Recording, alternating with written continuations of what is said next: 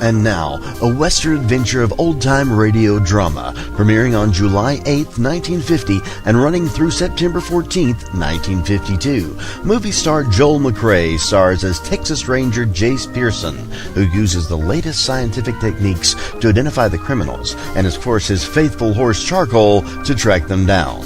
These shows were actual reenactments of Texas Ranger cases. The series was produced and directed by Stacy Keach Sr. and was sponsored for part of its run by Wheaties. Ladies and gentlemen, right here on HOJO Radio, Tales of the Texas Rangers. Next. The National Broadcasting Company presents Joel McCrea in Tales of the Texas Rangers. Tonight, transcribed from Hollywood, another authentic reenactment of a case from the files of the Texas Rangers.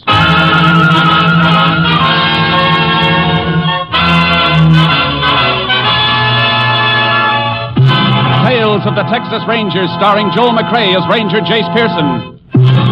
Texas, more than 260,000 square miles, and 50 men who make up the most famous and oldest law enforcement body in North America.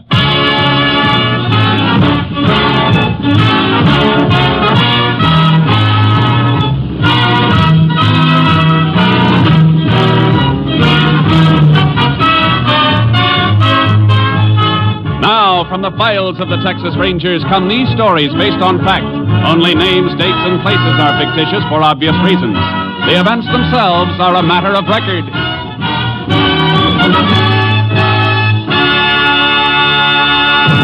Case for tonight, death by adoption.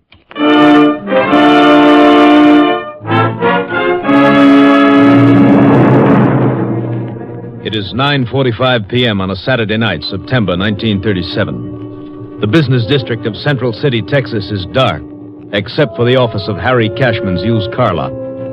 Cashman is pacing the small office in agitation. A man in a leather windbreaker crosses the lot, slipping between the cars for sale, and knocks at the door.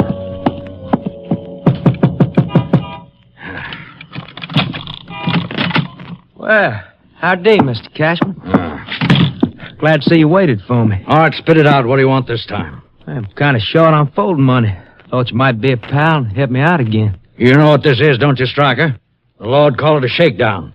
I gave you $100 2 weeks ago and another $100 the month before. So I need more. Well, you're not getting more, not from me. Well, that's too bad. I'm sorry you feel that way, Mr. Cashman. I kind of thought you were a nice guy. Kind of guy I'd like to see raise my baby. Long as I can't raise her myself. Now, you leave the baby out of this. Now, you can't expect me to forget about her, Mr. Cashman. After all, she's my own flesh and blood. She belongs to me and my wife, legally, by adoption. Yeah, but you keep forgetting one important thing. I never signed no papers letting you adopt her. Your wife said you were dead. She thought I was dead. But my being here proves I ain't. And if we ever have to take this into court, Mr. Cashman, I'm Baby Ann's natural father. I got my rights, you know. All right, how much? Reckon 100'll see me through again. I'll give you 500. Well, that's better. Now, just a minute. I'll give you 500 if you sign a paper waiving all rights to Baby Ann. I ain't signing nothing. I like our arrangement just the way it is. It's working out fine. If you think...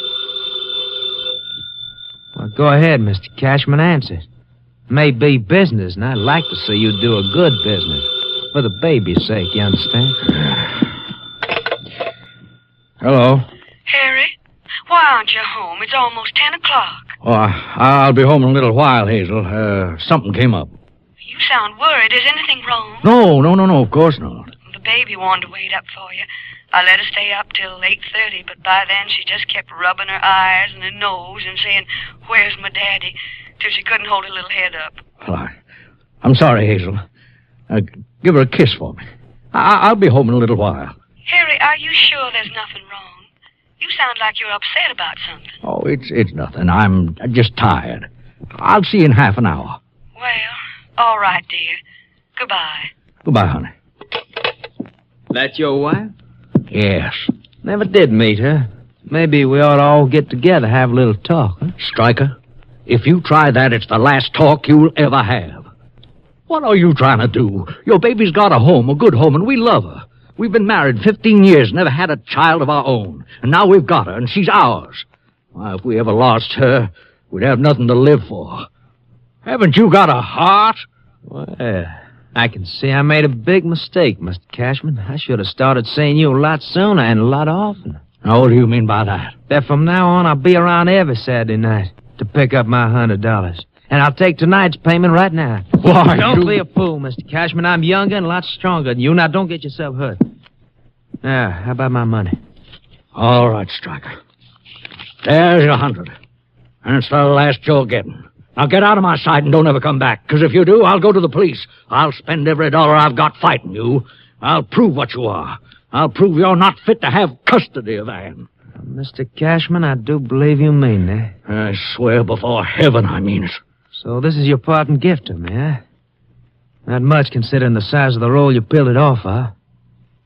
All right, I'll leave you alone. I'll take my payment in full right now. Dig that roll out again, toss it on the desk. I see. Now it's a gun, huh? You see it, and I know how to use it. How could Anne have a father like you? She couldn't have, not you. You've never proved you are her father.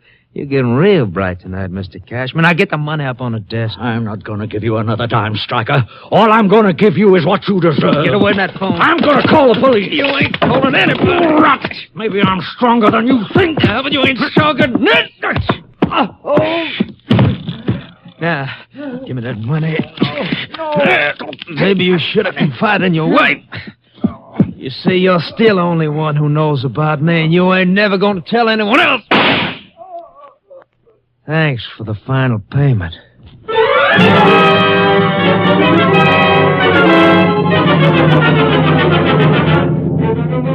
At 11 o'clock, after 3 more calls to her husband's used car lot, Hazel Cashman was disturbed by the busy signal and her husband's failure to come home.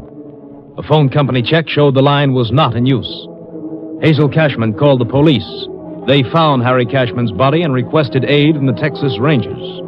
Ranger Jace Pearson was assigned. He arrived at the lot shortly after 2 a.m.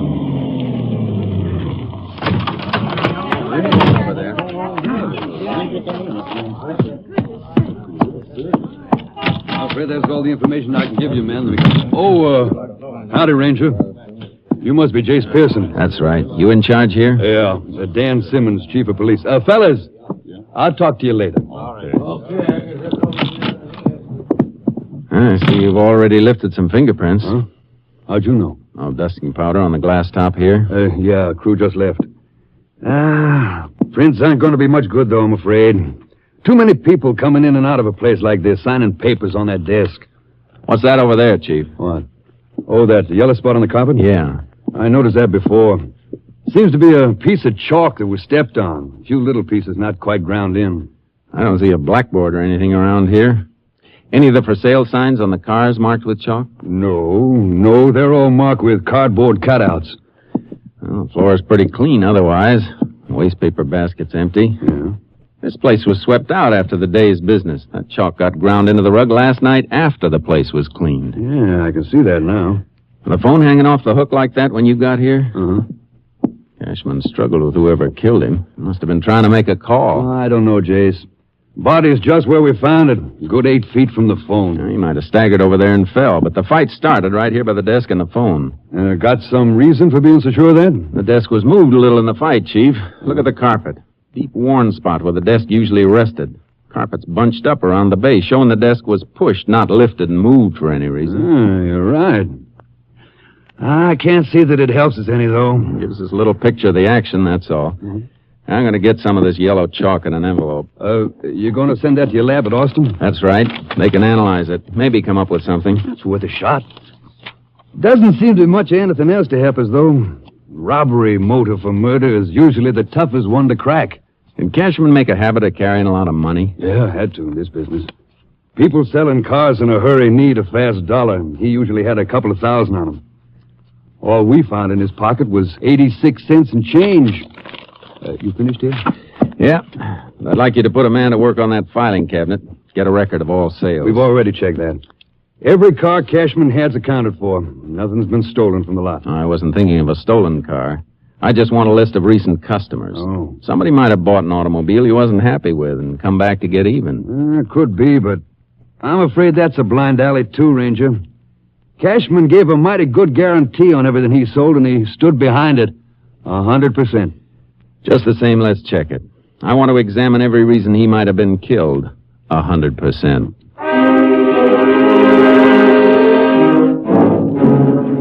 I sent the ground yellow chalk through to Austin. There was nothing that could be done that night, but the next morning Chief Simmons and I went to see Hazel Cashman, the dead man's wife.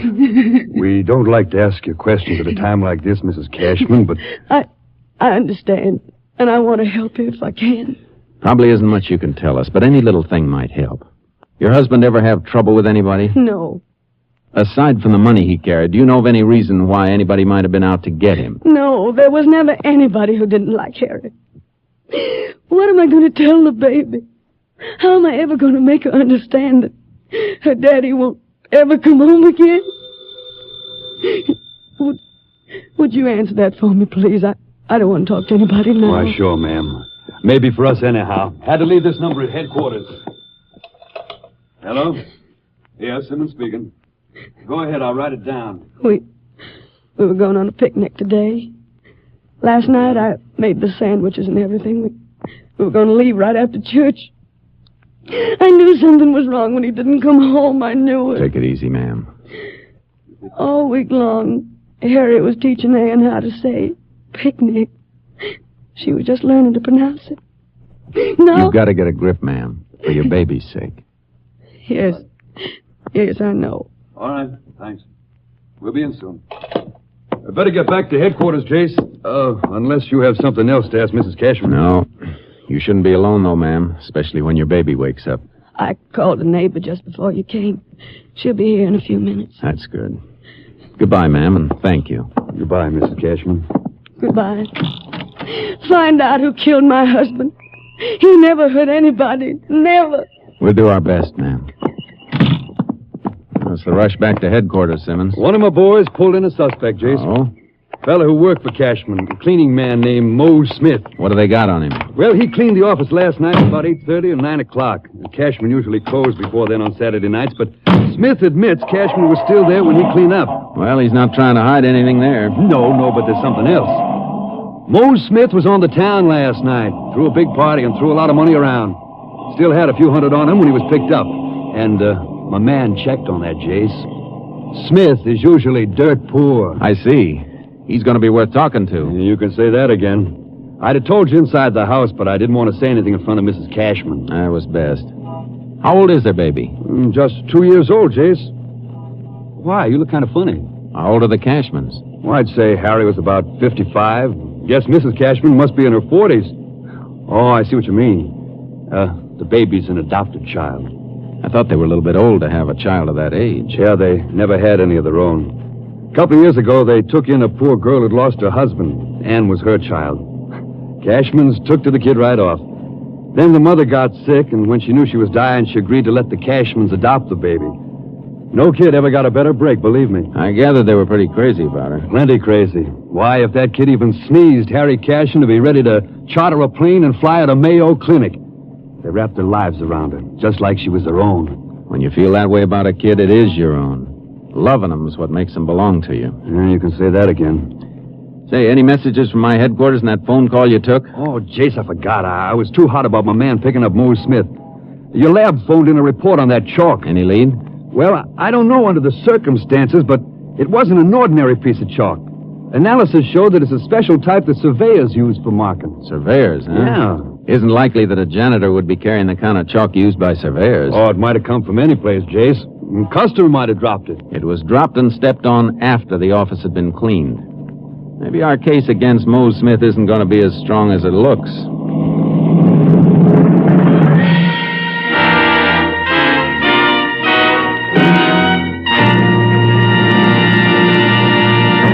You are listening to Tales of the Texas Rangers, starring Joel McCrea as Ranger Jace Pearson. We continue now with tonight's case, Death by Adoption, an authentic story from the files of the Texas Rangers.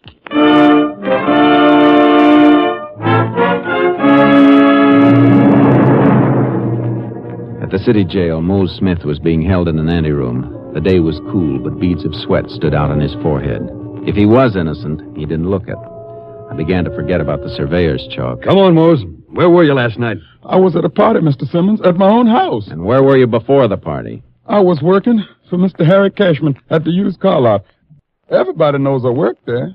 What time did the party start, Mose? After 10 o'clock, sir. And later we left my house and went a few other places. With you paying all the bills? Well, is that right or isn't it? That's right, sir. I don't remember much about it. Next thing I knew was this morning, and a policeman woke me up and brought me down here. What time was it when you left the car lot last night? Oh, I worked almost 9 o'clock, sir, cleaning up like I always do. Was Mr. Cashman all right when you left the lot? No, sir, he wasn't. Mr. Harry was always mighty nice to me, but somebody called him on the telephone. He didn't say much to whoever it was. Then he slammed the phone down real mad, and he hollered at me to hurry up and finish. He ain't never done that before, sir. Then when I got done and was ready to leave, he told me he's sorry he yelled at me like that. What'd you do then? I did some shopping for the party. Got some food, a couple of jugs of Sweet Lucy. Where'd you get the money? Spill it, Mose. Cashman was robbed, and you had almost $300 on you this morning when you were picked up. It was my own money, sir, honest. You never got that kind of money working on a used car lot. 3 days ago, you were broke. You borrowed $2 from your landlady. You better count for that money, Mose. Where'd you get it? Oh, well, from the numbers. Numbers? You mean you've been gambling on the numbers racket? Yes, sir. And yesterday my number hit, 424. I got my $500. That's how come I got money. You expect us to swallow that? Who paid you off, Mose? I don't know, sir. I don't know who he was. Are you trying to tell us you gambled on numbers without knowing who you gave your bets to? Please, sir. If I tell you who it is, Mr. Simmons is going to arrest him, and everybody will know I told. And if I don't find out, you're going to stand trial for murder. Everybody will know that, too. Oh, no, sir. Please. I never hurt Mr. Harry. Oh, I got the money from Jonas, one of the pen boys at the bowling alley. Jonas been booking numbers on the side? No, sir. He just worked for somebody for a little cut. All right, Mose. We'll check on your story. And it better be true. I told the truth, every word. Well, he sounded on the level, Jace. And if he is, I'll be able to smash a hole in the numbers racket. Yeah, you can do that all right. But we'll still be shy of murderer.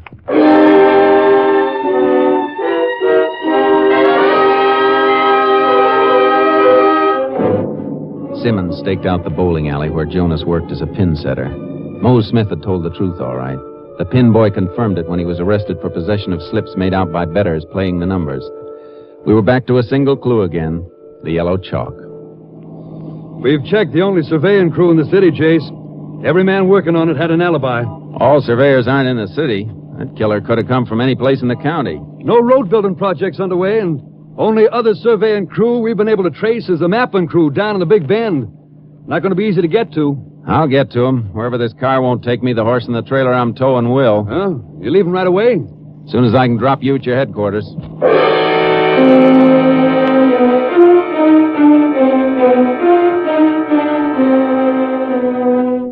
I drove to the Big Bend, to where the roads ran out, and I had to cut cross-country to reach the mapping crew. I unloaded charcoal from the trailer. The crew was deep in wild country, almost a full day's ride before I reached them. All right, Sharky. Easy, boy, easy. Anybody here? Yo, over this way. Come on, Sharky. Well, howdy, Ranger. Howdy. Saw marks of a camp here, but it looked deserted. Well, it is. We moved in another couple of miles. I just come back with the birds to haul the last of our stuff onto the new camp. I was just tying a pack on this last one. You the crew foreman? Yeah. I'll ride on away with you. Keep you from getting lonesome. Glad to have you. I got company, though. One of my men just went on ahead a few minutes ago. We'll catch up to him on the way. Hey, you want me to take one of those lead ropes? No, they're good burros. They won't give me no trouble. All right, let's go. Up, Sharky. Oh, boy. Come on, you long-eared scavengers. You've had enough grazing. You must be covering a lot of ground in here. Ah, plenty. Now, sprawling country like this, ranches lose sight of their boundaries when the land ain't fenced off. Hey, you, after somebody in here, Ranger? Maybe. How long you fellas been working through here? Oh, been almost 2 months now. You ever pull out to go into town? Well, we got horses, of course, but it's a long ride to a road and transportation any place of any size. I just decided to grow me some whiskers and stay here till the job's done. Any of your men ride out? Oh, yeah. A few of them go out weekends to Central City or someplace like that for Saturday night. Then they gotta turn around and spend all day Sunday coming back. Family men usually stay and just keep on working, pile up overtime. How many men you got working? Oh, I got 11. Any of them away last weekend? Yeah, 4 of them. You know where they went? No. Hey, I reckon Bill Stryker can tell you, though. Who's he? There's a fellow with the other boroughs. Ah, there he is, just topping that rise about a quarter of a mile ahead. He one of the ones who left camp? Yeah, they all went off together. Let's catch up to him. Okay, come on, boy. Get up, Bird. Yeah, charcoal. We rode after the man named Bill Stryker. On the way, I saw the surveyor's marks I'd been following for miles. Cloth markers nailed to trees. Yellow chalk marks on rocks. Within a few minutes, we caught up to him. Well, yeah, Ranger. We was away for the weekend, like Tracy told you. Me and 3 other fellas. Where'd you go? Central City. Only place worth going we could get to in time. What did you do up there? Just fool around. All of us together. Well, you were only there for Saturday night. You must have done something special, something you remember. I thought one of the boys mentioned the dance, Stryker. Well, yeah, that's right. Squad dance, Alamo Ballroom. You spend the whole evening there? Yeah. Like I said, we were all together. All evening. 4 stags at a dance drift around. Hard to keep an eye on each other all evening. Yeah, I reckon we could lose sight of each other for a minute or two. You fellas take time out to do any shopping? Well, what could we buy that we could bring back here? I thought maybe one of you might be saving some money, maybe enough to make a deal on a used car. We rode a bus both ways after our horses got us from here to Landon's Junction. Oh, that's too bad. If you'd been shopping around a used car lot, you might have been able to help me. You might have gotten a look at a man who killed a dealer named Cashman in Central City on Saturday night. Killed? Hey, Ranger, you got a reason for being here. Hey, you think one of my crew killed that man? I'll know better when we see the other 3 who went to town with Stryker here. Let's get on to the camp.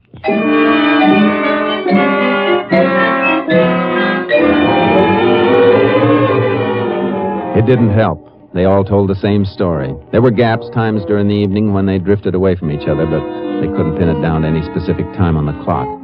I didn't have anything to take them in on, singly or together. They knew it, and I knew it. I camped with them overnight and headed back to Central City Police Headquarters.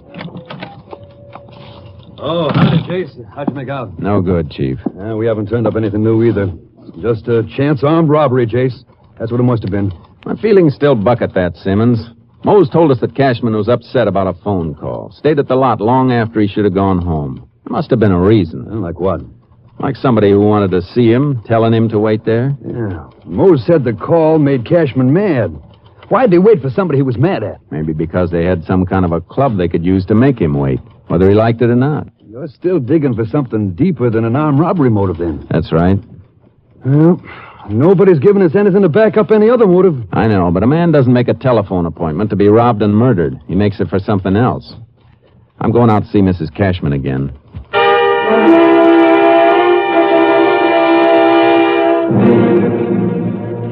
When you called your husband last Saturday night, it was almost 10, you said. What makes you think he was upset? When you're married to a man for 15 years, you just know, that's all.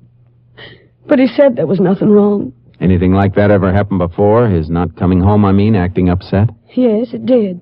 Twice before. Once was almost 2 months ago, then a couple of weeks ago. Those other times, you remember what day they happened on? Can you remember if it was always on a Saturday? Yes. Always, all 3 times. But I don't know why.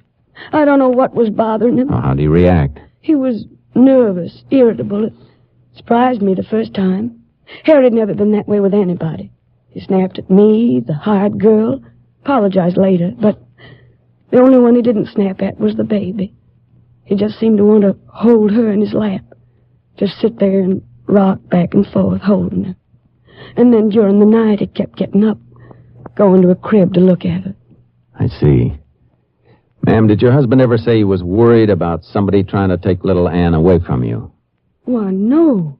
Who could take her from us? Both her parents were dead. Her mother agreed to the adoption before she passed on. You ever know the baby's father? Ever see him? No, he died before Ann was born. Killed in an accident. You're sure of that? Well, that's what Ann's mother told her. She couldn't have lied. Have you got a copy of the baby's birth certificate? Yes, right in this drawer. With a copy of the adoption papers we got from the court. Here's the court order. And the paper signed by Ann's mother, Dorothy Stryker. Stryker? Was the father's name Bill or William Stryker? Why, no. Here it is on the birth certificate. His name was Arthur Stryker. Came from Fort Worth. Ranger, what is it? I think I know who killed your husband now, and I'm beginning to figure why. You'll hear from me, ma'am.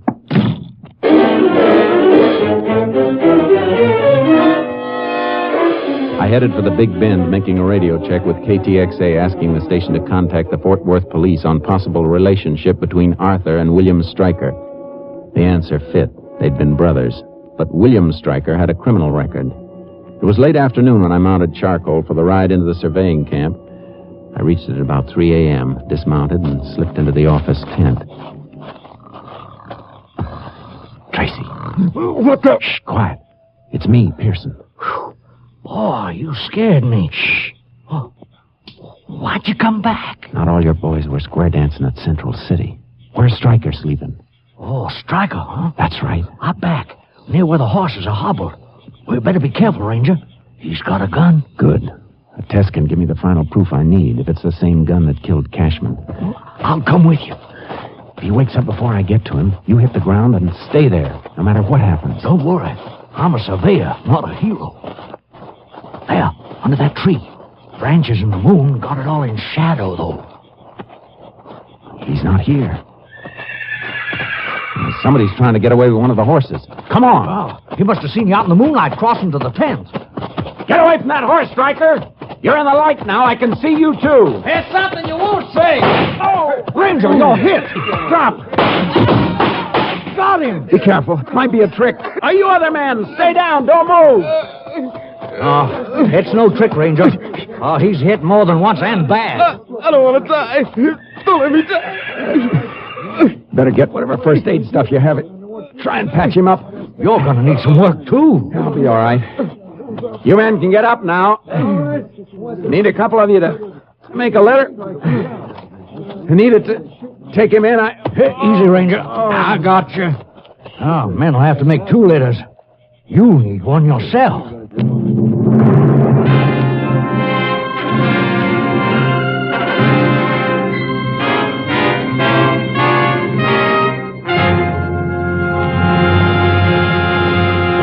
William Stryker lived long enough to confess his masquerade as the father of his dead brother's child and the murder of Harry Cashman. He was pronounced dead shortly after arrival at the nearest emergency hospital. Jace Pearson had 3 bullets removed from his body. They matched the bullet taken from the body of Harry Cashman. 6 weeks later, Jace Pearson reported back to his company, ready again for duty with the Texas Rangers.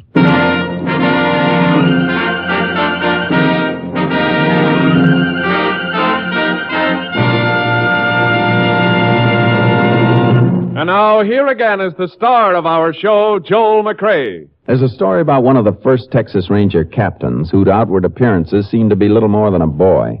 One of the Rangers in his command, a big, raw-boned, muscular fellow noted for his complete lack of fear, was asked by a townsman, "How come a big fellow like you takes orders from him? Why, he ain't even got enough of a beard to need shaving." The Ranger looked at the townsman. "Maybe he hasn't got much of a beard," the Ranger admitted. "But when we go out after a gang of bandits with him outnumbering us 3 or 4 to 1, I never yet heard the captain say, 'Go get 'em, boys.' He always says, 'Come on, men, follow me.' Good night, folks. See you again next week." Next week, Joel McCrea in another authentic reenactment of a case from the files of the Texas Rangers.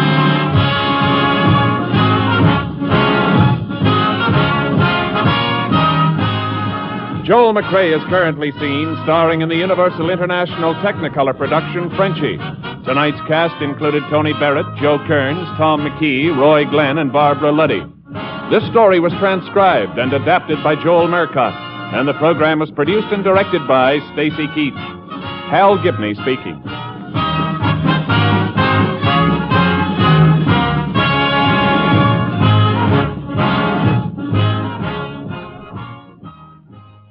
Three chimes mean good times on NBC. Coming up next on NBC, it's genial accordion-playing master of ceremonies, Phil Baker, back at his old Sunday night stand asking America's favorite question. What's that? Why, the $64 question, of course. The chimes are your invitation every Sunday to all the fun and prizes and excitement of everybody's favorite quiz game, the $64 question. Tomorrow, hear the Railroad Hour. Right now, it's the $64 question on NBC. You're listening to HOJO Radio. More classic old-time radio coming your way next. The National Broadcasting Company presents Joe McCrae in Tales of the Texas Rangers. Tonight, transcribed from Hollywood, another authentic reenactment of a case from the files of the Texas Rangers.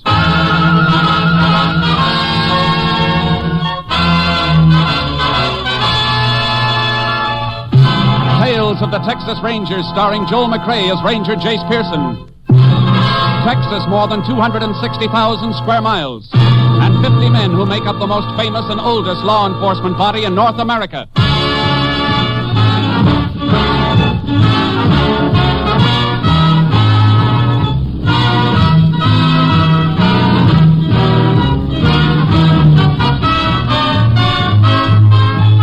Now, from the files of the Texas Rangers come these stories based on fact. Only names, dates, and places are fictitious for obvious reasons. The events themselves are a matter of record.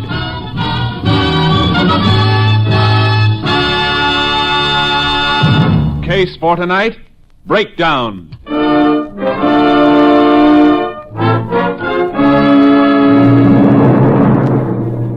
It is shortly after midnight, the beginning of Good Friday in the year 1937. Jim Wiley, constable of Romer, Texas, is driving through the lonely outskirts of his territory when his headlights pick out a car parked on the road shoulder. He brakes to a stop.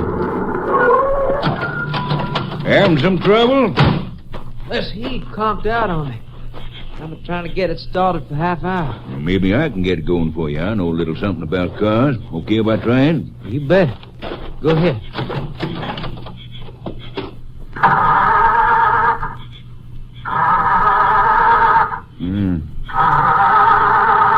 Yeah, looks like it ain't about to start, friend. You must be out of gas. The gauge says you're half full. The gauge must be busted then. Choking like I did, I should have flooded the carburetor. If gas was feeding through, we'd get the smell of it. Better check the tank. And get a stick or something to shove in here for measuring, will you? You bet. This branch ought to do. Yeah, it's good enough. Give it here. She empty? Dry as a WCTU meeting. Yeah, that'd leave me kind of stuck. Well, I got a siphon hose in my trunk. We can drain enough out of my tank to get you back to Roma. Is there an all-night station there? No, afraid not. No hotel either. But I can put you up for the night if you don't mind bunking in the jail. What do you mean, jail? I'm the constable. Oh, I see. Well, don't worry, the jail's clean. Come on, let's go get that hose. Well, it's in here someplace if I can find it. You got a match? Ah, you bet. Ought to be here someplace. I guess I let a lot of junk pile up. I can't hold this match much longer. Light another one. That's the last one to book. Oh. Well, you got that hose, haven't you? Well, no point getting snappy about it, stranger. How come you didn't know the gas gauge in your car was busted? It must have just happened, I guess. Seems to me there's a car just like yours on my stolen car list. I hope you got proof of ownership on you. I got it all right. In my pocket, pointing right square at your belly. Use your head, young fella. Stolen car's a bad charge, but it ain't nearly as bad as using a gun on a peace officer.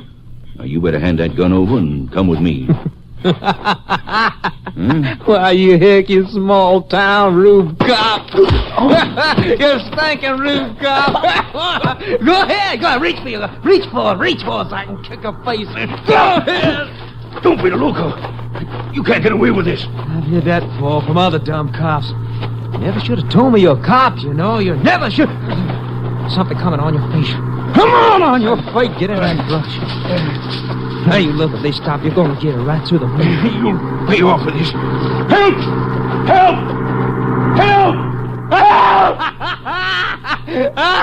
Help! Cross-country bus. Go on, Pop. Yell. Yell all you want. Try not to yell at motor. Go ahead. That's too bad, Pop.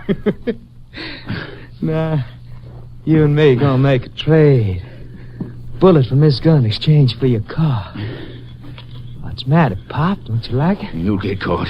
They'll get you. The cop ain't born can take me. Come on, Pop, you're gonna die. Why don't you crawl a little?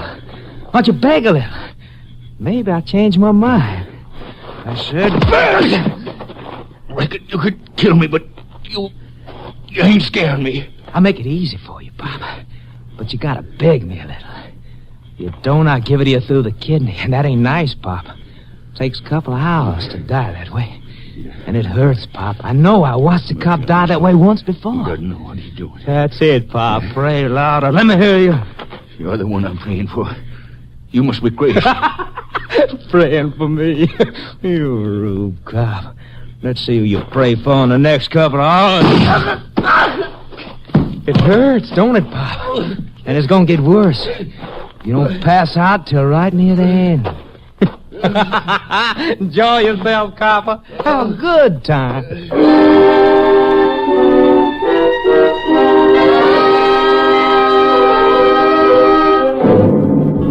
Constable Wiley's body was discovered shortly after sunrise when highway patrolmen spotted the stolen vehicle abandoned by the killer. The sheriff was summoned and he called for the help of the Texas Rangers. By noon of Good Friday, Ranger Captain Stinson was at the scene, accompanied by Ranger Jace Pearson.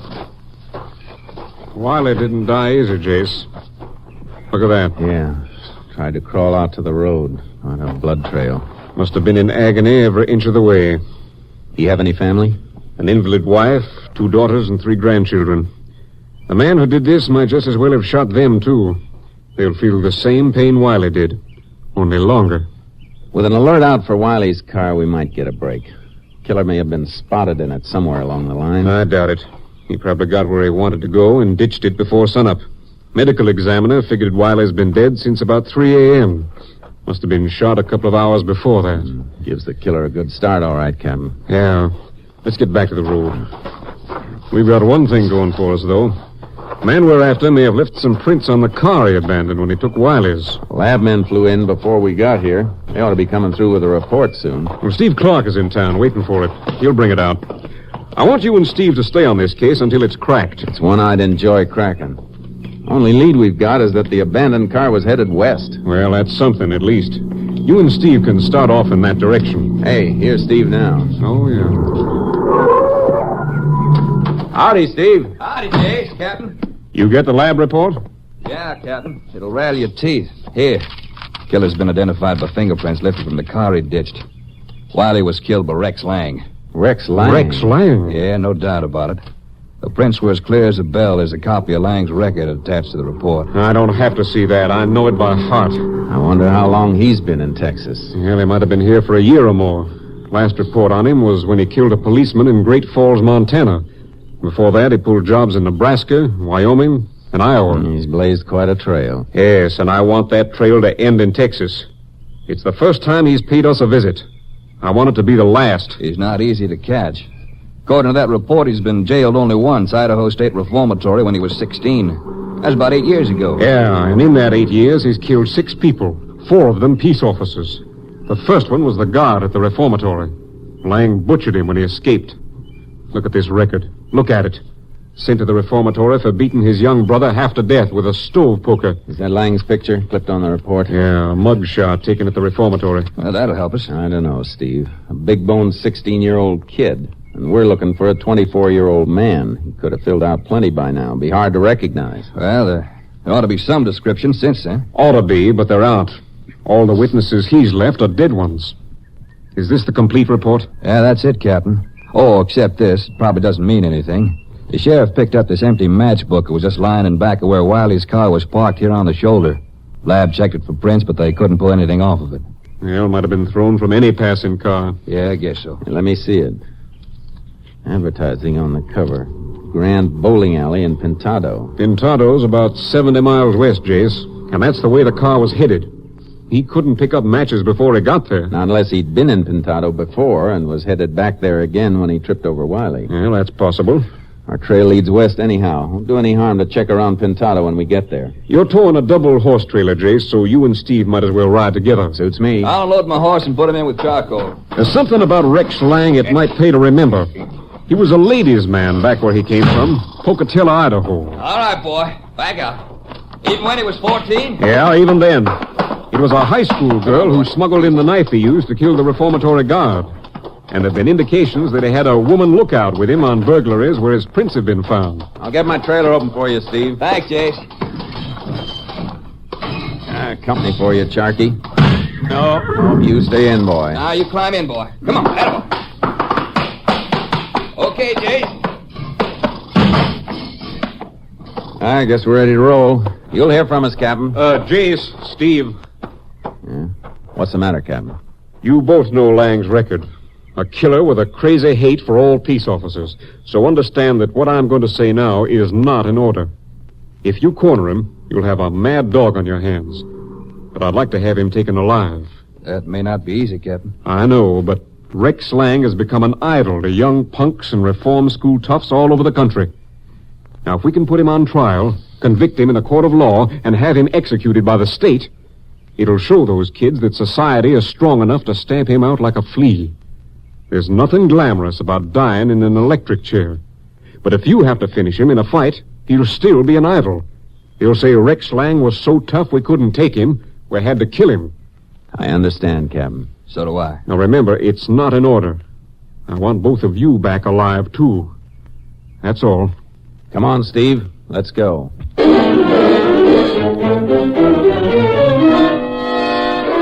We headed west, looking for a dangerous kid grown into a dangerous man, with a face we might recognize too late. By midnight, we'd checked the highway as far as Pintado. In the morning, we started to comb the town, still drawing a blank. That guy at the bowling alley wasn't much help, Jace. Didn't seem to recognize that old picture of Rex Lang. Yeah, Lang may have changed a lot in 8 years, but if he made the alleys a hangout, the owner should have... well, you know, Jace thought the face was a little familiar. Maybe yes, maybe no. Lang was blond and smooth-skinned as a kid. Hair might have darkened plenty since then, face and frame filled out. And he shaves now. A beard line changes a face. Yeah, he might have just passed through here and picked up those matches, so maybe they were just thrown out of a passing car. I know. Well, we can't waste too much time on a lead that may be blind. Yeah, how about some breakfast? There's a Mexican place across the street, Lobo's. That's for me. I'm so hungry I'll even eat enchiladas for breakfast. Come on, let's cross. Easter Sunday tomorrow, Jace. Wish I could be home with the wife and kids. I even forgot to order flowers. Oh, wire the captain. He'll have some sent to the house for you. Yeah, didn't even think of that. Buenos dias, senores. Buenos dias. Howdy. Let's take the boot, Jace. I'm tired eating on the counters. What can I get for you, senores?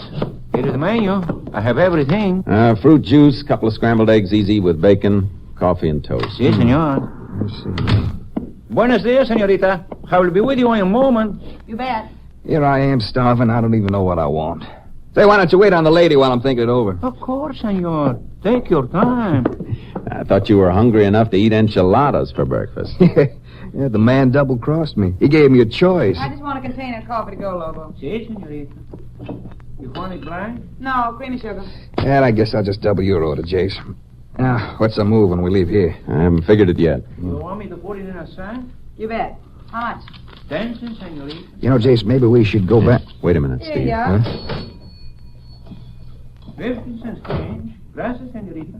You bet. Sit tight, Steve. Oh, ma'am. Just a minute. You speaking to me, Ranger? Yes, ma'am. I happened to look out of the booth and saw you. Don't I know you from someplace? I don't think so. You sure look familiar. You live here in Pintado? You bet. I must have met you the last time I was through here about 2 years ago. Now, your mistake, Ranger. I've only been here 6 weeks. Oh, well, where'd you come from before that? Fort Worth? That's your hometown? You bet. That's one on me. You sure did look familiar. Excuse me, please. You bet. You have the wrong senorita, no? Maybe. Grab your hat, Steve. Why? What was that all about? Something hit me when she was talking. Notice how she kept saying, you bet? Yeah, what about it? That reformatory report about Lang. The part about his habits. You bet was his favorite expression. Oh, now, wait a minute, Jace. Lang may have changed, but I doubt if he's turned into a girl. No. But she picked up that expression someplace, Steve, from somebody who uses it regularly. And it could be Lang. Well, it's as good a lead as that matchbook, Jace. It's worth following. I think so, too. Come on. Let's see where she's taken that coffee.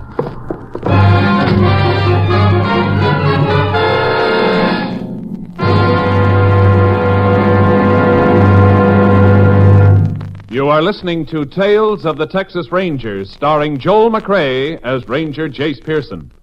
We continue now with tonight's case, Breakdown, an authentic story from the files of the Texas Rangers.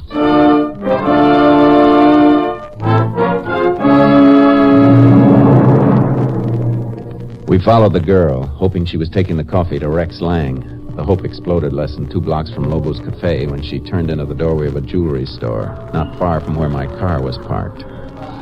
Doesn't look like the sort of place we'd find Langy and Jace. And she went into the back of the store. Look through that corner of the window. Yeah. There's the container of coffee on that bench right beside the watch repairman. And she must have brought it in for him. Guess he's the boss. Looks that way. And he can't be Lang. He must be 60 or more. Jace, get back a little. What is it? She came out of the back. She's behind the counter now. She's working there, then. Let's not take any chances on being spotted. Drift back this way a little. Yeah, that's good enough. She'd have to come out to see us now. Got to keep a tag on her. If she's Lang's girl, she'll lead us to him. Well, even if she is his girl, no telling how often he sees her. He's hot and must be hiding out someplace.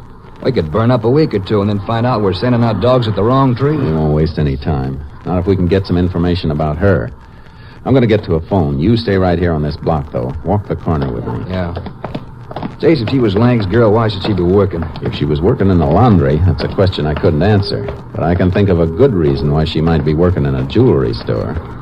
Casing it for Lang to knock it over? It's been done before. I'm going to have headquarters check back on some jobs Lang's pulled before.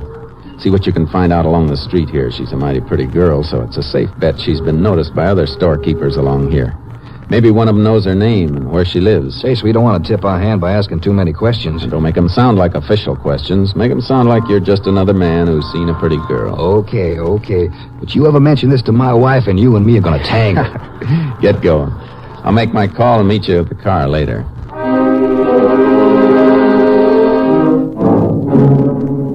I called my headquarters and gave Captain Stinson a description of the girl we were tagging and a list of information I wanted. It was less than 2 hours later when he called me back. It looks like you may have hit something with that girl, Jace. I made a few phone calls and got answers that fit. What are they? Fingerprint records from out of state show that Lang's burglaries in the past included a jewelry store, a check cashing agency, and a private home where the owner was in the habit of keeping plenty of cash in the safe. Girl fit into those cases? Yes. A girl answering the description you gave worked at all 3 places. Only thing that varies in description is the color of her hair. In each case, she quit her job a few months before the actual burglary. That's the modus operandi I've been looking for. Well, if it was the same girl in each case, she always changed her name. That's as easy as dyeing her hair. It all fits. If you're right, Jace, you're getting mighty close to Lang. That's where we want to be. Thanks, Captain. You'll hear from me. Jace, maybe I'd better send you a couple of more men. That'd only give Lang a couple of more targets. Bye, Captain.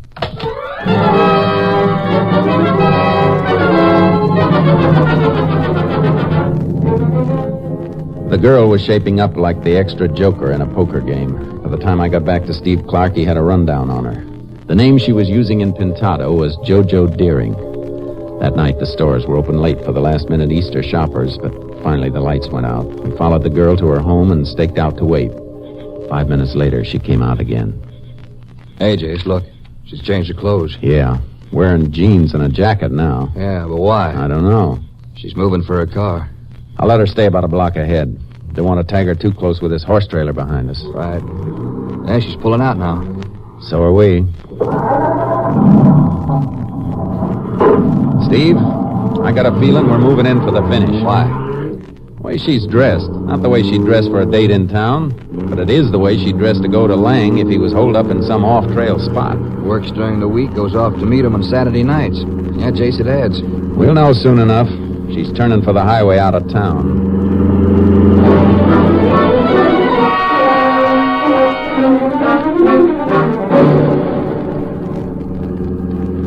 Looks like a long trip, Jace.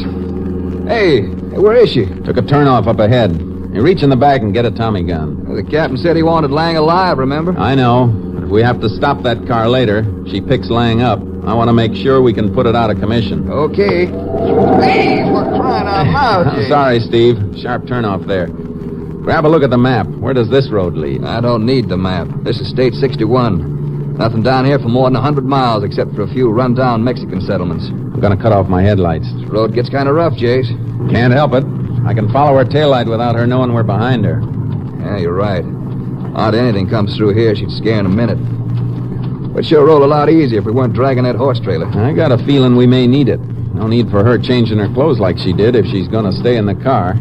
Any place in here where she could pick up a horse? Yeah, about 10 more miles. Ranch owned by an old Mexican woman. All she's got is a couple of horses. Can you think of any place near there where Lang might be hiding out? Yeah, about 3 or 4 miles back in the hills used to be a mine there. A couple of them, in fact. They're abandoned, Jace. Isn't there a road to the mines? No, nothing but a rough burro trail. It's tough country to get into. If Lang's there, it's going to be tough country for him to get out of.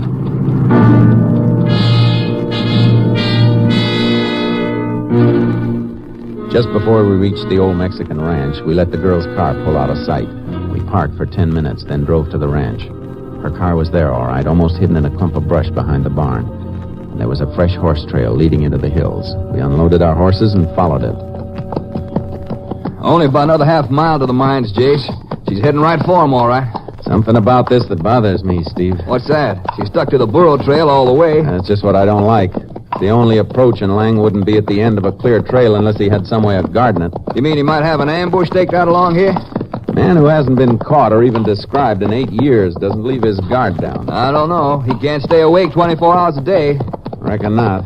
Hey, wait a minute. Hold up. Whoa, Charky. Whoa, boy, whoa.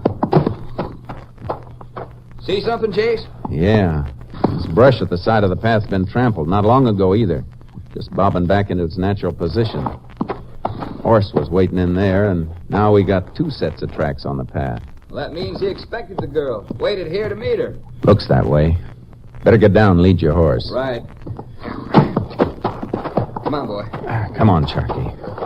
Why did he come down to meet her? He didn't have to show her the way. They're still sticking to the path. I don't know. In one way, I wish the moon was a little fuller. And in another way, I'm glad it isn't. Hey, hold it. Huh? Well, they left the trail here. Brush is disturbed again. The tracks turn in there. Come on. Yeah, this is funny, Jace. We're following their movements through the brush, and we're just making a little half circle right back to the burro trail. Now, look here. We're right back on the path. You suppose he made that little half circle just to leave a blank spot in the tracks? A blank spot of less than 20 yards? Isn't likely. Must have had some reason. Let's leave the horses for a second. Let's go back along the path and find out why he cut away from it. Right. Move slow and keep your eyes peeled. Nothing that seems out of line here. Stop. Look at this branch overhanging the path. Just a branch? Why, hey, Jace can barely see it. A piece of string running from the end of the branch to that tree on the opposite side of the path. Don't touch it. Let's see where it leads. Look at that. Yeah. Sawed-off shotgun strapped to the tree. That string is tight around the trigger. Gun probably has enough scatter shot and slugs in it to kill an elephant. No wonder he met her to steer her around this. Chase, look at the way that gun is sighted. Anybody on a horse who moved that branch get a charge right through the middle. Anybody on foot who moved it probably get it right through the head. Hey, you were right, Chase. He wasn't planning on taking any chances. The rat. Anybody could be killed by this thing. A rancher, some kid riding through. You don't think that'd make any difference to Lang, do you? What a death trap. A death trap that's going to backfire on him. This is the thing we use to take him, Steve. When this goes off, he'll come running to see what he's got. He'll have another gun. He'll still fight. He won't get a chance if we work it right. I'm going to pull the trigger on this thing, and then let out a scream. Plant myself out there on the burro path. You stay here in the brush. Then what? Just be patient. Don't move, no matter how long it takes for him to get here. He'll come plenty slow, trying to make sure that whatever he hits alone. And when he finds me lying out there, fire your gun and startle him. But keep your fire high. Jace, he might pump a slug into you while you're flat on your back. Not if we time it right. But don't fire until he's close enough for me to jump him. You better get the horses and tie him off down the trail a ways. You'll have time. Say, Jace, how about a toss to see who stakes out on the path? Why should you take the chance? Why not me? Because you forgot to wire the captain about that Easter plant for your wife and kids. Get going after the horses and then get back here. Good luck, Jace. Good luck to both of us, Steve.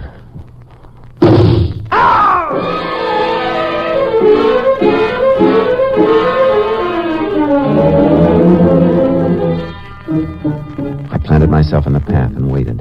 I could feel myself breaking into a sweat as cold as the ground. Even if he thought I was dead, a crazy, hate-ridden killer like Lang might waste one more bullet. A half hour passed. An hour. And then we heard him coming. Slowly, like a cat. Watch where you step, Ruthie. I can't help it, Rex. I'm scared. You whine like a cop with a gun in his back. Now, shut up. Right near here, wasn't it? Can't you see anything yet? You bet. You bet I see something. Look at that. Look at the moon on him. It's a ranger. Rex. A ranger. Oh, be careful. Must be the one you told me about, but you were so smart. You said it didn't mean anything. You stupid getting followed here. Oh, please. Rex, don't hit me again, please. You bet, honey. If you ever slip again, I'll make you an honorary cop. Now, come on. I'll show you what you get. I'll demonstrate on him. I wish he was alive to feel what I'm going to show you. Oh, no, Rex. Don't make me look, please. Now, look at it. Look. Imagine what a bullet could do to that pretty face of yours. I got him, Steve! Let go of that gun, Rex. Drop it, I said. I'll kill you with my hand. All right. Here's your chance to try. Get the gun, George. Get it.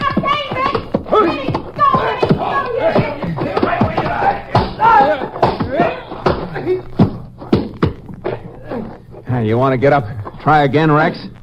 Or is that enough? No. I come with you. Shall I cuff you together, Jason? Yeah. It'd be a shame to split such a lovely couple. I guess this isn't the kind of bracelet you were after, JoJo, but it'll have to do. All right, Rex, hold out your wrist. Yeah, that does it, Jace. Yeah. Well, let's get started. It's just midnight. After we get him in, a fast drive ought to get you home by morning and give you a chance to pick up that Easter plant. Not only that, I'll be on time to go to church with the kids. You going? Borrow a couple of words from Rex? You bet.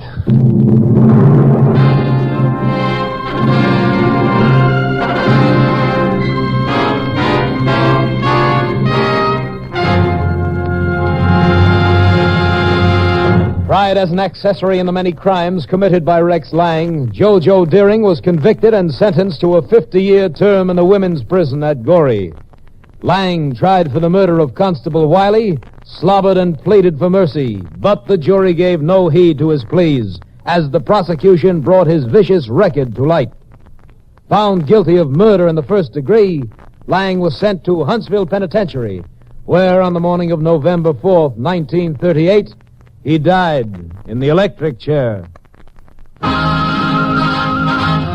Next week, Joel McCrea in another authentic reenactment of a case from the files of the Texas Rangers.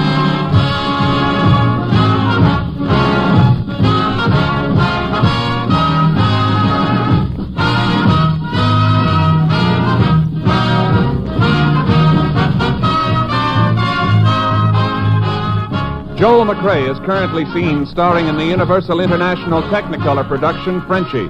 Tonight's cast included Tony Barrett, Bill Johnstone, Byron Kane, Herb Ellis, and Betty Lou Gerson. This story was transcribed and adapted by Joel Murcott, and the program was produced and directed by Stacy Keach. Hal Gibney speaking.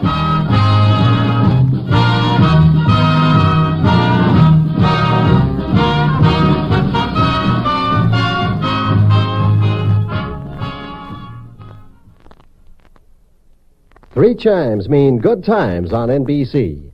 There's fun, excitement, and prizes next on NBC as accordion-playing MC Phil Baker gathers contestants around the microphone to see if they know the answer to America's favorite question. What question is that? Why, the $64 question, of course. You're invited every Sunday for Laughs with Phil Baker and the $64 question. Tomorrow, enjoy the telephone hour. Now it's the $64 question on NBC. A tropical environment intertwined with the rugged but gorgeous wilderness which spans from redwood to sequoia. This comes to mind when someone thinks about California. Our next broadcast ran from 1941 to 1946 and tells the story of the expeditions of men and women that tried to tame the wilds that existed in early California. Based on the title records of its sponsor, Title Insurance and Trust Company of Los Angeles, our next broadcast brought an appreciation of California through understanding of its past. We present to you Romance of the Ranchos, right here on HOJO Radio. Of the Ranchos. April 4th, 1845. Inglewood traded for 2 barrels of brandy. November 16th, 1860. Scotch nobleman buys Rancho Centinela. May 23rd, 1941. Celebrities throng opener at Hollywood Park.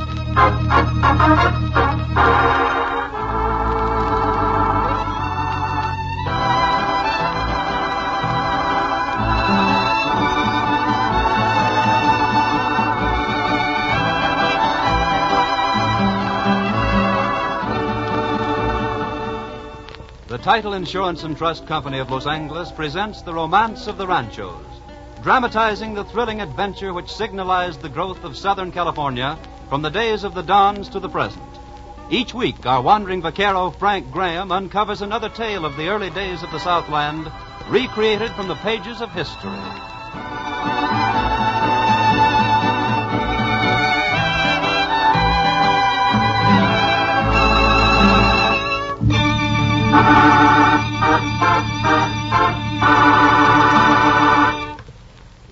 It is the business of the Title Insurance and Trust Company to know the facts about land ownership in Southern California.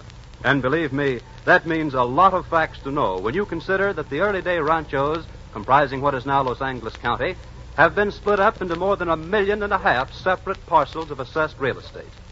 That means thousands and thousands of changes of ownership of these parcels through the years.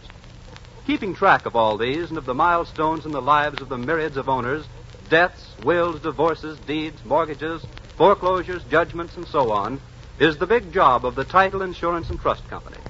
It's a job that never ends and one that gets harder rather than easier as time goes on. Our story tonight, however, presents the romantic and adventurous background of all this activity, and it's one of the most interesting of the series.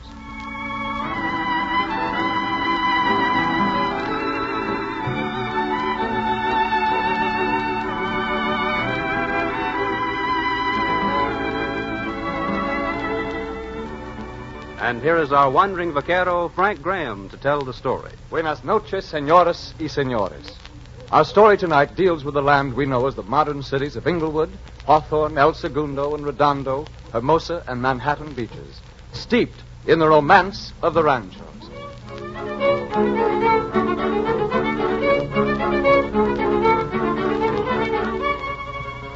Back through time, our story takes us from the Hollywood Park of today to another kind of horse race, which took place in the year 1822. Harry, go him! Stop! Hold! Hey, he dismounted, hid in that pile of rocks. We have him surrounded. Dismount, we'll close in on him. Julio, you stay with the horses. All right, men, spread out. How are you, men? Be careful. These men are desperate. Slowly now. There he is, running down the ravine. Hold your fire. Get him! Fire! He's down. Hurry, after him. There he is. See, there he is. It's a fair trade. He ruined my sombrero, but he will not need a sombrero anymore, huh? No, he will not steal any more horses either. Let that be a lesson to all horse thieves.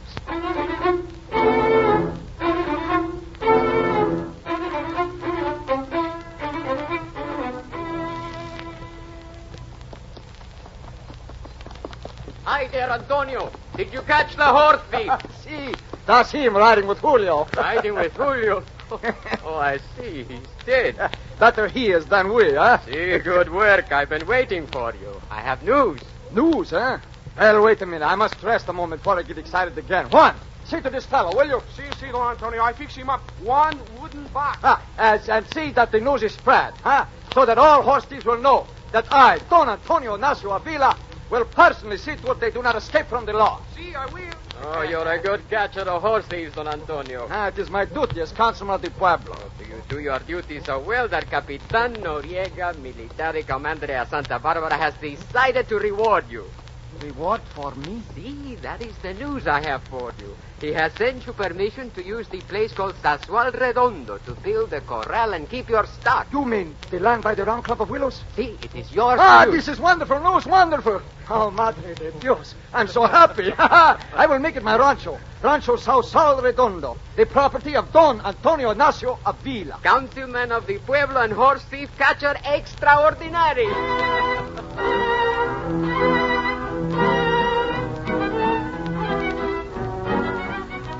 And so in 1822, the year after Mexico obtained its independence from Spain, Don Antonio Ignacio Avila became the holder of a great rancho. He'd only been given permission to live there and keep his cattle, and actual ownership to the land was not given him for 15 years. Then, too, the boundaries of his domain were not clearly fixed. The way was open for other settlers to contest his claim to the great 25,000-acre parcel of land. Thus, when another prominent and respected citizen of the early Southland moved in on what Don Antonio considered his tract, he made no protest at first. Then, one day came the news. Don Antonio! Don Antonio! See, what is it, Diego? What's the matter? I've just come from the Pueblo. Don Ignacio Machado is at the prefect's office. He's filing a claim to the land of Centinela Creek where he's been living. What? You mean he really intends to claim ownership? See, that is what he's doing right now. Caramba. I must get there at once. I must protest. This is my land. Here, your horse. I must hurry. See, I must hurry.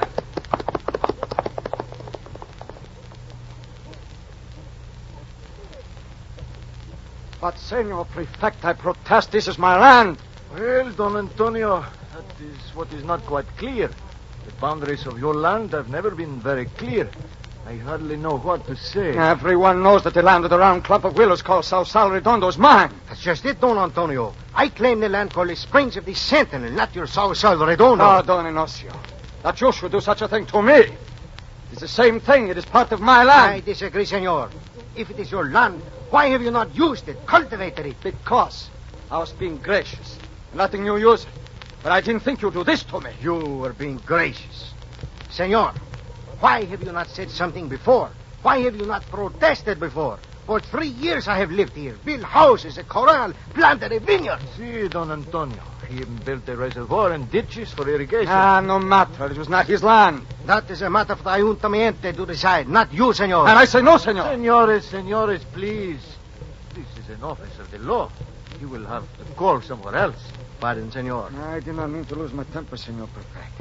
Only this fellow is so irritating. It is not that I am irritating. It's that you are so stubborn, Don Antonio. If there is any justice, I shall have my land. If there is any justice, Senores, please.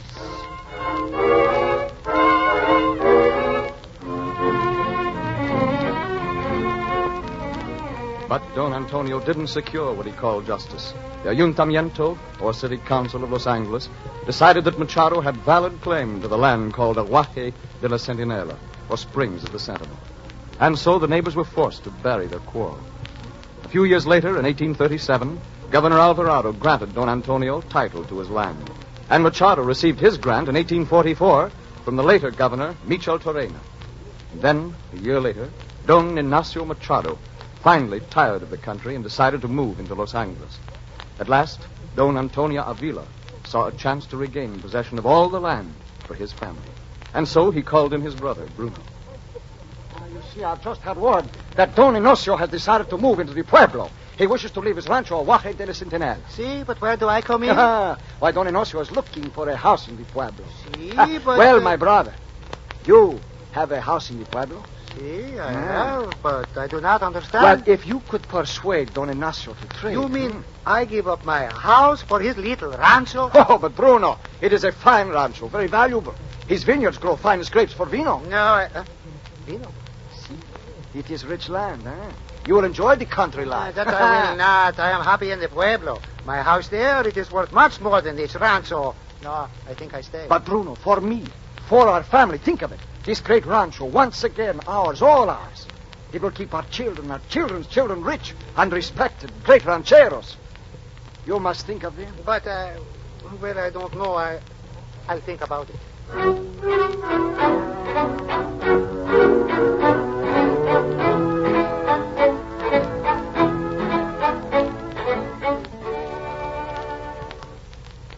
So you come before me to transfer your property. Si, that is right, Senor Sanchez. Don Bruno Avila here has a house in the Pueblo. I have the Rancho Aguaje de la Centinela. We wish to trade. See, I will draw up the necessary paper. Let me see now. Ignacio Machado and Bruno Avila. April 4, 1845. Ignacio Machado give to Bruno Avila. Don Ignacio. Right. Si, Don Bruno. I have been thinking. I do not think I want to live in the country. Mm-hmm. This is a fine time to be thinking of that. The business is all settled. In a moment, Senor Sanchez will have the papers all ready. But I think my house in the Pueblo is worth more than your rancho, and I do not like this. But, mi amigo, you came to me and offered... I know, but I have thought it over. It is not enough. Not enough. What more can I give? I do not own any more land. I have no gold. Perhaps you have aguardiente, brandy? Si, plenty. Made from my own vineyards. It's just like you will be able to make. Well, suppose you had a couple of barrels of brandy. Then perhaps your rancho would be worth as much as my house. Almost 2 barrels? There's a lot of worth much less. See, that is what I mean. Very well, I shall do it, Senor Sanchez. Add to what I shall give Don Bruno 2 barrels of aguardiente. But the best aguardiente? Si. Of course, senores. Just a moment. Senor, you see, you still get the best of the bargain. Not at all, senor. I am foolish to make such a bad trade. Senor, you evidently do not know the value of a house in the Pueblo. You evidently do not realize the value of a great rancho in the country. Here you are, senores. It is all ready. Good. Then it is settled. Not exactly. You must sign the paper first. Sign the paper? See?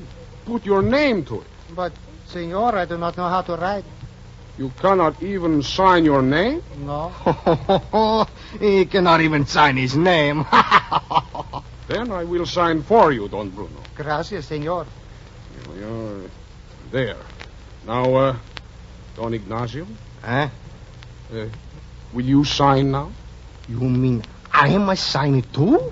But of course. Oh. But that is, it will be impossible. Sore hands, you know. But a minute ago your hand wasn't sore. You shook hands with me. But, very sudden, you know, rheumatism. Would you like for me to sign for you too, Don Ignacio? Gracias, senor. So, you laugh because I cannot write, eh? And all the time you cannot sign your name either, eh? So, caught you this time, Don Ignacio.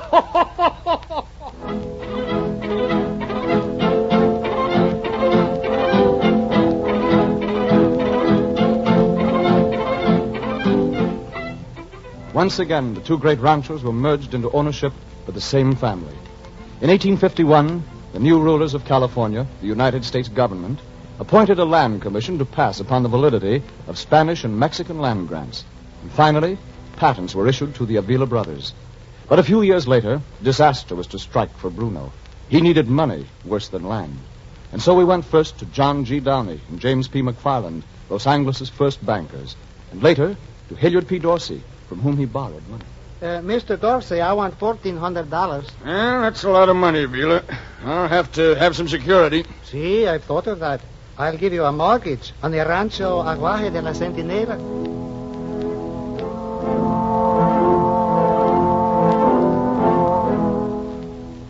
Don Bruno? Si, Senor Sheriff. Bad news for you. This is a summons for your appearance in court. Your land is to be foreclosed.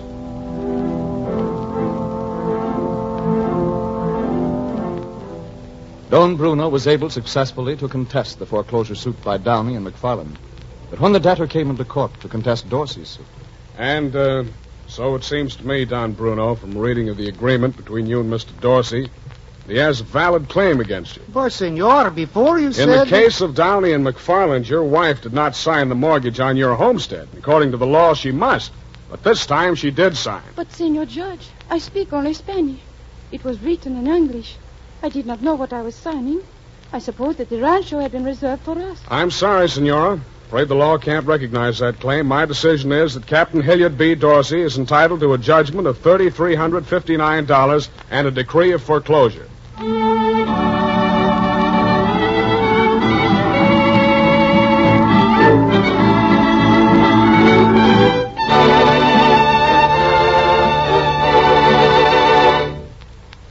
Details of the records of Captain Hilliard's judgment and decree of foreclosure against Don Bruno's land are posted in the files of the Title Insurance and Trust Company, along with those of thousands of other transactions behind which lie real-life stories of drama, tragedy, triumph, happiness, and woe.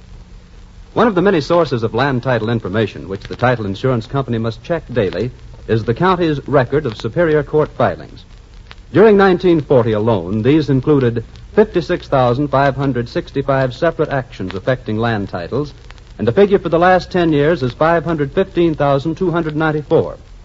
Among these were 125,875 divorces, 97,257 probates, 50,512 involving juveniles, and 32,555 classified as psychopathics, which include cases of incompetency and commitments to insane asylums. Each and every one of these filings can affect the validity of land titles. So each and every one was noted and posted in the Title Insurance Company records the same day it was filed in Superior Court.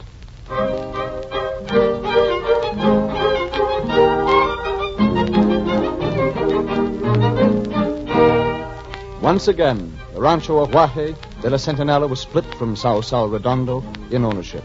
For in 1856, Hilliard P. Dorsey stood in front of the county courthouse. 1,900. Who'll make it 2,000? 2,000? I have 2,000. Do I hear more? It's going for 2,000. Once, twice. Sold to Captain Hilliard P. Dorsey for the sum of $2,000. But Captain Dorsey, a veteran of the Mexican War and a real Westerner, was not to enjoy ownership of his rancho very long.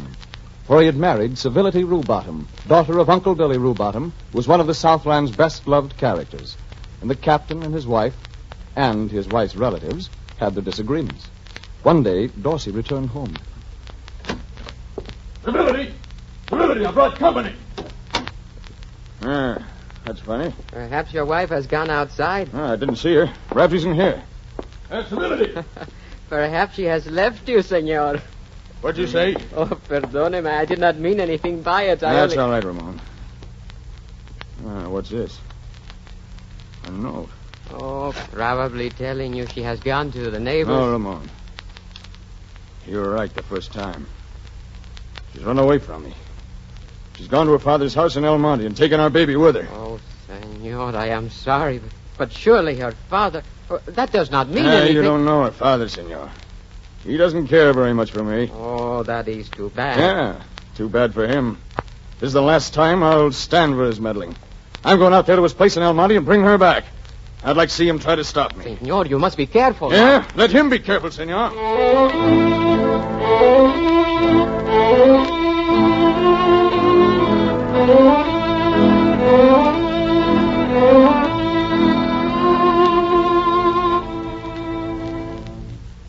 Father, I have a feeling like... Now, Civility, don't you get excited. Nothing's going to happen. Hilliard and you had these quarrels before. Yeah. It's high time you taught him a lesson. But he's not likely to sit back and do nothing. He's the kind of man who doesn't like to be crossed. Well, stop fretting. If he comes here, he'll just be wasting his time. That is, unless he comes to apologize. Apologize? Not Hilliard. That's what I'm afraid of. He might... Now, Civility, just forget such things. Ain't nothing going to happen. What was that? Oh, probably nothing at all. Just a wind. Sounded like somebody coming in the gate. Your imagination's working overtime, Civility. If it'll make you feel any better, I'll go see. Father, don't. I'm afraid. Now, child, just be calm. Ain't nothing to worry about. Take my old shotgun with me. I'll be all right. Father. Hello there. Anybody out there? Hello. That you, Dorsey? Yeah, that's me. I'm coming in, Rubottom. Get out of my way. Now, just a minute, son. Just calm down a bit. I said get out of my way. I've come to get my wife, and you ain't going to stop me. Now, look here, Dorsey. You better get control of yourself. You're asking for it. Father, look out. He's got a gun. Dorsey, don't. Hilliard, don't. Ah! Father, you hurt? I'm all right, Civility. Hilliard. I'm awful sorry, Civility. It's either him or me. I guess I had the best aim.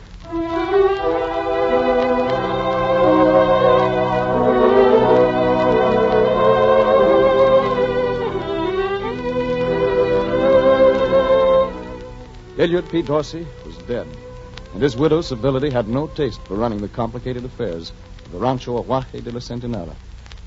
Among her many other troubles was the cause of a certain Frenchman, the son-in-law of the former owner, Bruno Avila.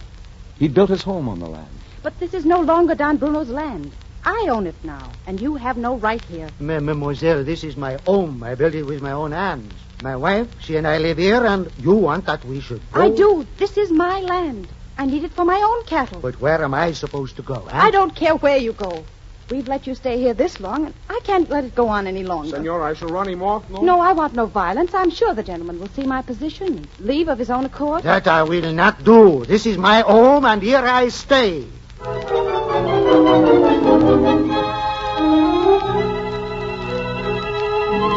The widow Dorsey could not cope with the situation, and shortly afterward she sold the rancho with great relief. The next owner was Francis J. Carpenter, who turned the property over to Joseph Lancaster Brent, the attorney and land title expert, almost immediately. Brent quickly settled the matter of the Frenchman by paying him $300 for any further claim to the land. Then a stranger came to town, and shortly afterward he stopped in to see them. Mr. Brent, I hear you'll be interested to sell your share of this land called Rancho Centinela. Yes, I've been thinking of it, sir. You see, I'm a Southerner, and there's some talk of war between my countrymen and them Yankees. If that's the case, I want to be free to go back and offer my services. But tell me, you're a Scotch nobleman, aren't you? Why would you want to be buying land here? Well, I don't want to seem disloyal, but the climate here satisfies my wife and me. It's quite a bit different than our cold, dreary highlands. Well, sir, I'll warrant it is. So you decided you'd like to live here? Well, I think so. That is, if I can get the land I want. And that is Centinela? To start with, yes. Well, perhaps I can accommodate you, sir. That is, if... Well, don't worry about that, Mr. Brent. The price is no object. Well, then, I'm sure we can make a deal.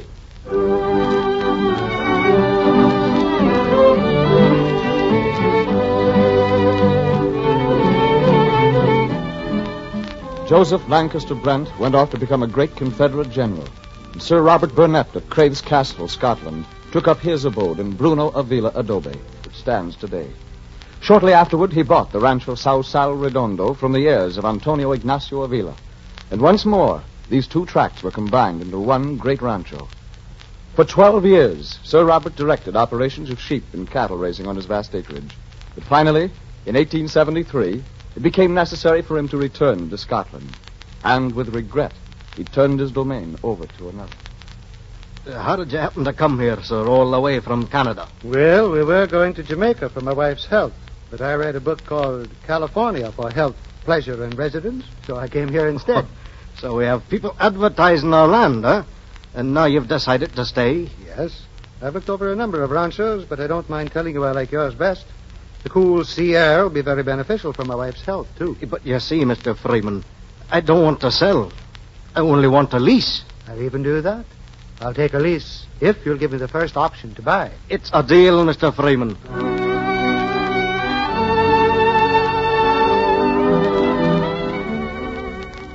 And so Daniel Freeman, the father of Inglewood, came into possession of the great rancho. A few years after, he stocked its acres with new herds of cattle and fine horses, and planted thousands of fruit and eucalyptus trees.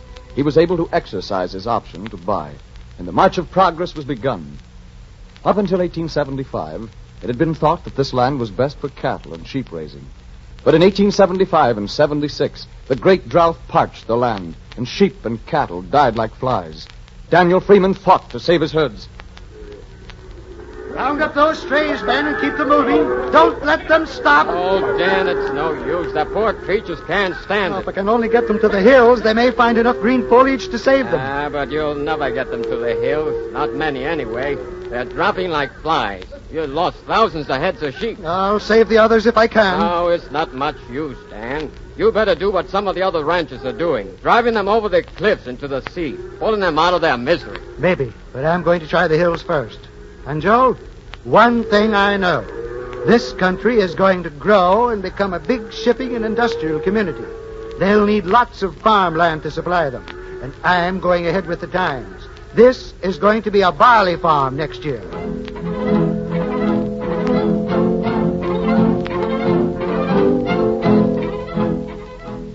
Daniel Freeman envisioned the great land that was to be, and he helped to build it, not just with his vast acres of barley, which found markets in New York and London, but as an active participant in the birth of a new city. In 1887, the directors of the Centinela Englewood Land Company gathered. Gentlemen, I'm pleased to sell you this great tract of land for development into the town of Englewood.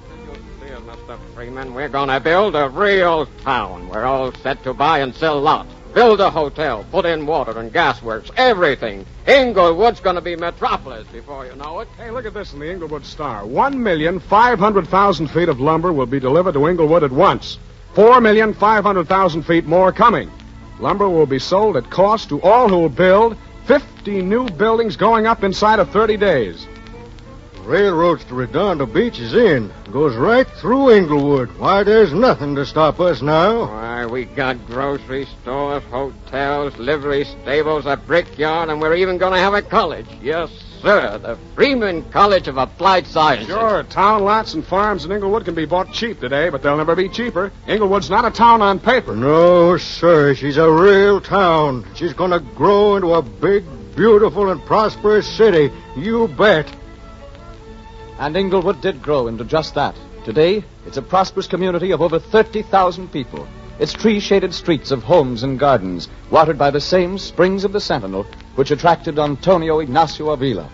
Around it, on the 25,000 acres of the Rancho Aguaje de la Centinela and Rancho Sausal Redondo, have sprung up other prosperous communities. Hawthorne, Redondo Beach, Manhattan Beach, Hermosa Beach, and El Segundo.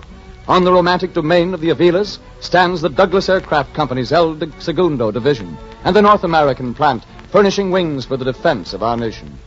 One of the country's greatest airports is fast taking shape. It's the Los Angeles Municipal Port at Mines Field.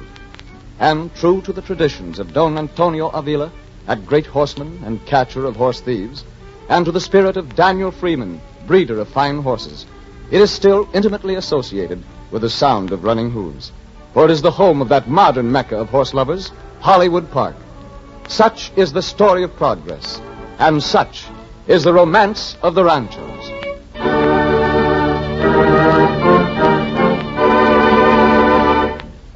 Few people realize that title insurance service comparable to that provided by the Title Insurance and Trust Company of Los Angeles is not available anywhere else in the United States at rates so low as prevail here. One reason such low rates are possible is that this company writes more policies of a title insurance than any other company in the United States. But the principal reason is the efficiency of its methods and personnel and the completeness of its files, the same files that contain the facts on which are based these authentic stories of Southern California's adventurous past. The Title Insurance and Trust Company sincerely hopes that you find these programs entertaining, that by exploring for you the colorful history of our Southland, they add something to your enjoyment in living here.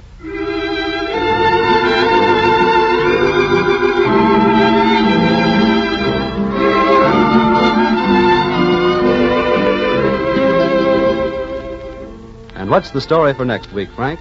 Next week, our story deals with the home of movie stars, Beverly Hills, which was once the great Rancho Rodeo de las Aguas. It's the story of a lonely but valiant widow who weathered trouble with neighbors and the Indians and single-handed raised her great family. And so, until next week, this is your wandering vaquero, Frank Graham, saying, Hasta la vista, señoras y señores.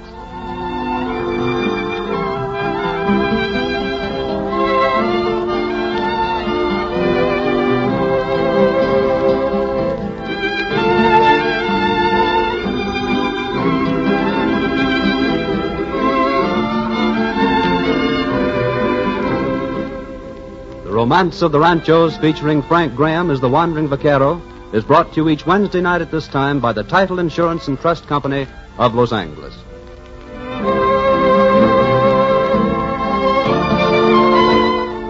Bob Lamont speaking. This is the Columbia Broadcasting System. You're listening to HOJO Radio. Stay tuned. The Romance of the Ranchos. Beverly Hills, 1852. Indians besiege widow at Rancho. Beverly Hills, 1919. Douglas Fairbanks buys hilltop land for home. Beverly Hills, 1941. Beverly Hills, one of the world's wealthiest cities.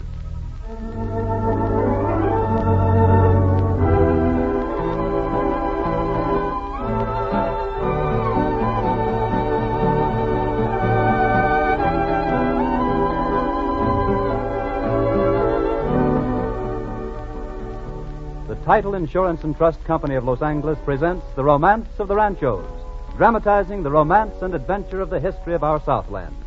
Each week, our wandering vaquero, Frank Graham, uncovers another fascinating story of events and people that make up the romance of the Ranchos.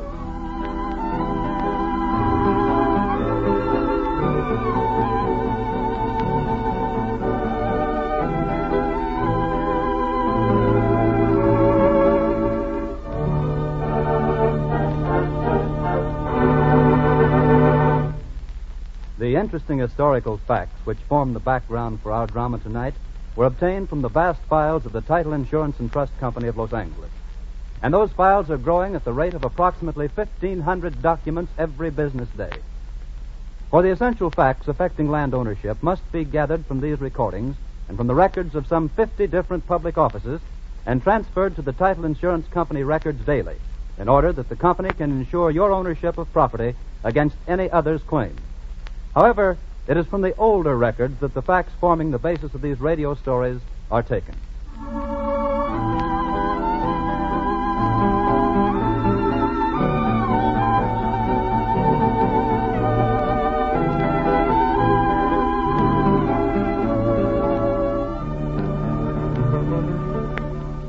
And here is our wandering vaquero, Frank Graham. Buenas noches, señoras y señores. Our story tonight deals with a part of the Southland we know as Beverly Hills, but which was once the Rancho Rodeo de las Aguas, or the gathering place of the waters. Let's relive the romance of this rancho.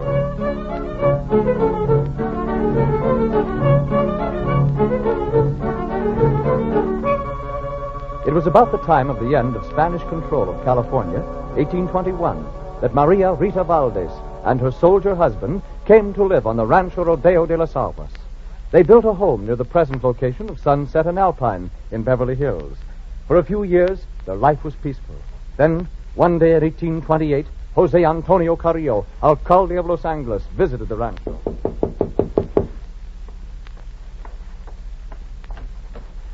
Doña Maria Rita, buenos dias. Don Jose Antonio Carrillo, welcome to my home. Gracias, gracias. Oh, this is an honor. The alcalde of the pueblo calling on me. What brings you so far? I had to journey this way on a boundary dispute, so I thought I would pay my respects to you.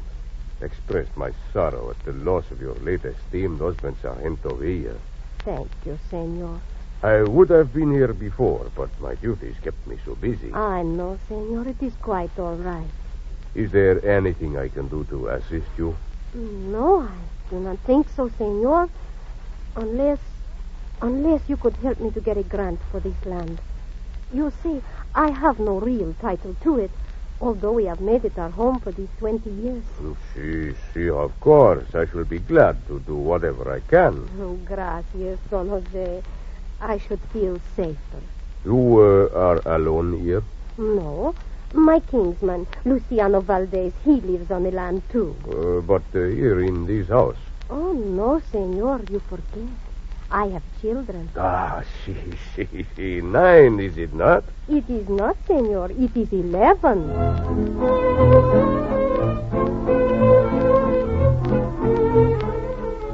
The widow finally received her first title to the land of Rodeo de las Aguas in 1831, when citizen Vicente Sanchez, who was the alcalde of Los Angeles, granted the land jointly to Maria and her kinsman Luciano. But this arrangement could not last very long, for Luciano was a hard neighbor to get along with. And over there, Mariano, we shall plant a long line of vines.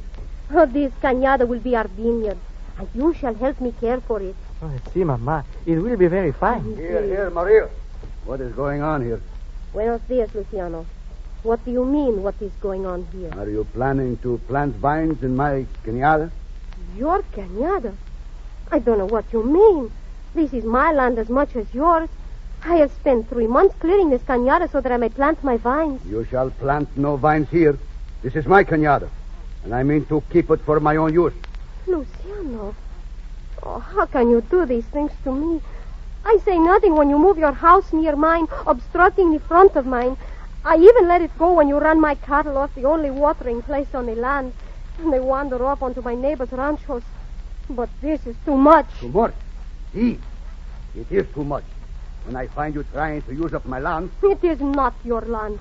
And if it were, you did not try to stop me from clearing it. Oh, no. For 3 months you have watched me and my family working on it. Only now, when I want to plant the vines, I make a place for the object.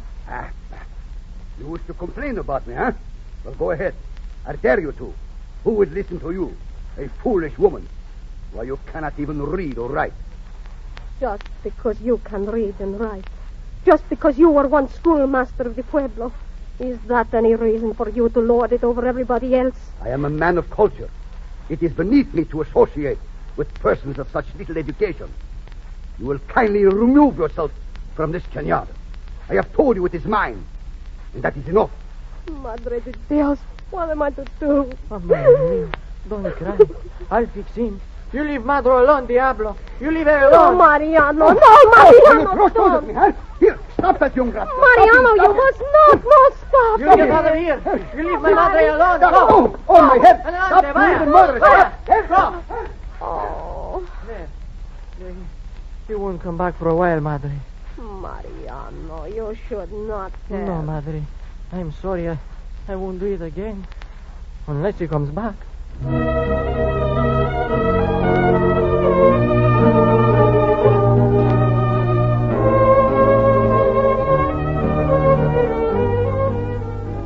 Doña Maria Rita Valdez de Villa finally took up Luciano's dare and registered a complaint with the governor. It was subsequently turned over to the Los Angeles Ayuntamiento. And one day, Maria heard their verdict. And so, in view of the complaint against him, also in view of the fact that he does not own enough cattle to receive ownership of the land anyway, the said Luciano Valdez is ordered to vacate the property of the widow Doña Maria Rita Valdez de Villa, called San Antonio, or Rodeo de las Aguas. Oh, gracias. Gracias, Your Honor. However, Maria Valdez must pay Luciano Valdez for the property which he'll give up. Therefore, the council has appointed 2 appraisers, Jesus Diaz and Tomas Talamantes, to place a value on said property. The appraisal of the property shall be carried on at the earliest possible moment. And besides, senor, this peach tree, that is mine. See, and here are 2 poles I use for farming purposes. They must be counted, too. What do you say, Jesus? Oh, very well, Tomas. 2 pesos for the tree and 50 centavos for the poles. Very well. 15 pesos for the house. That makes total of 17 pesos and 50 centavos. Is that satisfactory? Si. Luciano? Not much, but very well. See, I take it.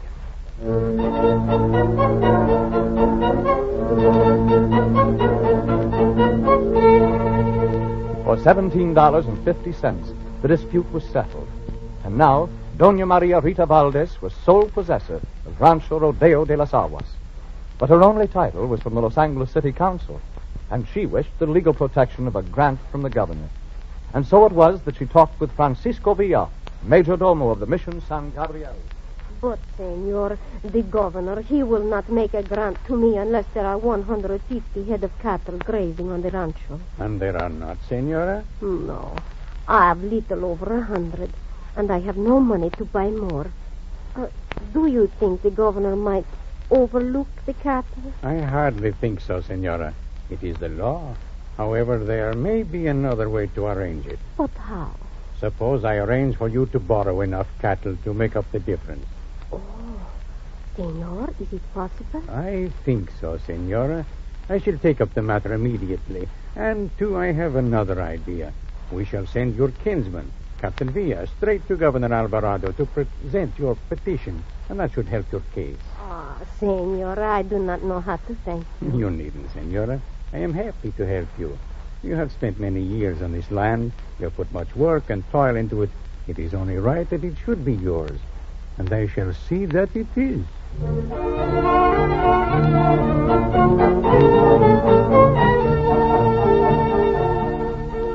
Capitan Villa journeyed northward toward Monterey, armed with Doña Maria Rita's precious petition. On the way, he stopped at San Juan Bautista to see General Jose Castro, prefect of the district. So you see, Jose, I go to present the petition of the widow Valdez to Governor Alvarado. Oh, the widow Valdez. Why, I know her well. When I was south with my troops, I was guest at her home. Oh, she's a fine woman. I like her. Capitan, I tell you what I will do. I go with you. I shall speak to Alvarado myself. Perhaps I can help and repay her kindness to me.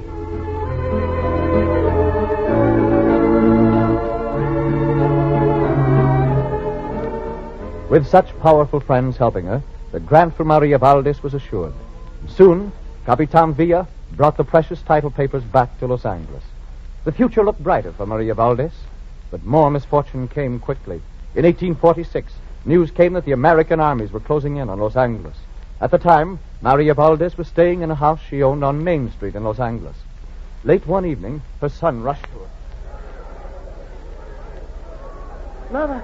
Mama, we must fly. The Americanos, they're coming. We must flee as fast as we can. Oh, but Mariano, they will not hurt us. There may be a battle, Mama. Guns, cannon, the city may be destroyed. Oh. We must flee for our lives, Mama. Hurry, there is no time to lose. I have an ox cart waiting. Oh, but Mariano, my clothes, my belongings... No, Mama, there is no time for that. Leave everything. Take only what you will need to keep you warm. Hurry, Mama.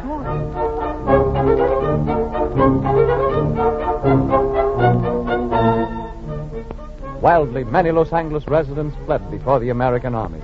With them, Doña Maria Rita Valdez. Behind her, she left everything she had, including the title papers to the Rancho Rodeo de las Aguas. As soon as she saw there was no danger, she came back. But it was to find her house had been broken into by looters. It had been robbed, pillaged. Mariano, they have taken everything. Oh, but no, they have not taken my papers. The papers for the rancho. Where do you give them, Madre? In the trunk, the big trunk, in the corner. Oh, here is the trunk. Oh, see, are the papers? No.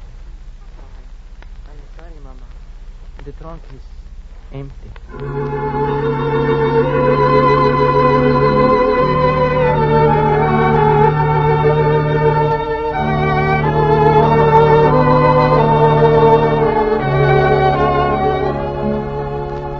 The title papers were gone. Victim of wartime looters.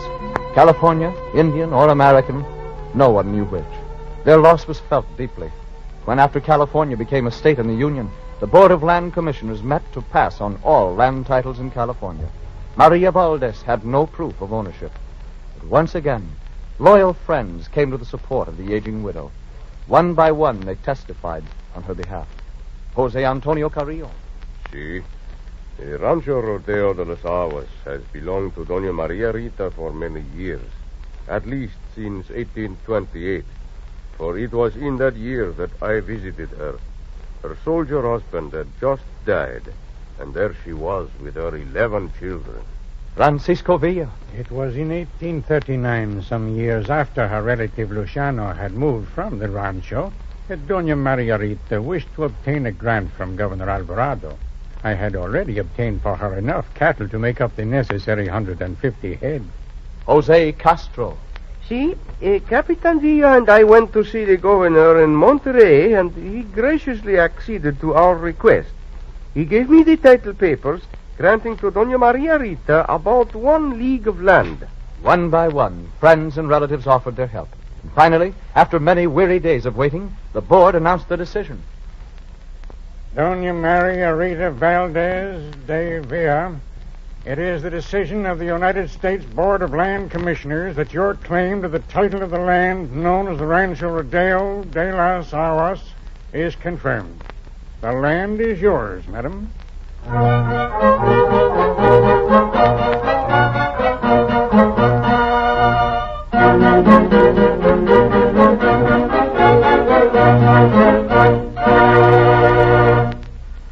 Yes, Doña Maria's loss of her title papers almost cost her her rancho.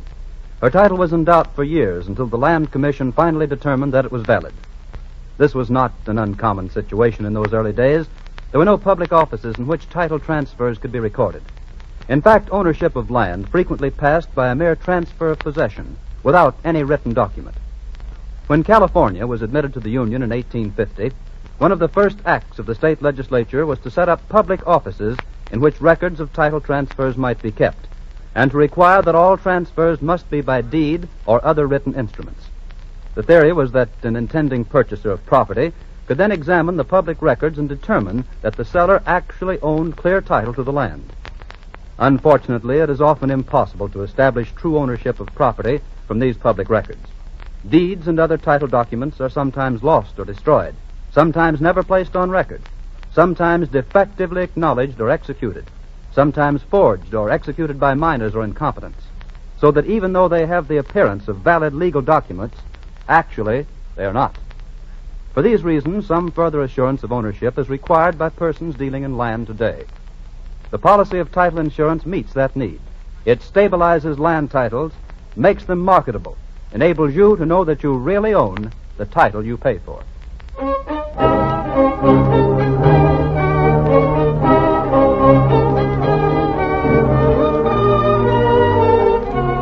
Now, the Rancho Rodeo de Saguas, which she called San Antonio, really belonged to Doña Maria Rita, and she settled down with a great army of relatives to raise her cattle and cultivate her garden. But trouble still pursued her. Early one day in 1852, the workers in the garden were startled by... Indian! Indian! Run for the house, run! Hurry inside. Get inside. Pedro, call everybody into the house. Now lock all the doors, barricade the windows, get down the guns. See? Inside, quickly. The guns are in the racks, powder in the cask in the corner. Hurry. Here, close the door. Now there, put that table across the window. Leave enough room to sight the rifle. Hurry. There they are, behind the sycamore. Oh, be careful. So, you want to fight, do you, you heathens? All right, our bullets are as good as yours. Duck, will you? I get you next time. Pedro, a rifle for me, and keep bringing up the ammunition. Si, senora. Look out, here they come out in the open. They've dropped. Ah, we have driven them back to cover, but they will try again. Hurry, Pedro, more ammunition.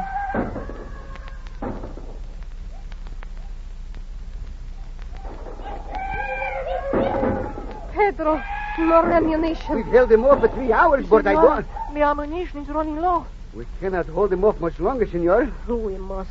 You know what it will mean if we do not. But that ammunition won't last much longer. Then save it. Don't waste a shot. Hold your fire until they try to attack again. What, without help? Senora, I'll go for help. No, Pedro, you cannot. I can do it, senora. If I can sneak out without them seeing me, I can crawl down the ditch to the swamp and get away to the nearest rancho. No. Perhaps you could, senora. No, I will not listen. They will kill you, and he's just a boy, a young boy. They will not see me, senora, because I am just very small. It may be our only chance, senora. I try myself. No one shall go. Perhaps our shots will attract attention and help will come, but no one will go. It will be suicide. Here they come again. Back to your post quickly. Pedro, more ammunition.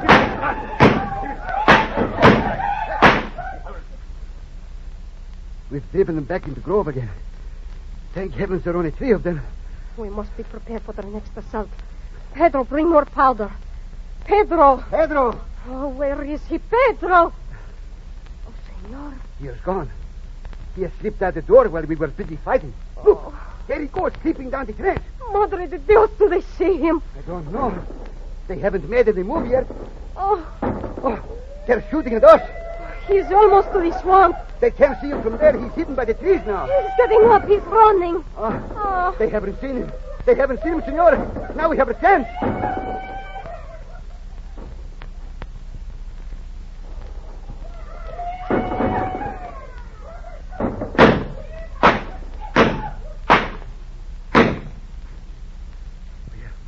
We have driven him back again. Senor, have you any ammunition left? Yours one shot. Here, somebody bring up more ammunition. There is no more, senor.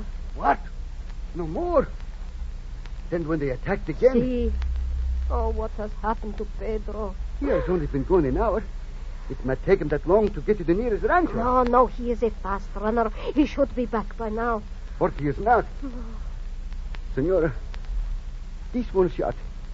If you wish, I can spare you any... I am not afraid, senor.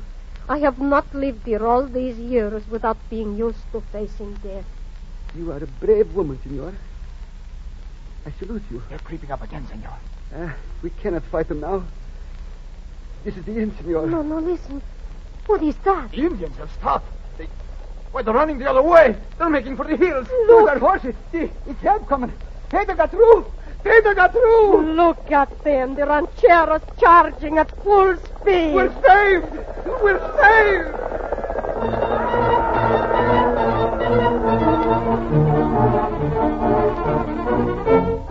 This was the last of such harrowing experiences for the owners of Rancho Rodeo de las Aguas. But even so, the courageous Doña Maria Rita Valdez found managing a great rancho too much for her declining health.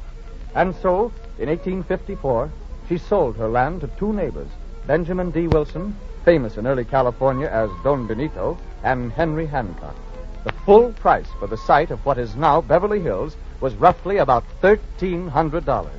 And now, at last, the Americans took over its development. They planted 2,000 acres of wheat, and the first year reaped a golden harvest. Then came drought, 2 years without water. Oh, just look at it, Bill. A withered plain. The swamp's dried up. No flowers, nothing.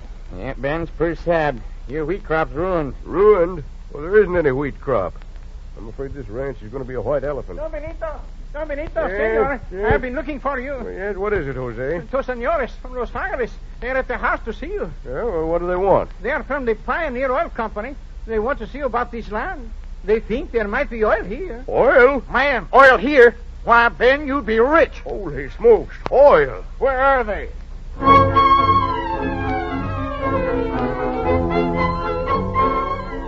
But the oil bubble burst quickly. Wells were drilled, but nothing of any consequence was found. And then, slowly, newcomers came to live on the ranch. New names appeared to be associated with Rodeo de las Aguas. Workman, Whitworth, Edison A. Benedict, who acquired Benedict Canyon, Edward A. Pruce, Ruland, Bune, Eberly, Francis Temple. Finally, in 1869, Pruce and Temple sold their land to the De las Aguas Land Association.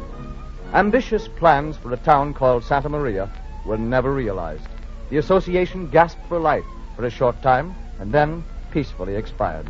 The rancho went to Hamel and Denker, two Los Angeles businessmen who prospered for a while by raising lima beans on their land. With the coming of the railroad, the Rancho Rodeo de las Aguas was flooded with eager lot buyers. Little towns mushroomed around the railroad stations. Morocco, Cahuenga, Sunset. More ambitious plans were made. The boom of the 80s, however, collapsed, and the towns faded back into obscurity. It was not until 1906 that the heirs and successors of Henry Hamel and Andrew Denker handed over their rancho to another group whose plans were to prove successful. Here's the Rodeo Land Water Company, Mr. Clark. There's a map of the town laid out. Beverly Hills. Well, looks well laid out, Mr. Green. Thanks. It ought to be. Got the best man we could for the job. Wilbur Cook, landscape architect from New York, planned it. Dan Halliday, engineer, did the actual laying out.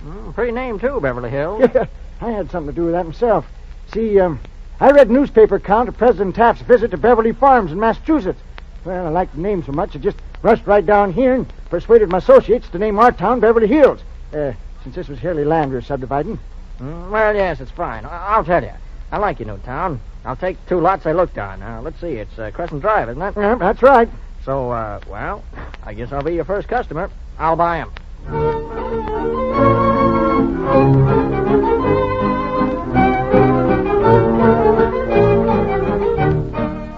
Henry C. Clark became the first homeowner of the new town of Beverly Hills in 1907. Rapidly, the subdivision grew. Then, one day, a real estate man and his potential customer walked up a hill overlooking Doña Maria Rita Valdez's old land. Let's just climb up there a little further to the crest. Must be a wonderful view. Okay. I don't see how you do it. You take these hills like they're nothing. Who says in your condition? I must be getting old. You should be in the moving picture business. That's strenuous enough to keep you in trim. Well, it must be. The kind of pictures you do. Here, let me lend you a hand. Thanks. There. We're up. Yep. Thank goodness. Well, what do you think of that view? Just look at that. I've never seen anything like it. It's perfect. Why, think of having a home here. It's just what I hope you're thinking of. Just imagine how it'd look landscaped. A home right over there, overlooking the entire valley. That's a real bargain. You don't have to sell me. I'm sold. Just make out the papers to Douglas Fairbanks.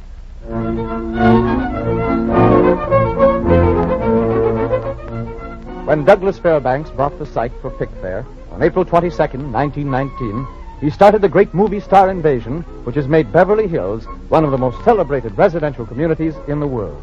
Quickly, more and more famous people made it their home. The population grew by leaps and bounds. In 1924, the population was 5,000. Quickly, the Rancho Rodeo de las Aguas blossomed into hundreds of mansions, villas, homes. The building boom finally reached such proportions that it prompted one prominent resident of Beverly Hills to say, "Well, lots are sold so quickly and often out here that they're put through escrow made out to the 12th owner. Now, they couldn't possibly make out a deed for each purchaser. Besides, you wouldn't have time to read it. In 10 minutes, he owned the lot. You're having no money, don't worry agents. If they can just get a couple of dollars down or an old overcoat or a shotgun or anything to act as first payment, second-hand Fords are considered A1 collateral, too." Will Rogers may have been spoofing a little, but the boom brought almost 30,000 residents to live in this, one of the most beautiful and one of the wealthiest of residential communities. Today, the land which was once the domain of the widow Valdez and her 11 children is the pride of the Southland, the home of many of its famous people, the distinguished city of Beverly Hills. Such is the romance of the ranchos.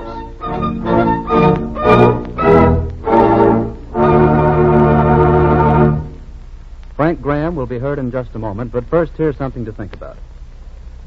In these days of rising costs and taxes, every dollar counts to all of us. Doubly interesting, then, is the fact that the rates at which Title Insurance and Trust Company is able to offer you necessary title protection are very considerably lower than those prevailing almost anywhere else in the United States. There are two factors that make these low rates possible. First, the size and completeness of Title Insurance and Trust Company's record files and the efficiency of its hundreds of trained workers. Second, the fact that this company writes a greater volume of title insurance than any other title company in the world. Whatever the value of the property you're interested in or the type of policy you require, the rate you pay for title insurance is less than it would be elsewhere because of these considerations. And the protection it brings you is not surpassed by comparable policies issued anywhere.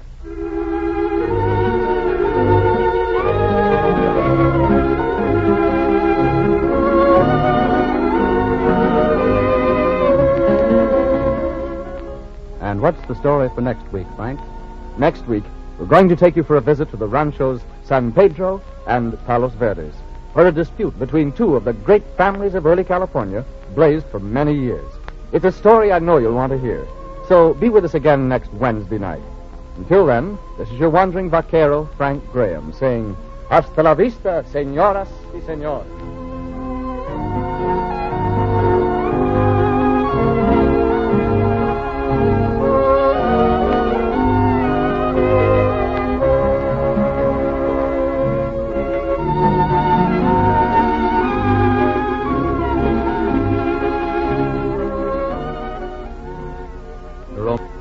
The Romance of the Ranchos is a presentation of the Title Insurance and Trust Company of Los Angeles, featuring Frank Graham as the wandering vaquero.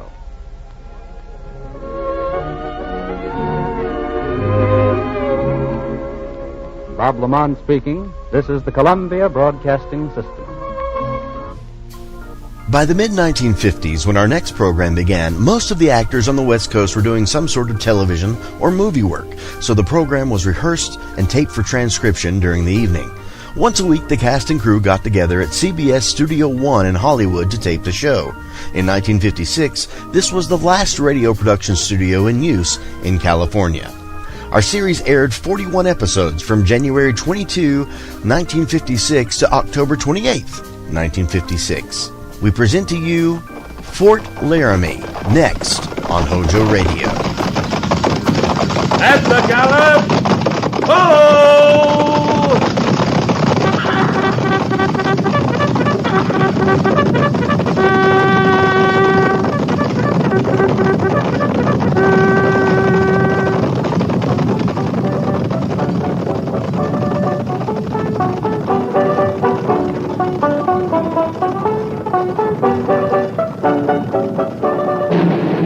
Fort Laramie.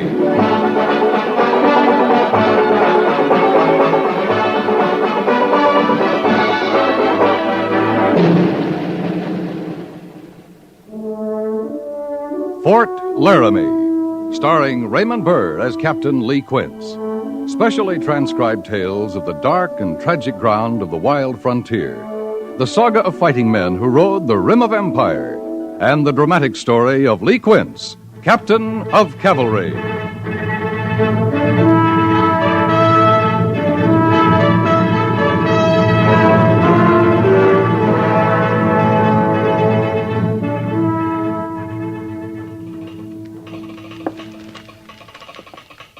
Oh, it's from Jim Lack at the Oglala Agency, Captain. Asking us to stay away? That's what he usually wants. Well, this time he's asking for help. Claims he's about to have an uprising on his hands. Well, the way he parcels out the food, the Sioux haven't got the strength for an uprising. Oh, here. You read it. All the troops you can spare, huh? Black must be scared stiff. But he doesn't mention what the trouble's about, or if it started, just that he fears it will. Oh, you better take a patrol down, Captain. That all the troops you can spare, Major? It is until I know better what the problem is. Yes, sir. How long since you saw Lack? Well, last month when we went up to butcher the beef on the agency, he was hovering around like a mother hen, making sure no Indian got a fair share. You saw they did, of course. Yeah, that's when he ordered us off the agency. I got no way of knowing if the Indians got to keep their meat or not, but they had it when we left. He's a hard man to understand. When he first came out here from the east, remember, we both thought he had a good feeling about his job. He talked a lot about Indians being human, treating them fair. You saying he's changed, Major? Well, hasn't he? I don't think so. He still talks the same way, pretty much. It goes back to what he calls being human. He hasn't had much regard for us as human beings. Or his wife. Never seen her? I met her when they moved out here. Tall woman, thin, never says much. Never says anything anymore when he's around. I don't think he feeds her any better than he does the Sioux. Well, they're sure high on him in Washington. Yeah, sure, the budget boys. Old Lack's keeping them in the black just fine. Of course, they might feel different about him if there is a Sioux uprising. How soon can you leave, Captain? An hour. Good. As soon as you get an estimate of the situation, telegraph me. I don't know what you'll find. Well, there's something wrong, Major. Up to now, he looked on the Army as just so much interference. Now he's asking for us. I'd say Lack's in real trouble.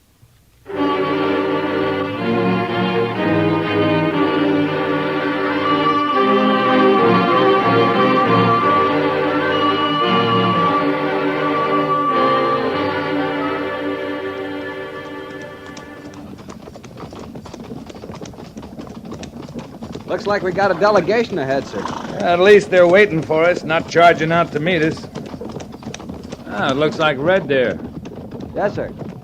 He's right at the reservation line. Might be that's as far as he wants us to go. Red Deer's not a hostile. Never has been. Patrol! Halt!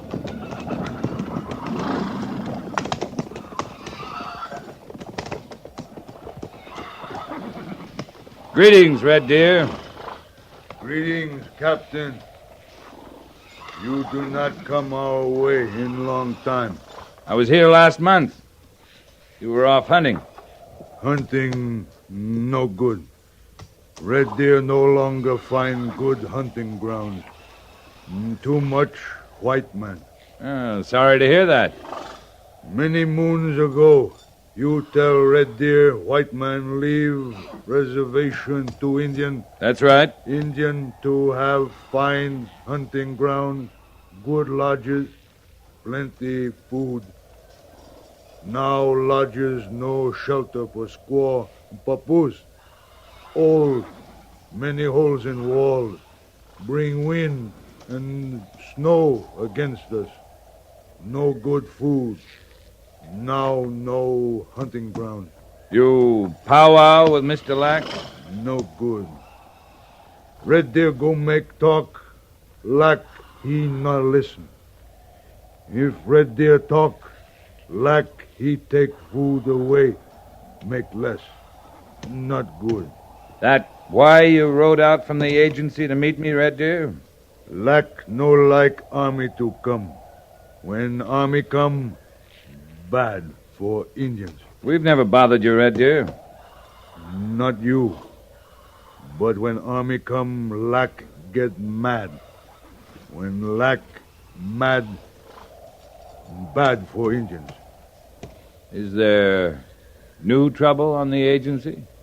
No trouble. You sure? No trouble. Good. Now, suppose you ride back to the agency with us. You give hunting grounds back? All right, what's happened to them? White men take all over, dig in rocks, make big holes. Game all run, no good hunting.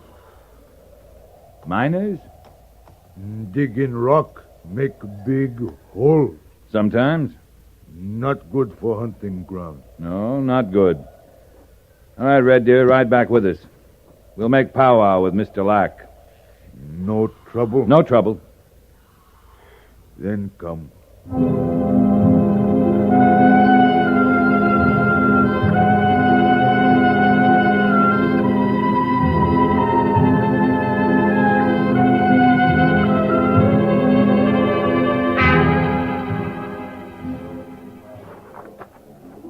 You heard me. Now go on, get on back to your lodges. Move now, or I'll cut your ration. I told Red Deer we'd powwow, Mr. Lack. You'd no right to do that. I had the right, and we will powwow. Well, I want to talk to you first, alone. All right. Red Deer, go to your lodge and see your braves go to theirs. No powwow? Later. You have my word. No cut ration? No. Then Red Deer go. If you had to deal with them every day, you'd sing a different tune, Captain Quince. I'd have to live with them every day to know that. You can powwow yourself half crazy and get nowhere. I came at your request. I asked for troops, not a patrol. If you need troops, you'll get them. Well, come on inside. You never know who's listening around here. Mm-hmm. Better have your men stand guard. Over what? Over us. They'll see we're free to talk, Mr. Lack. All right.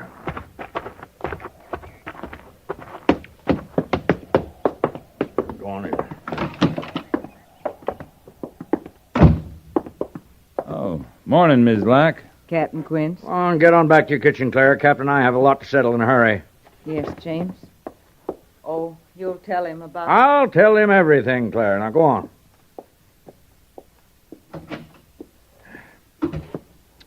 There, you can sit if you want to. Yeah, thanks. Well, first things first. You'll telegraph Major Daggett immediately for reinforcements. I'd say we'll need at least 150 men, full supply of arms and ammunition, and, of course, whatever food the Army will require. I can't be expected to feed the Army on agency food. I think the search should begin right away, and after then we'll... You want to slow down a little? You wait till you've been through it as long as I have, Captain. Before we move the Army from the entire Department of the Platte over here, maybe you ought to tell us about this uprising. Mark my words, there'll be one. We don't nip it in the bud. You want a drink? No, thanks.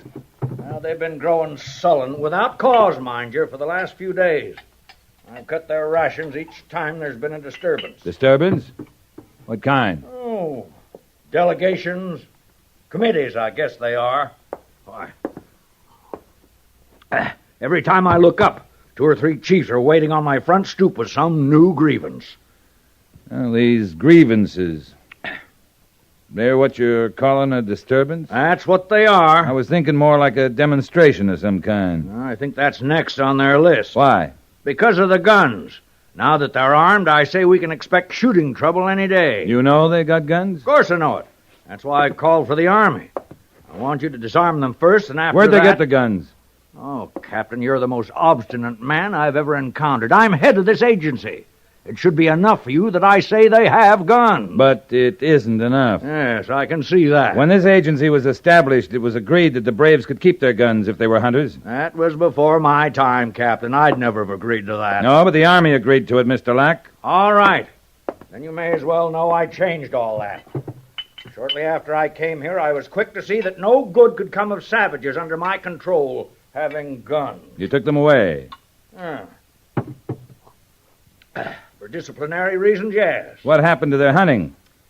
Well, what hunting they're willing to do, there's lazy as sin, you know. I figured they could do with bows and arrows. Now, look, the Sioux are traditional hunters. They're not lazy about it if they got hunting grounds. They've got hunting grounds by treaty. Red Deer says the miners scare the game off. Well, I can't keep miners out of here. That's not my job. It's the Army's job. We'll run them out. I'm not interested in miners. I'm interested in the Indians having guns. So am I. Now, ever since I took them away, I've kept their guns in one of the supply stores under lock and key. You can be sure of that. Well, yesterday, the lock was broken and the guns were gone. They took their own guns back. That was yesterday morning. I found them gone. That's when I telegraphed the major. Well, last evening, I found some of my own rifles gone. Now, I say they're spoiling for something, Captain. Might be you're right, Mr. Lane. I know I'm right. And I don't mind telling you, it frightens me. It should. I've always been able to handle agency affairs by myself. I've done a good job of it, too, if I do say so. But when savages start arming against me, I don't mind admitting I need help. I'll start a search going for the guns right away, Mr. Lack. Well, good. But you better get some ideas about helping yourself, too. Well, in what way? In the way you look on humanity, Mr. Lack. Agency Indians got the right to enough food, proper living quarters, and hunting grounds. I abide by the letter, Captain. We'll start our search. See what we come up with. Naturally, I'll want to help you any way I can. That'll be by staying right here, Mr. Lack. Let us do the searching. Our way.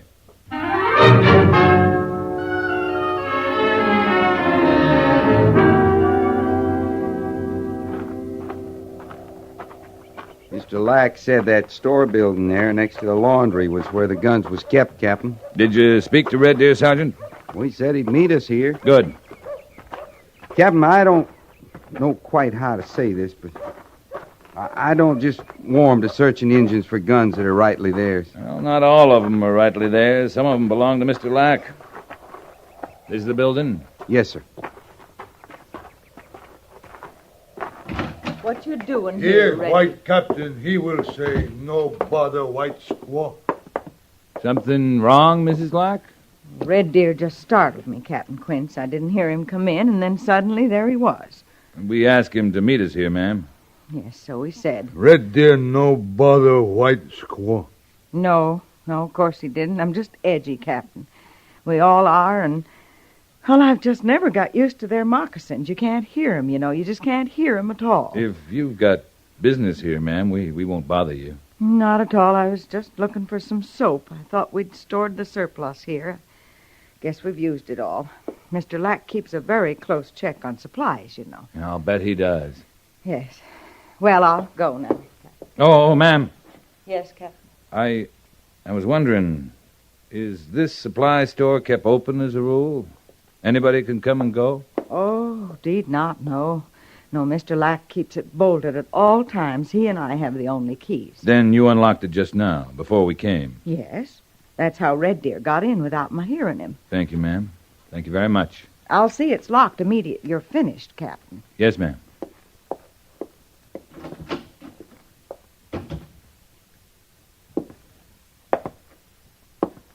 This cabinet, Red Deer. This where Lack kept your guns? Not no. Lock's been spliced clean, Sergeant. Real clean, Captain. A hatchet, maybe. Pretty good-sized cabinet. How many guns did it hold, Red Deer? Not know. Red Deer not know about guns. They were your own guns once. Maybe you figured you had the right to them. Many rights once belonged to Red Deer and people. No more. You hate Lack, don't you, Red Deer? Red Deer come. Make power with Captain. Captain say talk about hunting grounds. Not guns. Not hate. But you do hate him. Not like.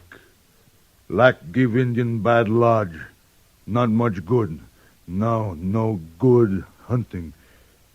Hate. Yes. Hate.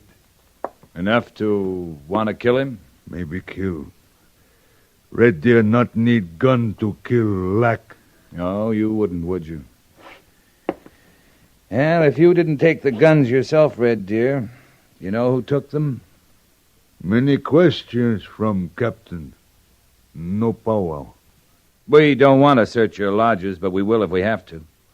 You understand? We'll go through every stick of building on this agency to find those guns. Unless your people give them up of their own will. Red Deer not know about guns. Red Deer, listen to me. We're going to try to do our best for you about the food and your lodges. And we'll drive the miners off your hunting grounds. But you've got to help us, too. Now, you go to your people.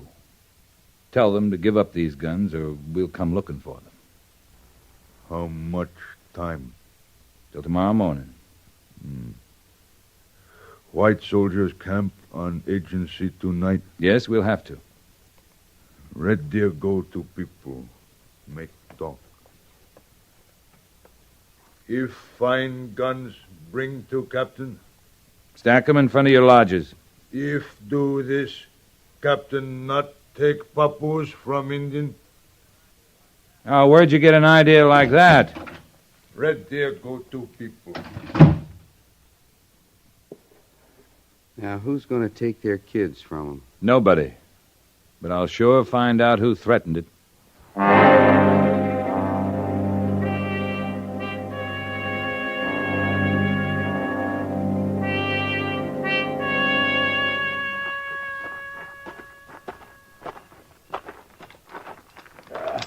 That kind of question doesn't deserve an answer, Captain. Well, I'm still asking it. Take their papooses away? Why?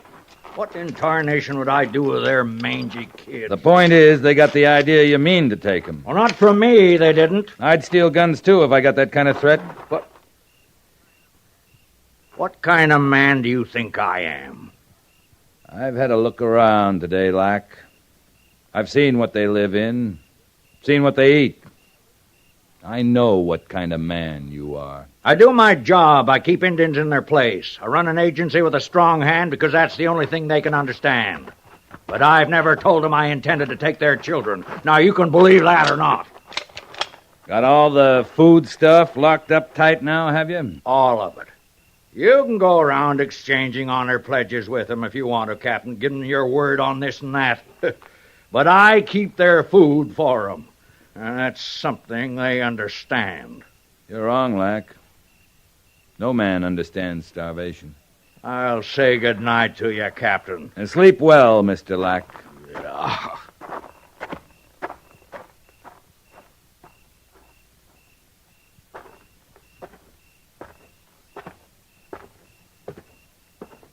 Captain? Mr. Syberts? We kept our eye on the lodges until sundown, sir. No sign of the guns. They have until morning. I hope they give them up voluntarily. So do I. Well, if you don't need me anymore, I guess I'll turn in, sir. Get a good night's sleep, Mr. Syberts. Tomorrow stands a chance of being quite a day around here. I know. Night, sir. Night, Mr. Syberts.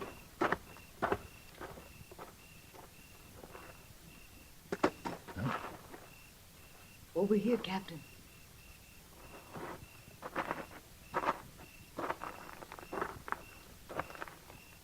Miss Lack? I hope the pebble didn't startle you. I wanted to get your attention. You got it, ma'am. I think we can talk better in the supply store. If Mr. Lack knew I'd come to you, he'd... Please, Captain.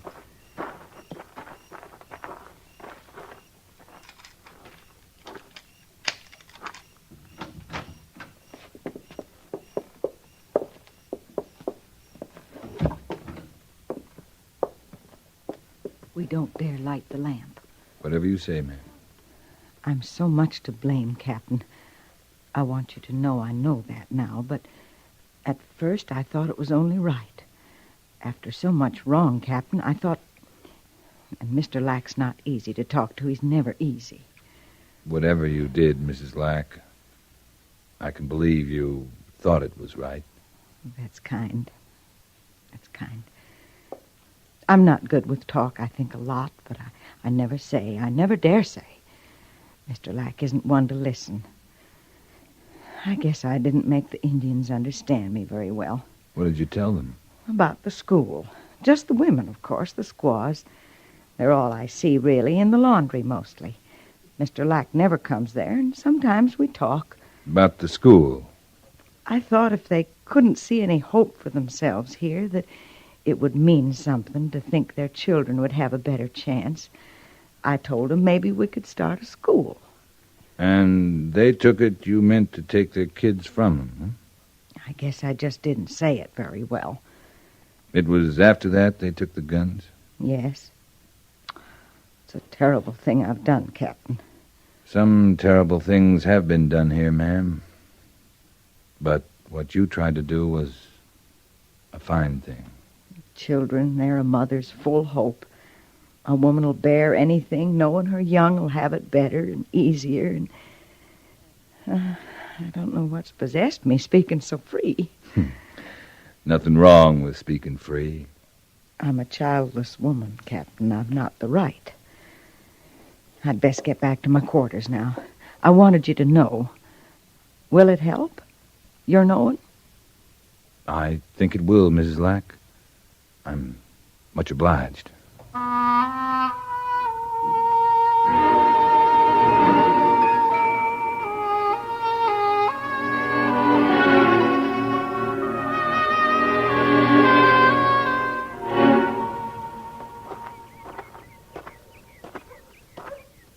I don't see the guns, Red Deer. No guns, Captain. You've had time to talk to your people. No gun. I asked for your help, Red Deer. Is this your answer? Can do nothing. Mr. Syberts? Yes, sir? You will direct the search of all lodges, all buildings housing Indians. Yes, sir. I'm starting the search with your lodge, Red Deer. Would you lead me to it? Squaw in lodge. I won't bother her. Corporal Mercer, take 3 men, start at the far end. Harrison, you and the others come with me. Captain? You find something, Sergeant? No, sir. The fact of the matter is, we lost something. Oh, what's that?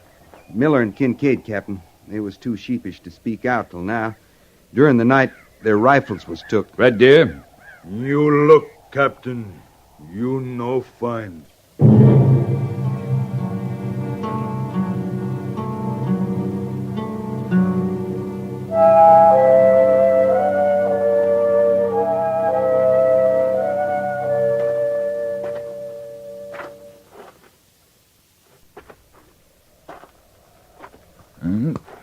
What's this? Belong to squaw. Soap. For papoose. Learn from white squaw. Mrs. Lack? White squaw keep all things very clean. My squaw, she learn from her. Your papoose could learn from her, too, if you'd let her start a school. No take papoose from lodge. You want him to grow up scared, hating, the way you do? Use your head, Red Deer. A school in this agency might make a lot of things better. Not take papoose from lodge. We'll have a lot of talking to do later. Big powwow. Red men, white men, settle many things. You take soap? Oh, no. Here. But your squaw took it, didn't she? From the supply store by the laundry. Not no. Yeah, maybe she took the guns, too. You find no guns, Captain. Well, we'll see about that. They're not lying around here anyway. Come on.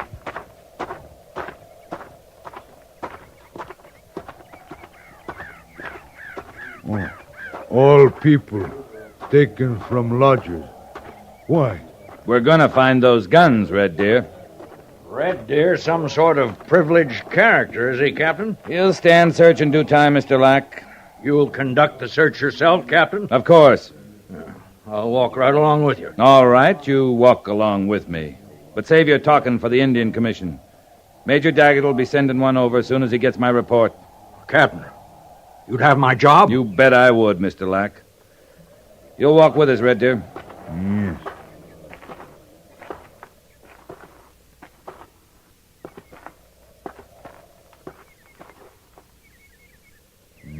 This running bird. Uh-huh.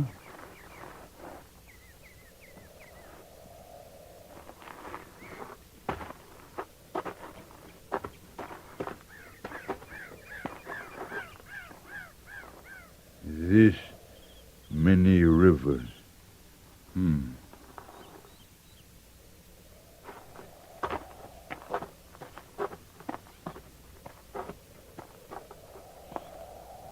This squaw of Lockwing.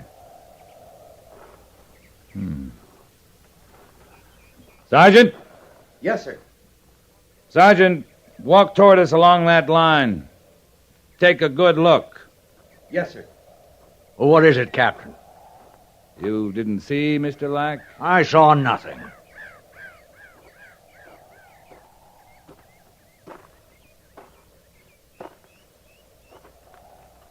Well, Captain, it took quite a little doing on their part. Yeah, a lot of doing, Sergeant. Go on, Mr. Lack. Look again. Look close this time. The beads the squaws are wearing, they're shells, cartridges. The old men are leaning on canes, only they're gun barrels. The kids got arrowheads hanging from their belts, and right along with them, gun locks, hammers. You mean they took the guns apart? They're wearing them? Yep. And if you're smart, Lack, you'll ask to get relieved from your job before they put them back together.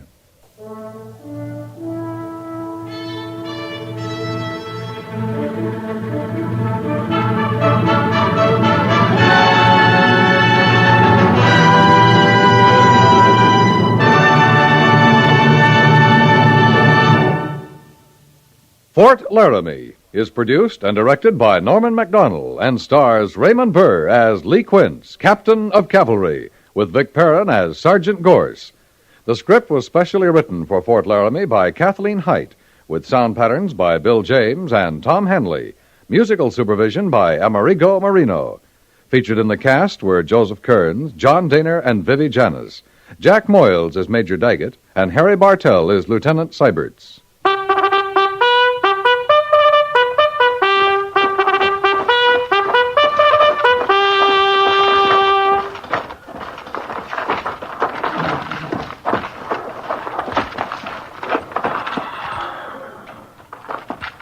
Company, tension!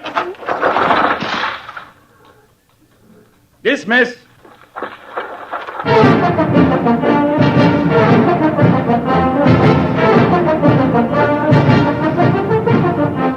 Next week, another transcribed story of the Northwest frontier and the troopers who fought under Lee Quince, Captain of Cavalry.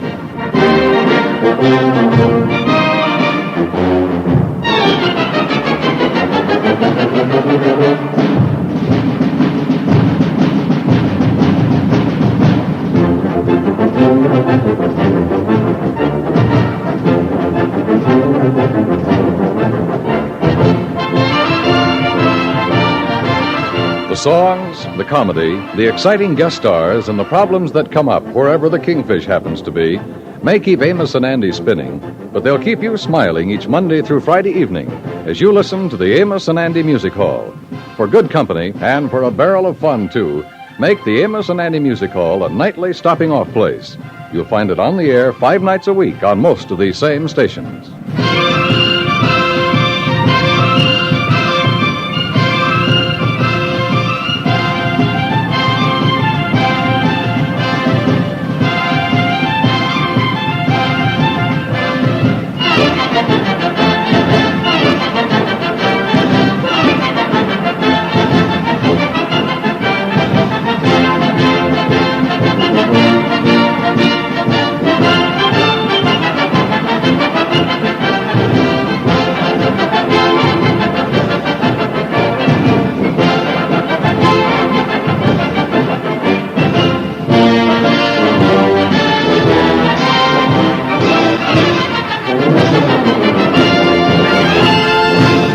Listening to HOJO Radio. More classic old-time radio coming your way next. At the gallop! Follow!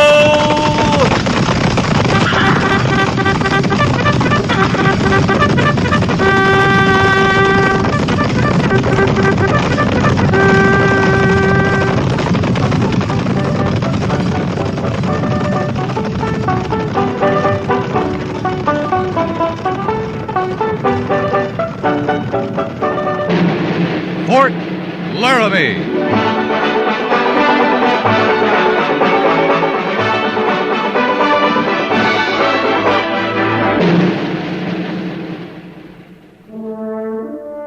Fort Laramie, starring Raymond Burr as Captain Lee Quince. Specially transcribed tales of the dark and tragic ground of the wild frontier.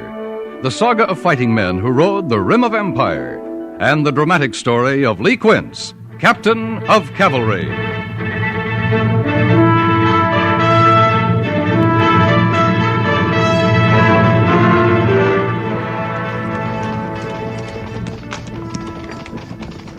There's a good campsite ahead, Major. How far are we from Fort Laramie, Captain? About 25 miles, sir. That far? At least. 25 miles and about an hour of daylight. Guess we'll have to make camp. It's your patrol, Major. What do you think? I think we're pushing too hard. We've covered a lot of territory in the last couple of days. The men are tired. Telling on them. That's your campsite, half a mile ahead? Yeah, that's it, sir. One more night of making camp. That doesn't bother you, does it, Captain? After 6 weeks of it, no, sir. One more night doesn't bother me.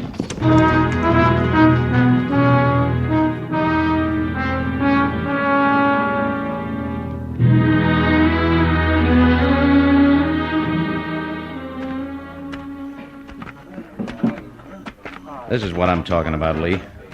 Listen to the men a while. Eating over there? That's Horner and Furnace. Doesn't matter who they are, just listen to them. You know what I do? No? He's gonna be out one more night, Horner? We was gonna be out one more night. Wouldn't be no concern of mine what you do, 'cause I wouldn't be here. Oh, well. You be here. You'd have to find somebody else to jaw to, Furnace. I'd just start walking. First woman I come to, red or white, I'd say, you go fetch a parson, woman. You got yourself a man. Ain't Bessie gonna be glad to hear that. You're not married a year. You're already talking about another woman. You know how much I've been with Bessie since we were married? Out 6 weeks this time, 3 months of time before, and before that it was... I don't even know. What good's having a wife you gotta say how to do all over again 3-4 times a year? I never should have asked you no question. You don't want to hear me. You just want to hear you. You got something worth my hearing? I'm getting to know this soup bone awful well. If we was going to be out one more night, I'd carve my initials on it. And if it come floating into my supper tomorrow night, I'd take it to that cook and That's all you got on your mind, soup bones? I married Lizzie for cooking. She's a powerful good cook. When you get back to Fort Laramie, you're going to take one look at Lizzie and say, what's for dinner? I like a good meal. No, man, like you don't deserve no wife. Well, Lizzie likes to cook. God, so I can't remember, can Bessie cook or can't she? But I got no trouble recollecting Bessie herself. Oh, I'm sure going to admire seeing her again. Come on, Quince. Wonder what Lizzie's planning for supper tomorrow night. You still think we've been pushing them too hard, Captain? Well, I still think they're tired. They're more homesick. That might be. I know, because I'm homesick, too. 6 weeks is a long time. It's a lot longer if you have someone waiting for you. A lot easier, too. Does that make sense, Lee? Yeah, it makes sense. Furnace feels it, and Horner, all the married men on the patrol. They all say it different ways, but what they feel is close to what I feel. Tomorrow night at this time, I'll be home with Mary. What about you, Lee? I'll be glad to get back, Major. Why? I like sleeping in a bed. I'm serious. It's a lonely country, the West. I don't think I could stand it without Mary. I need her. I guess I'm saying I'm not really complete without her. Mary's a fine woman. You don't understand, do you, Lee? Horner, Furnace, or me. I can't understand what I don't know, Major, but sometimes I can get a feeling for it. I can see how it'd be pretty good to have someone waiting.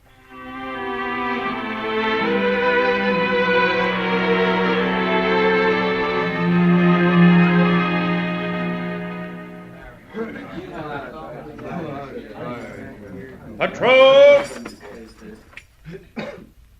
Attention! Dismiss.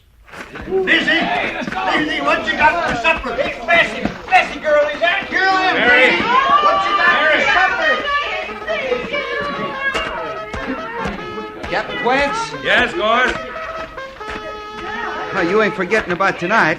Oh, what about tonight? Well, we talked some of a poker game. Oh, yeah, that's right, we did. Of course, who we get to play might be a problem. Can't count on any of the married men. No, we can't. I don't know how they put up with it, Captain. What's that, Gorse? Well, look at them. Women hanging on their necks, squealing, giggling. Some of them crying even. If I come back to that after 6 weeks of campaign, I just might join some Indian tribe. You'd sooner come home to a squealing, giggling squaw, would you? I'd sooner come home to nothing, just like I do. Yeah, that's the difference, then. What do you mean? Look again, those men with the women on their necks. They don't look like they mind a bit. No, they sure don't. You dead set on that poker, Gorse? Well, we could slick up some, go into the village. That cooking at the hotel ain't too bad. Well, you ain't keen on any plan for tonight, are you, Captain? I guess I'm tired. Sure. Gorse, we can play poker anytime, Captain. You know, that's the beauty of being single. We're free to do what we want anytime. Yeah. Yeah, that's the beauty of it. Well, I'll see you, sir. Sure, Gorse.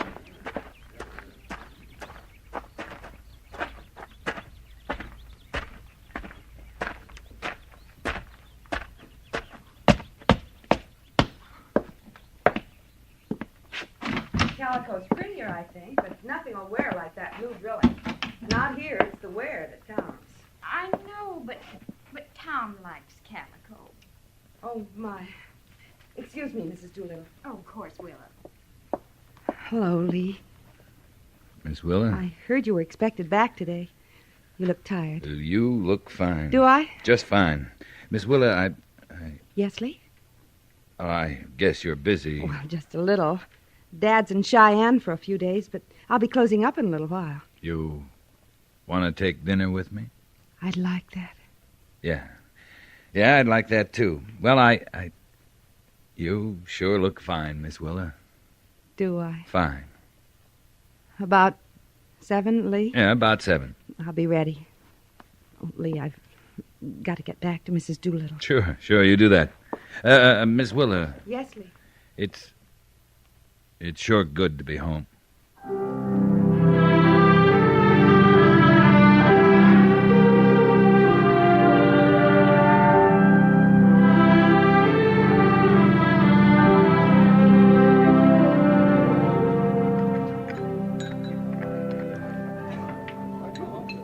You don't look like the same man who came into the store this afternoon.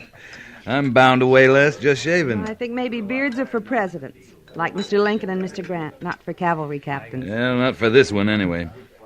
Now, you might look very dashing with a mustache. That'd be a plain fraud, Willa, to look it and not be dashing. Mrs. Doolittle thought you looked dashing with a full beard today. I should have asked her to dinner, seeing she'd take me as I am. Everybody takes you as you are, Lee. Or not at all. That the way it is? That's the way it is. This coffee's a sight better than I've been used to. It's dreadful coffee. Oh? If I didn't think it'd scare you to death, I'd offer to make you some real coffee when you see me home. Coffee never scares me to death. But we have an unwritten rule about mentioning my homey little talents, like coffee making. Oh, you don't have to mention them. I hear about them. Mary Daggett's told me all about the light crusts on your berry pies. Liz Meade never fails to point out how you sew a fine seam and keep your father's house the tidiest on the post. Poor Lee. Oh, I don't suffer too much. I'm not sure you suffer enough. Well, maybe that's it. Pliny's in Cheyenne, you say? I think he'll be back day after tomorrow. You tending the store all alone, then? I haven't minded. It's filled the days. And when I get too busy, I call for Liz Meade or one of the men around. A lot of folks will lend a hand if I need them. You reckon you could get someone to take over tomorrow? You mean all day? To get where the hunting's good will take all day. Oh, I bet all my hunting equipment is packed. Packed? Oh, no. Yes, I hadn't gone hunting for a while, so I just sort of stored it away in an old trunk with some old clothes, you know. Not that I can't get it out again without the least trouble. It doesn't sound like you, Willa. You go hunting, fishing, right regular. I know, but... Oh, well, none of this matters. Because if you're asking me to go hunting with you tomorrow, I accept. You let me worry about unpacking that old trunk. You still like hunting? Of course I do. Yeah. I thought maybe we'd ride up around Laramie Peak. It's kind of pretty up that way. Yeah, it'd be good for you if you've been stuck in the store a lot lately. It'll be good. And I'll love it, Lee. Yeah. Yeah, it'll be nice. If you want to bring any of that coffee you're so handy with, why, it's all right with me.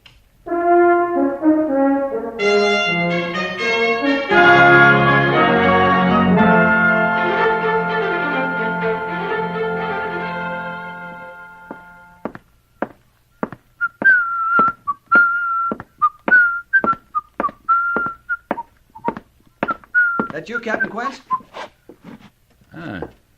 Seems to be Mr. Syberts. You all right, sir? I feel fine, Lieutenant. Well, I don't believe I've ever heard you whistle before. Was I whistling? Well, it must have been you. Everyone else is asleep. Yeah, maybe we better go into my room, Mr. Syberts. Wouldn't want to wake everyone in old Bedlam. I'll just stay a moment. You understand, Captain, it's all right with me about the whistling. Oh, that's good. I probably wouldn't even have heard you, except it being so warm tonight, I left my door open. Yeah, I guess it is a warm night. Now, I didn't see it myself, so naturally I didn't believe it when all the other officers were talking about it at dinner. Lieutenant, you making any sense? Well, I'm not sure. Well, first night back after 6 weeks of campaign, a man's entitled to celebrate any way he likes. Yes, sir, I believe that. Little too much brandy after dinner, maybe? What? Me? No, sir, just one. Well, then, why aren't you making any sense? No, I was talking about you, Captain. I didn't even have one brandy. Captain, the talk is that right after dismiss orders today, you walked off the parade ground straight to the sutler's store. Well? After that, you took a long bath and a shave, called for Miss Willa, and took her into the village for dinner at the hotel. What do we got here? Officers on picket duty? Do you mind, Captain? Is all this true? It's true, Mr. Syberts. Also true is I'm pretty tired. Good night. And it was you whistling just now? You making out some kind of report? No, sir. I just want to be sure of the facts, that's all. They seem to be in order, Mr. Syberts. I don't believe it. I mean, I can hardly believe it, and I sure didn't believe it when it was told to me at dinner. You feel pretty bad about this? No, not bad. I was just sure that they were all wrong. So sure, I bet $5 they were wrong. Oh, I'm sorry about that. You never did it before, did you? Right from the parade grounds to call on Miss Willa? I don't know. It's not like you. I don't know what that means. Well, I told you it's late. I'm tired, Mr. Syberts. Well, I can't help asking, Captain. Does all this mean something? Well, all right. Yes, it does mean one thing. Yes, sir? You lost $5. Good night, Mr. Syberts.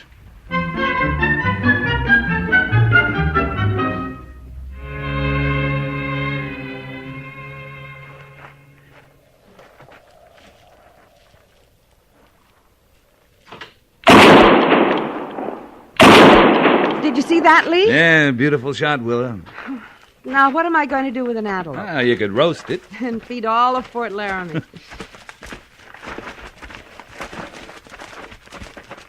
He ought to be right through here.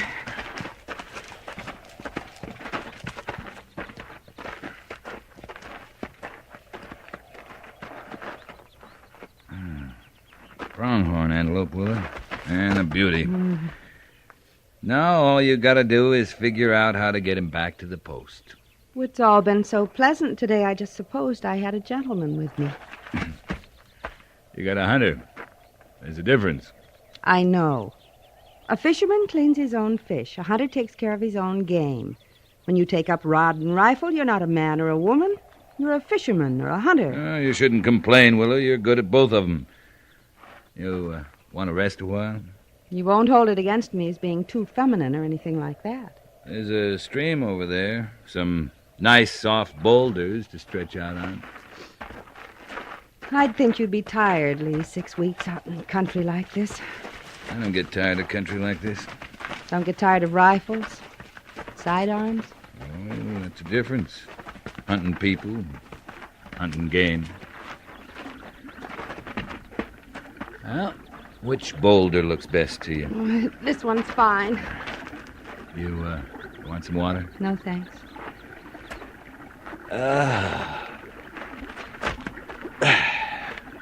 Hey, look, Willa. Trout in that stream. Mm-hmm. And the poles are back with the horses. And here's one fisherman who's not going back for them. Oh, I'm satisfied they're just there, in the stream. Hey, this is quite a spot to just come on to without planning. It's beautiful. Food, water, sun, shade. There's caves back into the canyon along the stream. You know, a man could live right here and never want for a thing. A man could, I guess. Sure he could. What does he need that isn't here? I won't say it. I like it here just fine. You would, too. Until one day a cavalry troop would ride nearby, or you'd hear someone sound taps from a camp at night. Oh, you'd come running out of your cave, all right. Maybe. You know you would. I can't imagine you away from the army. I haven't been for a long, long time. Sometimes, like now, I think I wouldn't mind leaving. To do what? Live like this. Hunting, fishing, making trails, seeing where they lead. Stopping where I want, starting when I want. You would, wouldn't you? You'd live like this, and like it just fine. You wouldn't be lonely or need anything, or anybody. I don't plan that You far. make me sick. Do I? Well, yes, sometimes you do. And sometimes you don't. And that makes me sick. Hey, what's the matter, Willa? I thought we were having a good day. We were. We are. I'm sorry, Lee. I don't want to spoil anything. Today especially. I don't either. Well, then, help a fellow hunter with her antelope, will you? Sure, Willa. Sure.